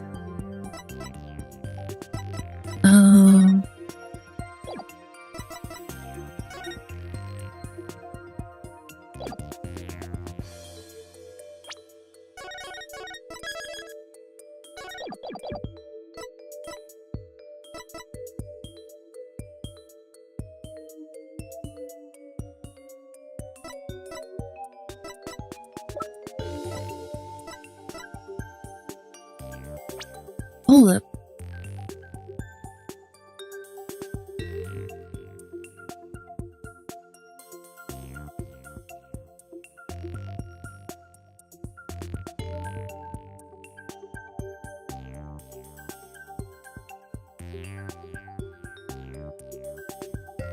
Okay. I should buy a toaster. I can make jelly on toast for a dessert. For a dessert later, I have Hawaiian bread. Hawaiian bread is actually really nice. Actually, I like Hawaiian bread. It's pretty decent. When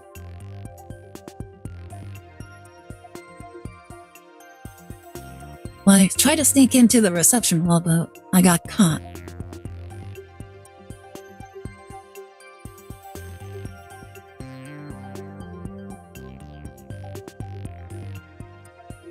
Yeah, so if they were already, and so if they were in the reception hall first, and then, interesting.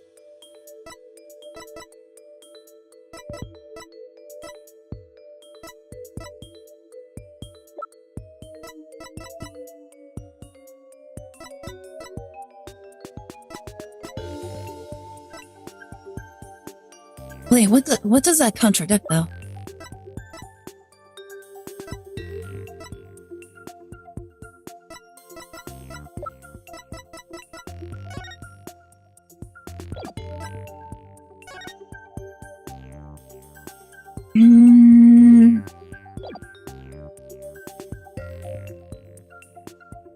Move the lantern.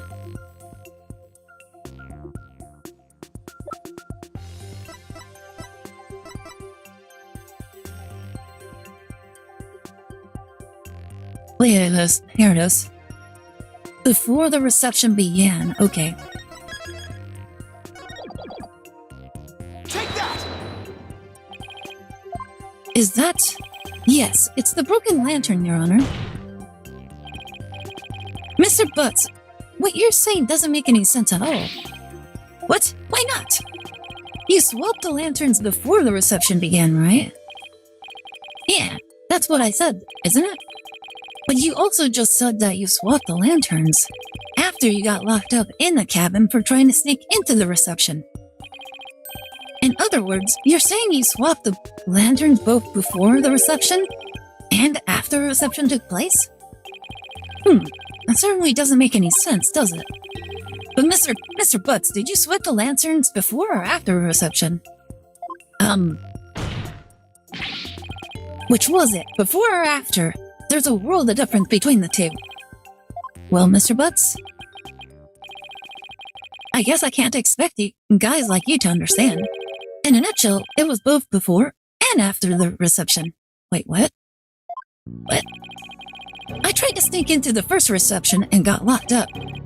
The first reception? Uh-oh, I don't like where this is going.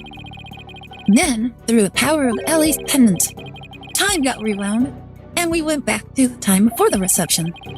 It was after that when I replaced the lantern. Wait, what? What? Wait, what? So it was both before the reception and after the reception. Got it.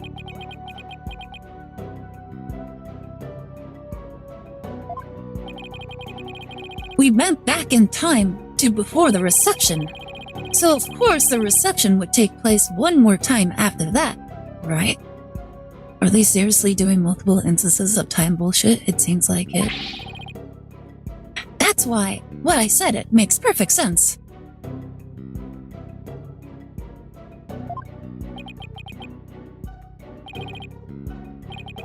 Mr. Wright, what in the world is the witness talking about?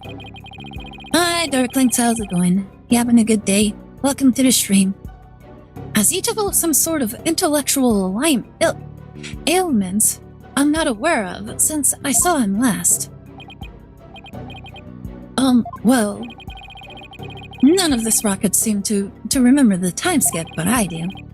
And Ellie remembers it too. I think the power of our love for each other made that miracle happen. Mr. Ray, I'm sorry, but could you please translate this man's gibberish so the rest of us can understand? George, can you look away for a second? Me and Edgeworth want to talk to our friend for a second. He looks too smug. Honestly, that's just Larry in a nutshell. So now I have to be the one to explain the whole thing, the whole time travel thing? Go on, Nick. I know you could do it. Looks like you don't have much choice, Nick. Well, Phoenix has the worst job. He really does. To heck with it. I can't lose any more of of my dignity today anyway.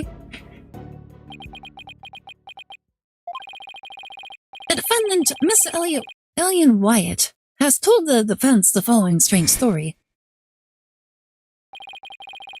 She said that after the reception ended, she was attacked by Mr. Bloomsbury. She claims that as she was being assaulted, she made a wish upon her pendant. Please take me back to that blissful moment. In doing so,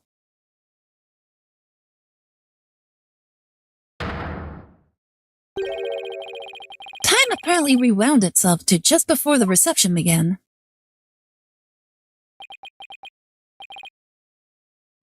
What? I know it's hard to believe, but think about it this way.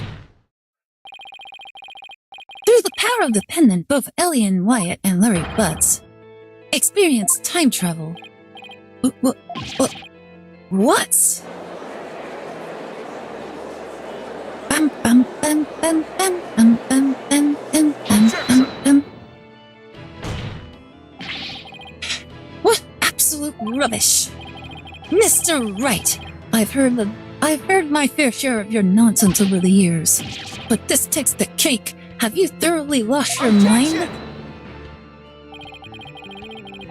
But this is simply the conclusion I came to, using that logic ability you love so much. But what? The truth of the matter is, the future president of Sprocket Aviation, Sworn Sprocket, has been researching time machines. Oh my goodness. So what if a time machine has already been successfully created? What if that's one of Sprocket's Aviation's top secret inventions? A time machine? Yeah, I even saw something while we were time traveling. I saw a pterodactyl flying through the sky. Maybe the airship was sent to travel through time for their honeymoon trip. What? A pterodactyl? You can't possibly have any evidence to back up your ridiculous time travel story. Well,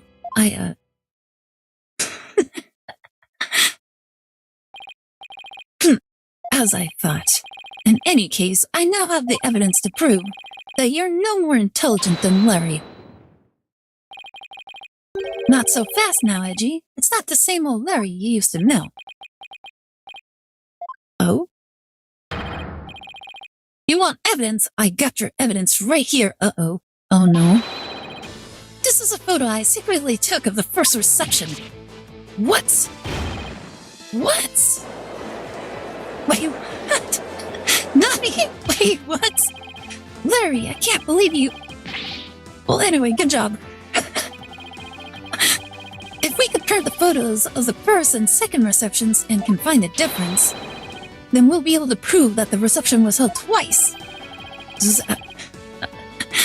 But do you really think such a difference exists? Yes, Your Honor. I just need some time to find it for you. This is preposterous. Very well. Please show the court what's different then. So, if this photo is real, so they aren't just unknowingly being drugged and played for fools, let's find out. Let's see. This is proof positive that the wedding reception was held twice. Alright, that's the first photo. And this is the second photo.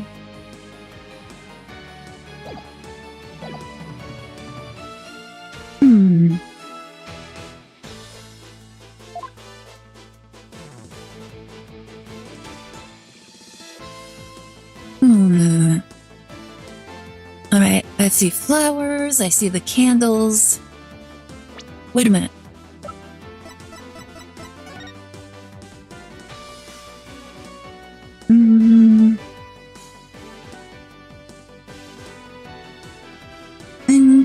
Where will we see the major difference? Yeah, we're gonna have to see what the major difference is.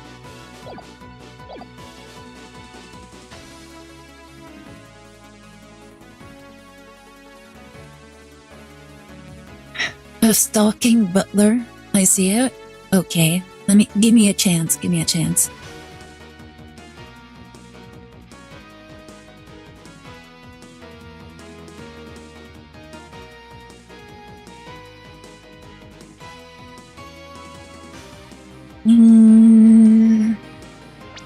Wait. Okay, I think I see it. I see it. Yep, I see it. Take that! The flowers. Please direct your attention to Miss Wyatt's bouquet of flowers. Yeah, yep, the flowers. Please direct your attention to Miss Wyatt's bouquet of flowers. In the photo one of her in-laws took, the defendant is holding a yellow bouquet. But in the photo Mr. Butts took, she is holding a red bouquet. You're right. That's impossible. What does this mean? It means the defendant really did experience 2 wedding receptions. And she did that when she traveled back through time. What? Nani?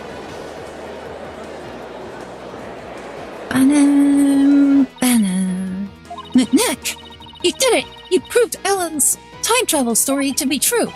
Yeah, I can hardly believe it myself. It's just as Ellen said, the reception was held twice. This turns every assumption we've based this trial on upside down.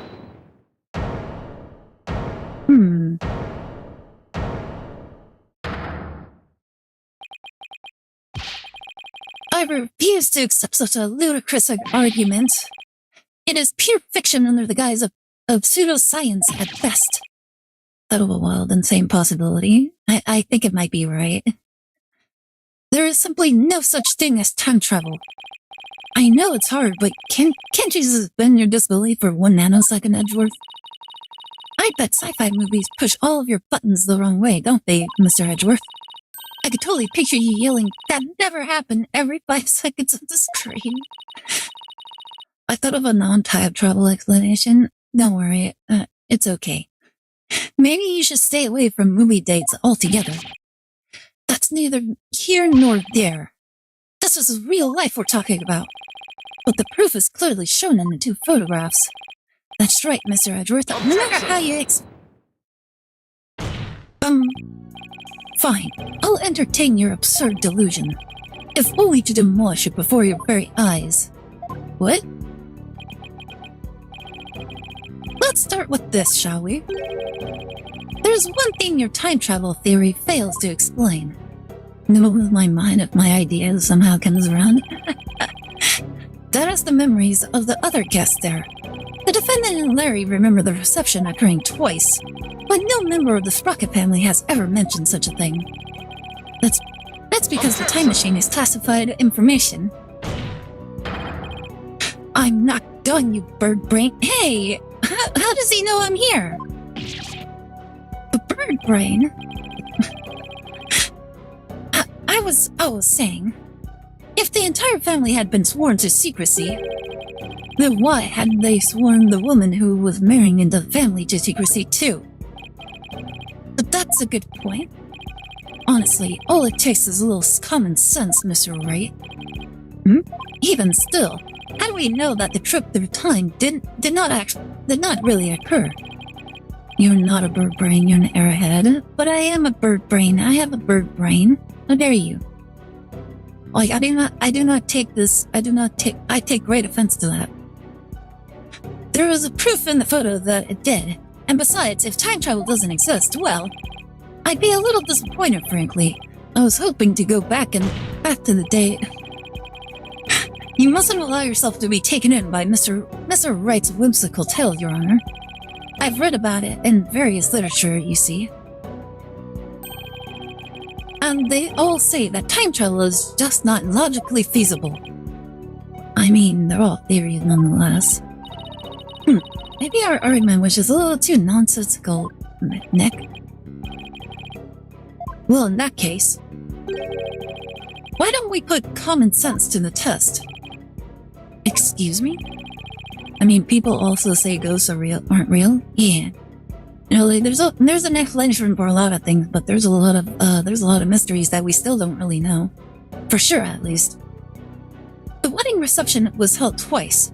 The photos are proof of that. But it wasn't because of time travel. It's simply because the reception had actually been held twice. Isn't that the most reasonable way to interpret the situation? Would you care to elaborate, Mr. Wright? If time travel doesn't exist, then there's only one way to make sense of what happened. Somebody must have orchestrated this strange phenomenon, and that somebody is... the gods. Oh my goodness. What do you think they'll say if we literally say the gods? I'm actually a little curious. You guys want to see what would happen if we say the gods? I'm so curious. Let's see. Such a mysterious phenomenon could only have been caused by the gods themselves. They're gonna mock you though. Yeah. I suppose the gods would be able to rewind time, or make the wedding reception happen twice, wouldn't they? Indeed they would, Your Honor. Indeed they would. In that case, Mr. Wright, please bring these gods here to testify before this court. Maya, do you think you could... Not a chance. On behalf of the gods who can't be here today, please have some divine punishment. I knew I was reaching with that one. I guess I'd better come up with something more grounded next time. The judge grew brain cells to not blindly believe in the gods' excuse. Yeah, he was just mocking us. Alright. Anyways, it's gotta be everyone in the reception. What if all the guests at the reception conspired together to hold the reception twice and keep quiet about it? Didn't need Edgeworth to yell at him. He was just mocking him. What? And for what purpose would they conspire to do such a thing? Well, that's a good question, honestly. There's my theory. It already showed up. Yep. Ah? Nani? A brilliant deduction, defense. Who? Nani? Wait, what? I could tell that you are not a renowned lawyer for nothing. I must say, I underestimated you. Wait, did he actually believe that we were just gonna blindly, like wave the banner of time travel for us? Play for them? How so, Mr. Nicody? You have managed to name each event precisely as they happened. You have revealed it all to the light of day. But then that means it was us. We orchestrated the whole thing from start, finish, and end. Yes, the reception was held twice, but not because of time travel. No, we simply held it a second time. What? Why? Why would you do such a thing?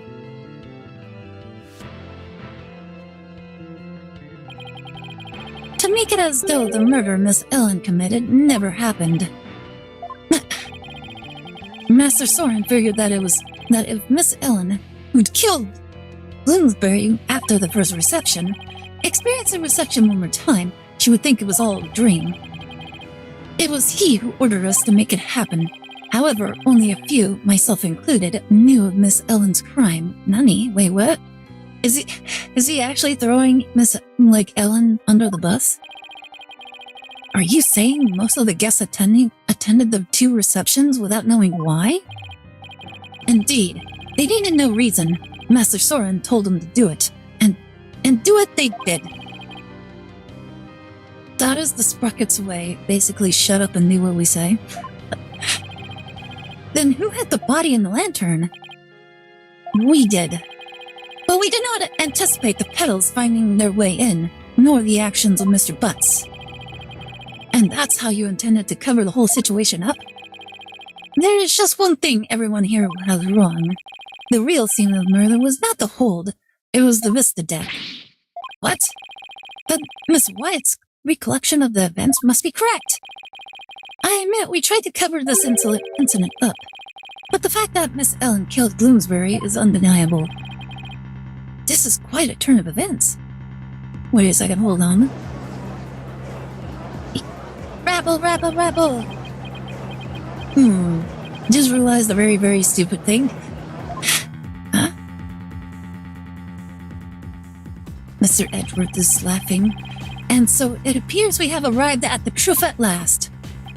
Did she never look at the bloody calendar or a digital clock? I'm assuming no. But then again, they could have knocked her out and then changed all the clocks. And besides, it's like the calendar doesn't really like affect, doesn't really change if it was only like a couple hours before. Like, it's not like it was a completely new day. Did she never realize the date was past the reception, not behind? Like, I don't think, like, they only had, it was only like a few hours apart. Not so sneaky. Like, I'm pretty sure. Yeah. Because, like, when she was taken into custody, I think it was, like, the next day, and that's when Larry, like, got her out. They worked fast, yeah, they had to work really fast. Now. Please do feel free to travel back in time, Mr. Wright, and attempt to do this trial over again. Go on. Let's not get hasty, Edgeworth. I bet you can't do it. I bet I can't either. Your Honor, we'll have to hold a separate trial for the cover-up conspiracy later. But as far as this case goes, I believe we are ready for your ruling. Objection! Guess you just mentally made excuses that time flew quite fast because of the panic of the police and body. To excuse the time difference?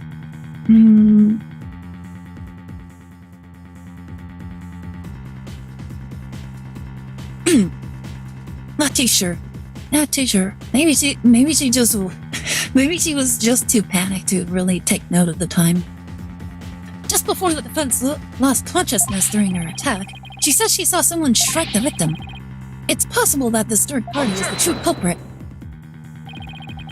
You still want us to believe the defendant's words? Perhaps you've lost more than your touch during your time abroad. This third-person nonsense is nothing but rubbish, and you know it. But the same token, how can we trust that those who conspired and lied to fool this court of law? For all we know, they might still be hiding something. Nah, you never know when to quit, do you? Now, calm down, both of you. In any case, there isn't enough trustworthy information yet for me to render a verdict. I suggest we continue the trial after both sides have investigated the matter further.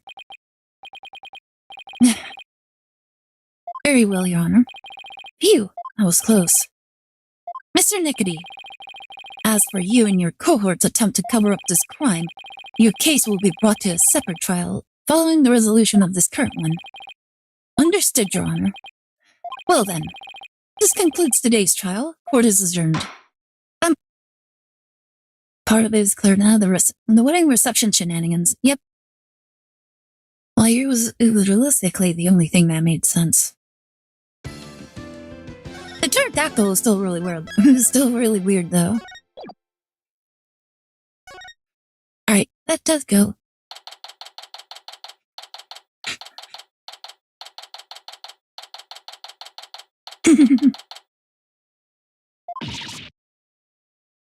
What?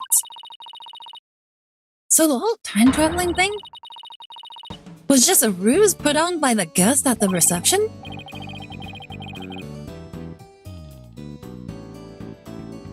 The pterodactyl is gonna be a vital clue in like 2 streams, isn't it? I don't know. Honestly, I think we're just about halfway. I think we're about halfway through the trial, anyways.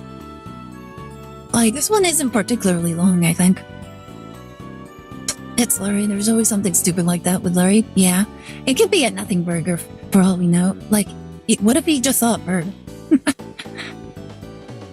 Looks like it. I knew there had to be some kind of trick to it. Wow, 2 wedding receptions. Can you imagine? I wonder how much that must have cost them. I have no idea. But they're the richest. They're among like the richest people in the world. I think it was probably pocket change. But if you have to ask, you're not rich enough to want to know. Still, if you get the money, it's a pretty good way to cover things up. If you ask me, you got that right. I'm sure I would have been completely fooled. Hi, I'm back. Hey, Maya, are you all set to go? Yep, ready when you are. So, what should we start with? Let's start with reviewing what we learned at the trial. What Ellen thought was time travel was really just a performance put on by the Sprockets. But other than that, it seems that what Ellen told us was actually all true. So what really matters right now is the identity of the mysterious person Ellen said she saw while she was being attacked. So who is this mystery person? That's the million-dollar question, I'm afraid. But if we want to clear Ellen of any suspicion, then figuring out who they are is key. I'll take toilets for $200 instead, Mr. Wright. Well, at least there were only so many people on that airship that night. And we know who was the mastermind of the whole cover-up plot, too. So that's good. Guess the Rockets have that much money and influence that people just listen to stay in their good graces?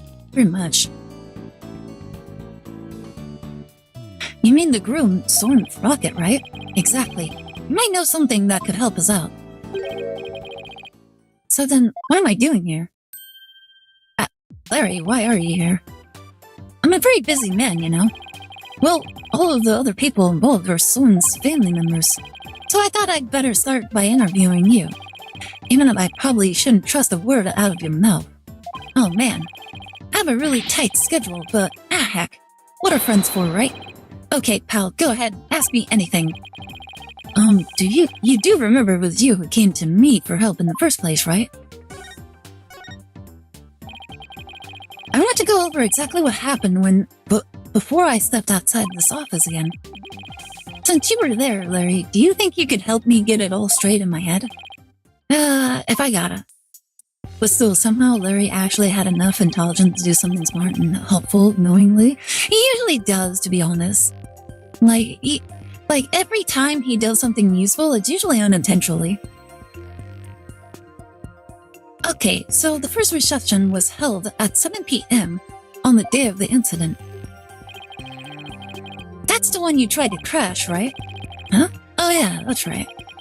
But this time it was intentionally. Was it? I don't know. Maybe he just took a picture just cuz. And then they locked me up in a cabin. It was awful, I tell you. Which is shocking. Too bad we're not here to focus on you, Larry. And then the incident occurred after this first reception at around 10 p.m. Ellen was attacked in the reception hall by Bloomsbury. He forced her out onto the Vista deck and was just about to kill her. But Ellie fought back and ended up killing old Bloomsbury instead. To cover it up, the family quickly threw together a second reception. That's what Edgy is claiming anyway. But I know my Ellie didn't do it. The key point here is the mystery person Ellen said she saw strike Bloomsbury just before she passed out. Did you see anybody suspicious skulking around that day? Nope, not a soul. Because I was locked up in a cabin at the time. But you managed to escape and sneak back into the reception hall. That's when you switched the lantern in the event hall with the lantern in the hold, right? Did you see anybody then? Nope, the place was completely deserted. I guess because that Pierce Butler guy had everybody gathered together somewhere. That makes sense. He must have been going over the cover-up plan with them. So clearly, the murder had already happened by the time Larry got out. What if he wanted Ellen and decided he can't have her and he can? Maybe. They must have gotten everything ready fast and had the second reception soon after that. Then after that second reception, Ellie went to clean up the reception hall. And as luck would have it, that's when she found the body in the lantern I'd brought up. I tried to do something nice for Ellie out of the goodness of my heart, and this happened. We still don't know exactly what happened during the actual murder itself. We'll just have to look into it, along with the identity of that mystery person. Bum bum. The cabin. So while the murder was taking place, you were locked up in a cabin? Did you see anything unusual while you were in there? In the cabin? Let's see. Well, there was that pterodactyl flying through the sky. That was pretty unusual. Oh, right. The drawing of that pterodactyl you saw. What's with all the air quotes? I really did see it, I swear. But Larry, the time travel thing never actually happened, which means you couldn't have seen a real pterodactyl flying through the sky. Oh, are you doubting the eye of the super popular picture book author? No, I'm just sure he saw something else and mistook it for a flying reptile. Nick, you're making me doubt my own eyes. Now I'm not even sure what I saw. Ba-bum. Ba-ba-ba-bum. Either way, you have no idea what actually happened at the real scene of the murder. That's right, and I can say that with every confidence. Oh well, would you look at the time? I'd better go. I have a book signing to get to. A book signing? Whose book? Well, whose do you think? It's mine, of course. It's a Lawrence Dunham's book signing. I bet you went around and begged a bunch of bookstores to let you do one. Of course not. They're the ones coming around to beg me. Looks like I guessed right. Anyway, I have to go. I'll send you 10 copies of my new book that just got released the other day, alright? Wait, 10 copies? Why? Why 10? 10? That's very generous of you. What are you talking about? I'm gonna send you the bill too, of course. Oh my god. Just put it down as office expenses or something. Well, see you. Making us buy 10 bucks? Wait, Larry, we don't need... He's gone. He wants to scam us. He's basically just telling us, just buy my books, please. I'll take a copy, boss. Oh, and make sure it's signed. Oh boy, Tracy's not gonna like this office expense.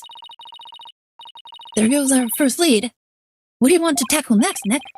Right, we should really hit the streets now, huh? How about we go see Ellen? Sounds good, boss. I bet I can cheer her up. I thought you were going to help Tracy with her magic show again today, Athena. Weren't you supposed to go meet her right about now? Tracy said she was going to practice her new trick on you, if I recall. On me? Really? Tracy's show is an important source of income for our agency, you know. You can leave the case to us, so you go ahead and roll along now. Boss? Off you go, Athena.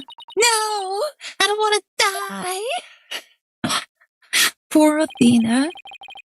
We'd better get going too, Maya. Okay. Bam.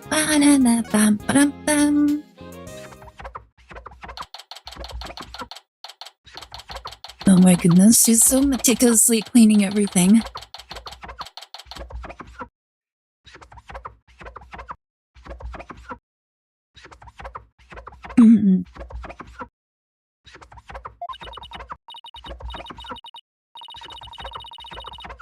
Oh, my poor sweet Soren. I wonder how he's getting along without me. Hello, Ellen.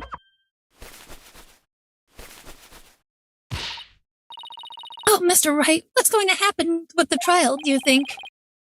Well, first and foremost, we have to hurry up and find this mystery person you saw just before you passed out. Are we sure those are not pads? Do you think that person could be the real killer? It's quite possible, and if we can prove that, we can clear you of all charges. Actually, would you happen to know where Soren is right now? He's usually busy with meetings all afternoon, but he should be home by evening. I think I'd better go have a chat with him later then. Mainly shoulders. Like, I keep telling, oh my goodness, what?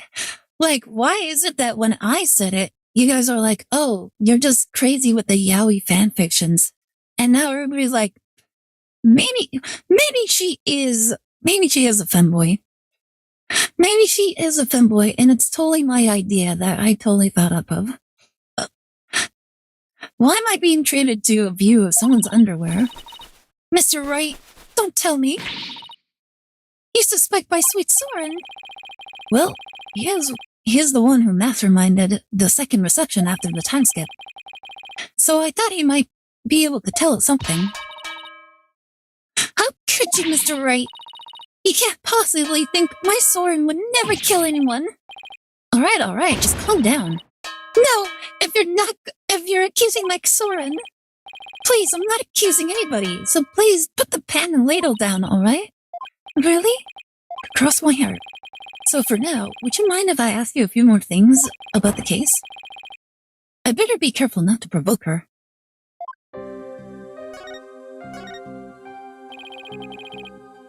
Could you tell me about Soren? There's nothing to tell. He's squeaky clean. Alright, okay. Maybe I should avoid the topic of Soren right now. Let's talk about something else then.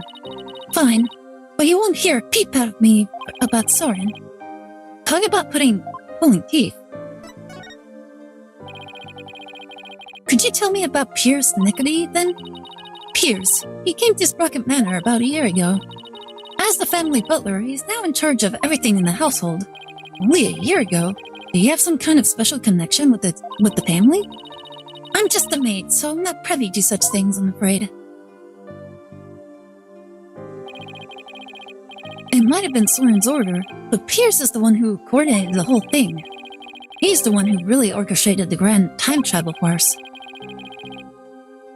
You see, Aire, you are a yaoi fanfiction author, so we cannot trust your observations much. But when a woman looks too much like a boy, you see that? You're literally just saying, oh, like it was still my idea because, you're just, like, not credible for whatever reason. Like, I can't believe this. I was saying this entire time, and now it's like, oh, no. I don't remember that. No. This was entirely and totally my idea. So, yeah, whatever. You must have quite a bit of authority in that family. Like, I'm telling you, every single person in the Sprocket family are femboys, and they're just not ready to accept the impreg. We're teasing you. Pegables tipped us off. I said the exact same thing! The exact same thing! I'm like, there's two Pegables. There's two Pegables. Like, oh my goodness, that means that, like, it's totally between two femboys. No matter how good he is at his job. How could anybody gain that much influence in a single year? I really don't know. I mean, he is an excellent butler. Wouldn't that explain it? Is it really as simple as that? Time travel. What you thought was time travel was really just cover-up carried out by your in-laws. Piers said Soren was the one who ordered the whole thing. I still can't believe it, even if the second reception was fake. Soren would never use time travel for something like that. He's very serious about his time machine research, you know? I heard there's a reason he's researching time machines, actually. Something about something he wishes he could change. But isn't the whole idea of traveling back in time itself a little fantastic? I don't think so. After all, Soren said real time travelers do exist. Really now? You think he knows someone who actually traveled through time? That's right. I haven't seen it personally, but Soren said as much. So I believe it. Somebody who actually traveled through time, huh? It's pretty hard to believe. Thank you, Ellen. You're going out to do your investigation now, aren't you? Yes, that's right. Please make sure you don't cause Soren any trouble, okay? I'm afraid I can't promise you that. What?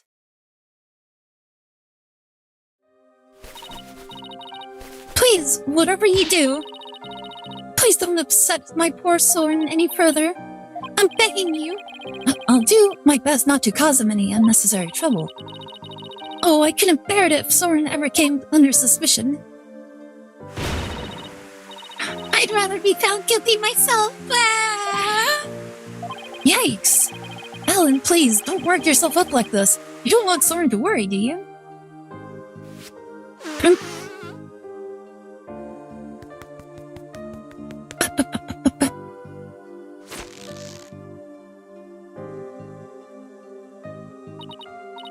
No, you're right. And the flood waters recede once more. What do we do now, Neck? Well, Alan said Soren is usually in meetings until the evening, so let's save our house call until then. Why don't we go to the morning dock and figure out our next move from there? Roger, Nick.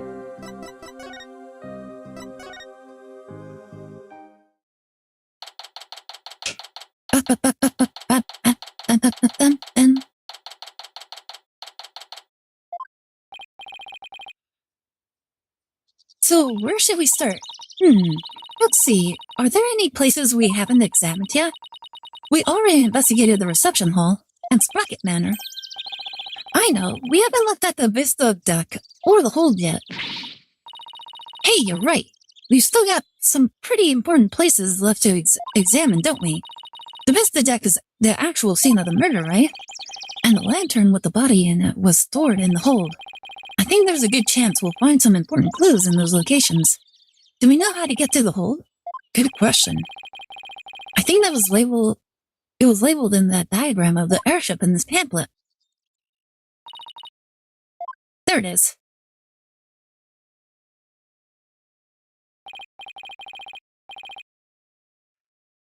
Well, what are we waiting for? Let's go! Onto the hold. Hold it. This the deck? Interesting. So this is the hold. This is where Pierce orchestrated the whole cover-up operation. We'd better go over this place with a fine-toothed comb. Hey, Nick. Weren't we supposed to need a keycard to get in here? Huh? You're right. I wonder why it was unlocked. How's it going, Mr. Wright? Oh, it's Emma. I guess that's why it was unlocked. Emma, what are you doing here? Just a little independent investigating. For my own sake. Gotta keep the mind sharp. Ah, so the door security system was turned off for the police investigation. We'd like to investigate the hold ourselves. Would that be alright? Yeah, sure. The police just finished their examination anyway. Thanks. We'll just take a quick look around then. Oh, right. You should know that the floor doubles as a huge lift. You can use the lever way back there to rise it up to the Vista deck. The police inspected it already, but didn't find anything of particular interest, it seems. If you do go up to the Vista deck with the lift, be careful not to fall off. Got it, thanks. That goes double for you, Maya. Yes, ma'am. Well, let's get this show on the road. Bam, bam. Let's see, the incident. Any progress with your investigation? Nothing conclusive yet, I'm afraid. Almost everybody was involved with the cover-up, so it's hard to know who or what to believe. I know what you mean. Unless you have some compelling evidence, I'm afraid it's going to be a tough trial for you. You're telling me. There isn't much time left, so I've got to make do and see what I can turn up. Alright, let's see. Here's the flowers. These are the flowers we saw in Larry's photo. The petals make them look like little gears. Hold is not OSHA compliant. It really isn't. I don't think it's supposed to be. The perfect flower for the Sprocket family, huh? Maybe they were going to shower the couple with the petals. You mean kind of like how people throw rice and confetti? Yeah, like that. Only these were found at the scene of a murder instead.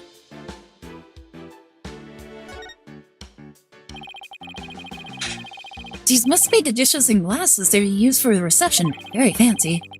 Are they? They look very plain to me. Too many exposed moving parts. Yeah. Look at that. I bet we'd be in big trouble if we broke any of them. Ooh, I want to see Nick. You, the young lady, need to stay far, far away from them. Nick, you think I'm going to break them, don't you? Let's just say your rack shape for breaking things doesn't help your case.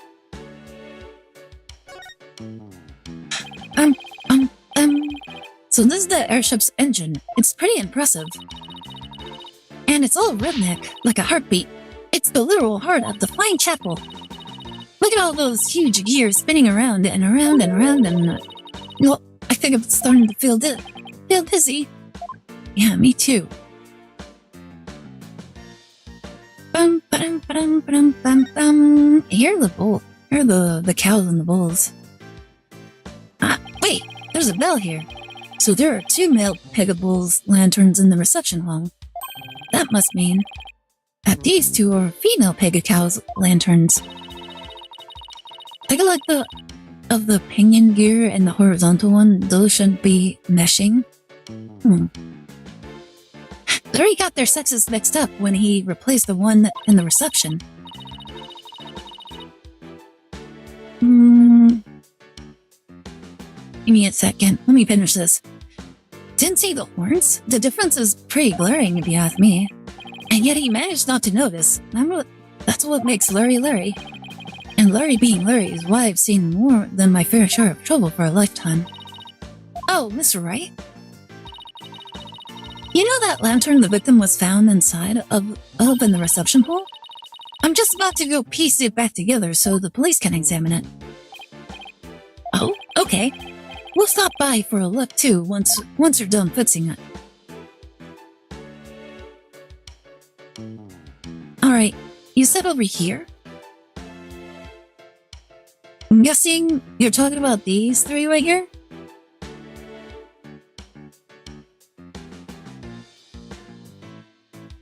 I'm pretty sure it's just because of like how it's drawn, but like this looks really like flat. Well, I'm guessing it's just how it's drawn, so you can't really tell like it's sticking out.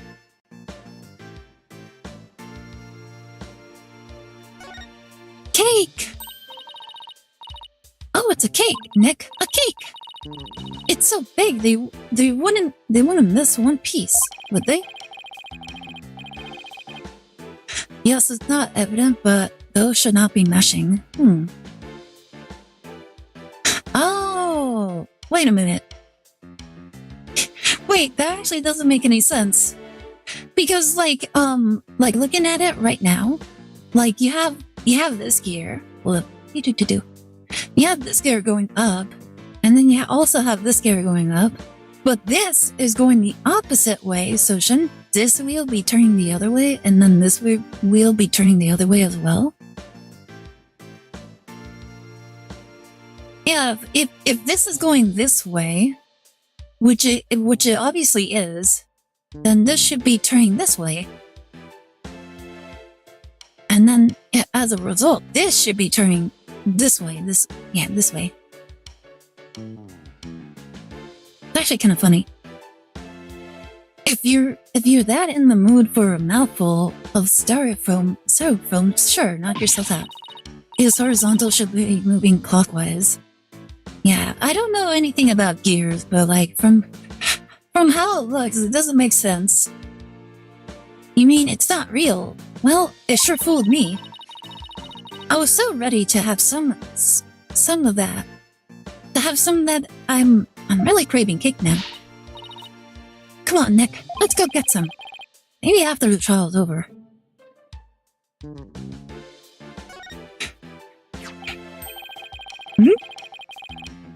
It looks like there are some fingerprints on this candelabra? Yeah, I just got done dusting that. I was able to pull a set of left-handed prints. Do you know whose prints they are? Yes. The prints belong to the victim, Dumas Bloomberry. Nick! I just figured out something amazing. You did? Get this. If the fingerprints on the candelabra were from his left hand, then Mr. Doom and Gloom must have been left-handed. What do you think of that? Do I have the makings of a great detective or what? You're real silly, Sally, if you thought that deduction was in any way encyclopedic. Hey, you're pretty good, Meyer. I looked into it myself, and sure enough, the victim really was left-handed. Really? I get it right? Awesome. Good for you, Maya. Good for you? That's all you got to say? I think you did a really great job, Maya. Way to go. I guess one can never have too much info. Now you're talking? Hee hee hee. Well, come to think of it, this candelabra in the photo Larry took of the hold, isn't it? Oh, isn't in the photo Larry took of the hold, is it? That picture was taken when they were getting ready for the first reception, right? The candelabra Must have been brought in here sometime after that then. It's still possible it has something to do with the incident though. I'd better add it to the evidence file just in case. Bum, bum, bum, bum, bum. Oh, by the way, Mr. Wright. You can have this fingerprints powder if you like. You giving this to us? Sure. I have four other sets. Thanks. I feel like there's something more to the candelabra, but I can't put my finger on it.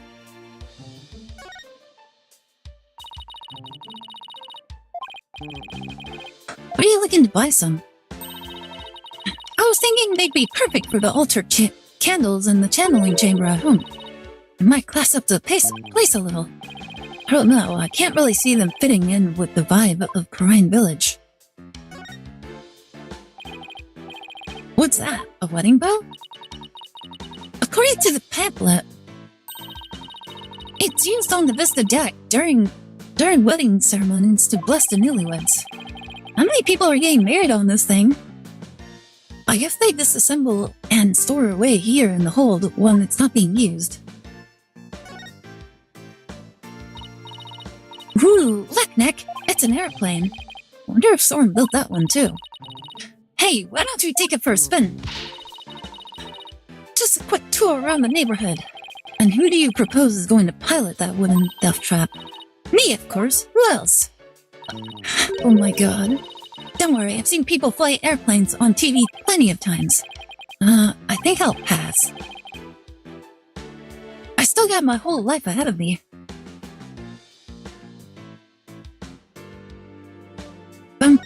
Alright, let's look at this.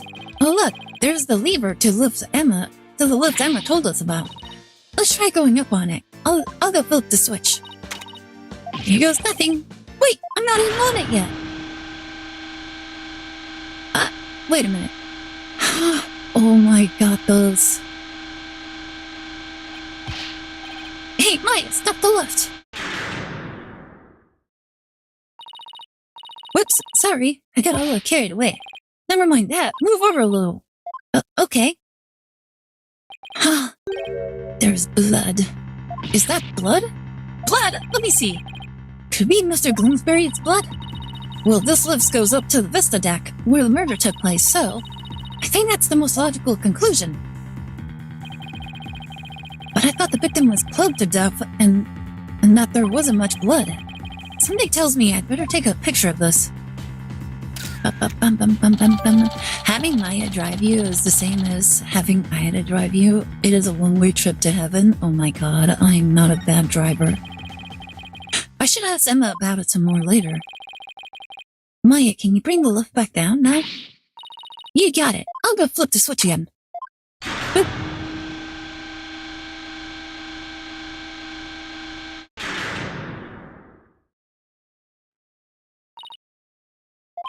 Then, I want to find out some more about that bloodstain. But for now, I guess we should go up to the Vista deck and take a look around the actual crime scene for ourselves. The view must be great from up there. I bet it'll be awesome. You mean it would be if it wasn't the scene of a murder. Okay, to the Vista deck we go. Make sure you actually get on the lift this time, Nick.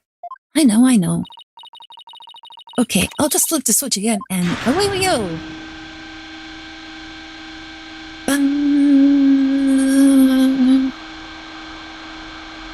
And then we get immediately blown away. Wow, look at that gorgeous view! So this is where Ellen was attacked, and Mr. Bloomsbury was attacked. Yeesh, one wrong step and it's kersplat on the ground below. Should we go investigate the stuff that's a little closer to the edge? Well, I don't see much of anything over there. The police investigation didn't turn up any clues either, so maybe we don't need to? Oh, I get it. You're scared, aren't you, Nick? Of course not. Come on, let's get back down and finish checking out the hold.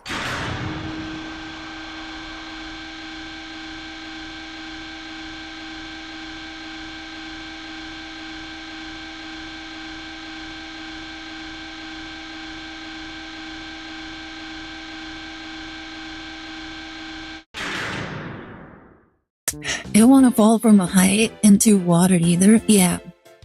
Like, that's, people, like, you might be able to see it from, you might be able to see it in the movies. But, people don't actually survive, falls into water like that. Like, it's basically almost the same as, like, falling on the ground. Like, when you're going fast enough, like, even something as, like, fluid as water feels like flat ground.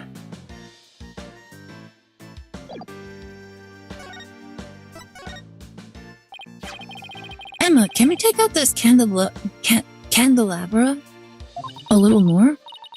A little more? What do you... Oops! What happened? I almost dropped the candelabra and the candle slipped off. Well, let's be careful with that. It might be important evidence. Wait a minute. Now what? One of the pins that hold the candles is broken. What? There's definitely something fishy about this candelabra. There is. What makes you say that? Call forensic investigators' intuition. We already dusted this for prints earlier. So let's test it with a luminol this time. Knowing Emma, she'd use every test she has at the same time if she could. Just hang on. This will only take a second. I hope this turns up a new lead somehow. Well, Emma, did you find anything? Take a look at this, Miss Wright. Uh-oh. What's all this? What is all that blood doing down there? Bam, bam, bam, bam, bam. Maybe somebody got hurt while they were setting up for the reception. These pins are pretty sharp. But if one of the pins is broken, it means there's some force involved.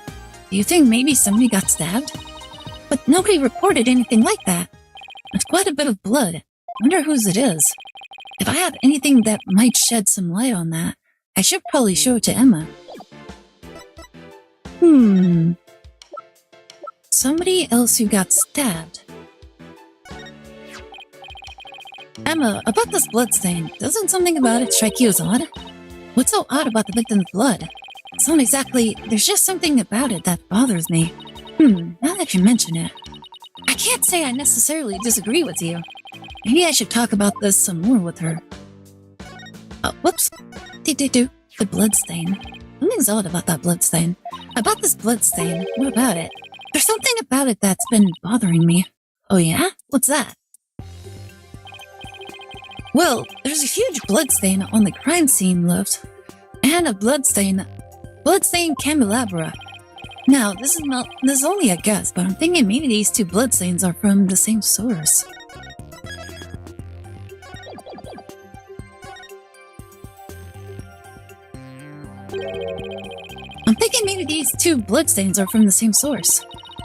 I guess that is a possibility. Can we compare the two bloodstains? Would that take a lot of time? Are you kidding? Don't underestimate the power of science. It'll be done in a jiffy. 2 hours later. And the results are in. Didn't take long now, did it? It seems that the blood from the left and the candelabra are from the same person. Oh, nice.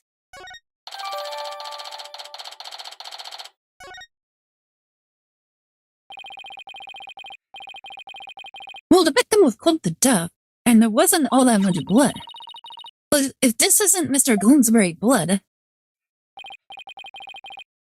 Well, this is just a guess, but... What if Mr. Gloomsbury stabbed somebody with the candelabra pin? That would explain both the huge bloodstain on the left and the blood on the candelabra. Oh my goodness, if that's true... then that means there was somebody else present at the scene of the murder. It does, doesn't it? This just might substantiate Ellen's statement about a third person. Emma, can you have this blood analyzed? Sure thing. A mysterious bloodstain on a candelabra with the victim's prints on it. This just might be the thing to back up Ellen's memory of seeing a third person. Next up, the reception hall. Might be worth taking another look around in there. The reception hall? The forensics team is in there investigating right now. Oh, they are. Well, we don't have time time to just sit around, so let's go check out something else. Good idea. We could go question some people, especially Soren. I have quite a few questions for that guy. Sounds good, Nick. I'll have to do some legwork then. Yep, thought we'd head to Soren's house where Sarge. He was accompanying the police on their investigation here earlier, but he's probably at home by now. Great, thanks. Later, Emma.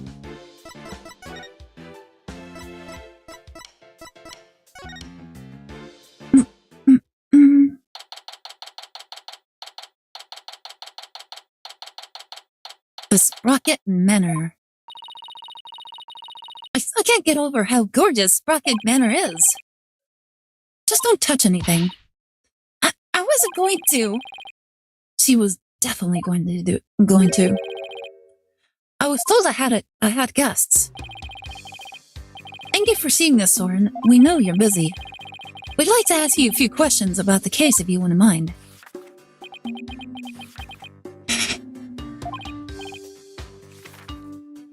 Soren? You're Ellen's lawyer, right? Huh? Yes, that's right. So how are you enjoying the game? Ashajurl? What are you talking about? Don't tell me he doesn't remember me. Will Ellen be found guilty? We're doing everything we can to prevent that. That's why we're here investigating. Will you please tell us what you know?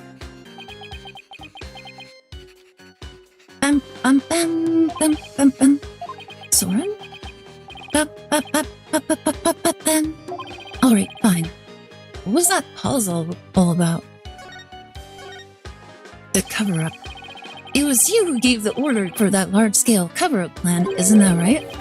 What large-scale cover-up plan? Don't play dumb with us. You held 2 wedding receptions in order to try and cover up Mr. Glenberry's murder. Ellen thought that, though the power of the timekeeper you built. Ellen thought that, through the power of the timekeeper you built, she traveled back in time. So that's why there were 2 receptions. Wait, does he seriously not know why the reception was held twice? Isn't it really funny that, like he did it and he didn't even question why?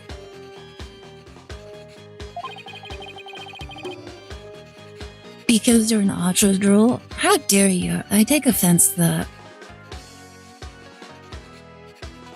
Like, and honestly, isn't it really weird that you're referring to me as like one of the tallest birds in the world? Why, very contradictory right there. Are you in fact the real Dark-Eyed Newt? Are you in fact I think we have an imposter, guys. Dark-Eyed has been co-opted. We gotta scam her quickly. We have to shoot him. Like, he has to be dealt with, guys. Looks like I'll have to delve deeper here. So the cover-up scheme, that fake trip through time, you're not the one who was behind it at all?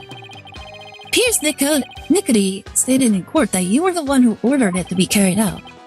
Piers said that. I see. I leave him in charge of everything around me. So whatever he decides is in essence my decision too. So I take it that you didn't know anything about the cover-up. My mistake, I am his twin brother, Light-Eyed Newt. Oh my god. That's none of your business. But you were in 2 wedding receptions in a row, and still you claim to know nothing? I have nothing more to say to you. Please leave. But Soren...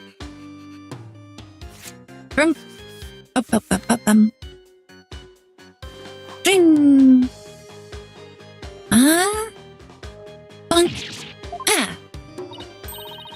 Oh, there's something written on this paper airplane. Let's see. Go away. It doesn't get clearer than that, huh? He's looking especially uncooperative, but maybe I can grab his attention somehow. There's still that one piece of evidence I don't know much about. It's worth a try. I'm joking. Was calling you an ostrich because it's flightless, but not a dodo. Oh my god. Let's see.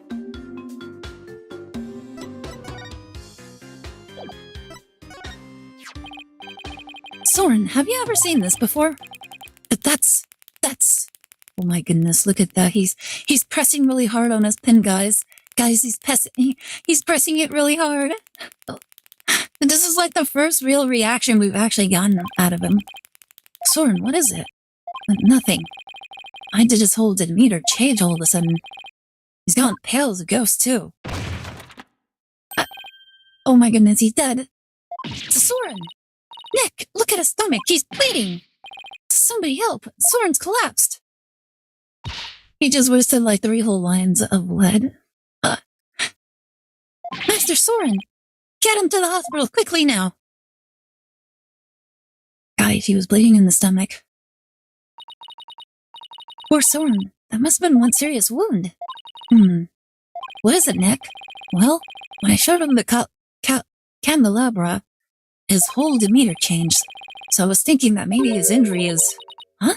What's this? It's Soren's notebook. He must have dropped it in a rush to get him to the hospital. Oh, his notebook, huh? I wonder what's written in it, don't you? Come on, you know you want to take a peek.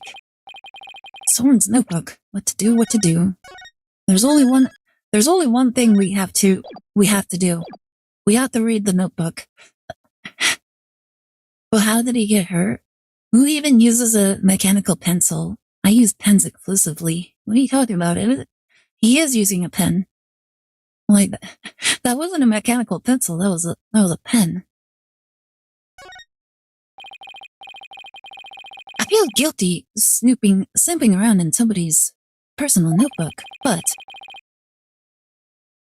I mean, in Ace Attorney game, do you ever say no to an obvious book of secrets? No. Never. Maybe we should take a little look-see.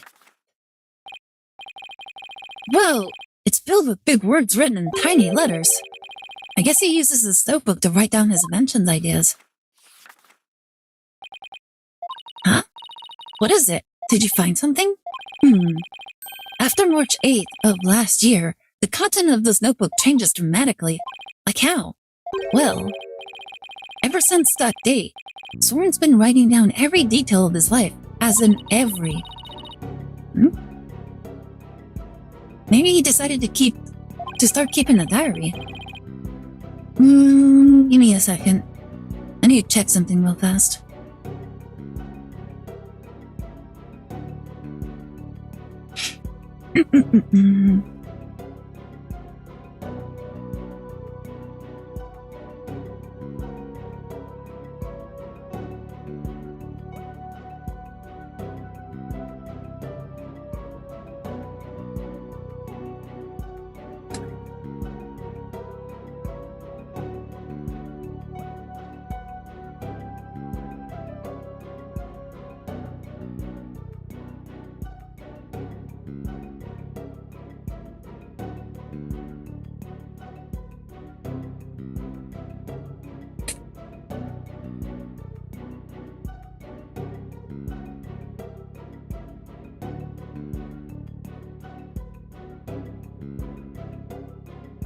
There we go.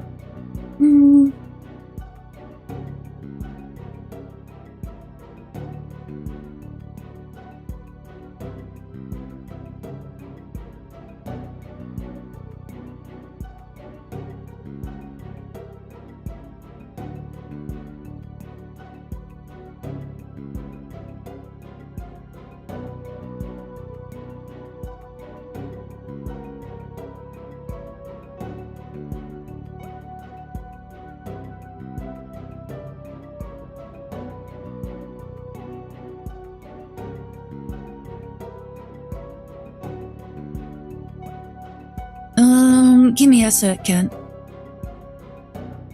I need to check something real fast.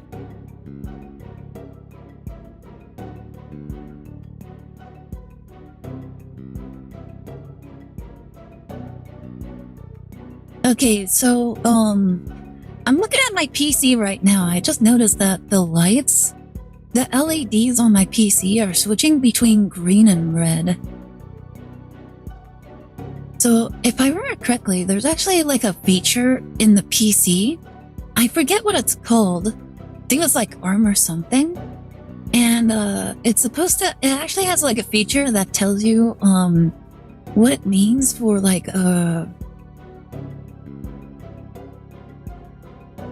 what it means... Okay, I think it's this thing.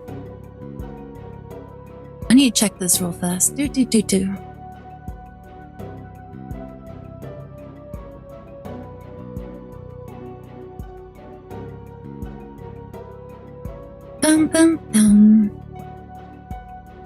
Uh-oh.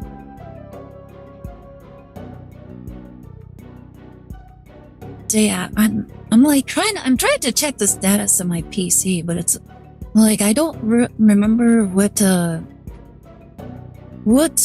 program actually keeps track of that. I'm pretty sure there was like a hotkey for that. I just don't remember.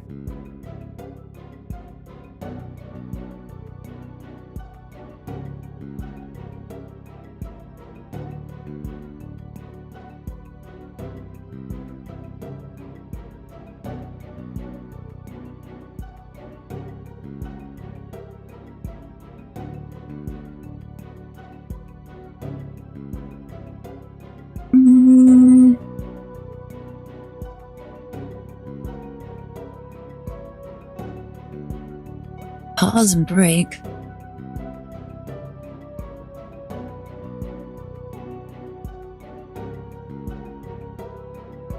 Task Manager Performance tab.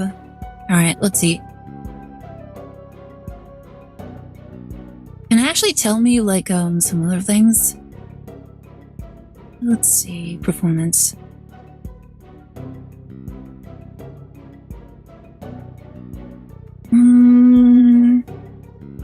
Alright, it's telling me that my CPU is 100%.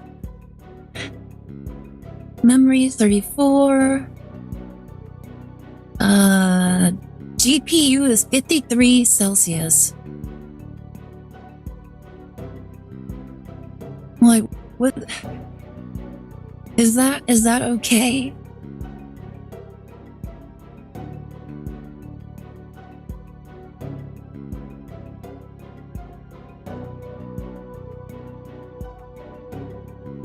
Let's see. Do.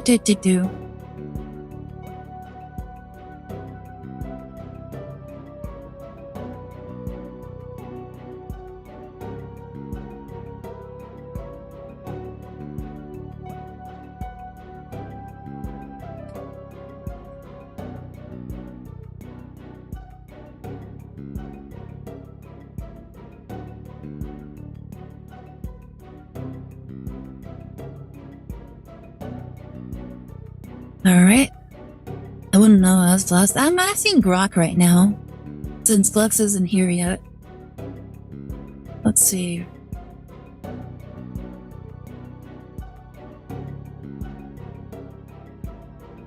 Alright. I think I'll have to ask... I'm gonna have to... Uh-oh. What was that?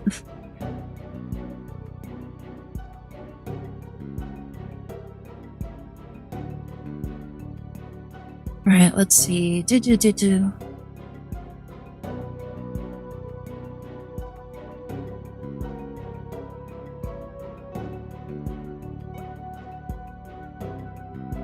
Alright, I think I did it. Okay, anyways. We'll have to look into this later. Oh my goodness. Alright. You know what? I should probably pause right here because of this. Well, y'all go a little bit until we reach a stopping point. We'll just finish this part and then I'll save and call it a day. Alright. Up. Well, this is way too detailed for an ordinary book. Either he's really compulsive. Hi, PT. Welcome back. You having a good day? Or maybe just plain forgetful. But is it really as simple as that? I feel like something happened on March 8th that made Soren change. Only recommendation, your PC is water cooled, correct? Yeah. So I was looking online and it said that's probably there's probably like a water pump or something? I don't know. Like it said it was either that or there's like a problem with the machine, but like the temperature looks fine. Well, why don't you let me take a look at that, and I'll tell you. Hey, Maya, let's go rip it. Now look what you did. You dropped it. You should have just let me take a look. How is this my fault? Oh no, Nick! Ah, wait, what? Oh my goodness. Is your water in the system? Did it run out? Probably. Like, it has been like over a year since we got it. It fell into that pool of Soren's blood. I can't read a thing on these 2 pages now. Uh-oh. You're gonna get it now. Guess it really is my fault after all. Let's just put it away carefully for now. We can't let anything else happen to it. You hear? Huh? Hey look! There's something sticking out of the notebook. It looks like a newspaper article. Let's see. It's about the car accident Soren's sister died in. It happened on March 8th. That's the day Soren's notebook completely changed. Oh wow. What else does it say? It says the driver at the time of the accident was Dumas Gloomsbury. It says Soren was in the car too, and that he had sustained severe injuries. It's just like Pierce said. Soren completely changed after the accident. So Gloomsbury was driving the car when they got into that accident. That opens up the distinct possibility of Soren holding a grudge against Gloomsbury. You think Soren could have... I don't know. It's not like I have any proof. We should talk to Pierce about this when we return Soren's notebook to him. Though he doesn't seem to be here right now. Maybe he's at the Flying Chapel. Alright. I'm gonna go ahead and stream here. Just in case. Because, like, what if our PC, like, just blows out and just dies? Alright. There we go. I'm gonna go ahead. Just end here. Do-do-do. Bum-bum-bum-bum.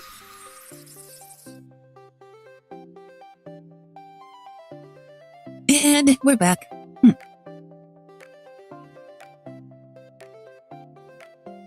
Alrighty then. So yeah, that was interesting. We got a lot of we got through a lot, honestly. So honestly, it's actually I'm having so much fun, way more fun than I was dealing with when I was dealing with Naita. Just having Miles Edgeworth back to like argue against is so much fun. Like, oh my goodness, it feels so good to actually get into like a debate with someone that actually sounds like he knows what he's talking about.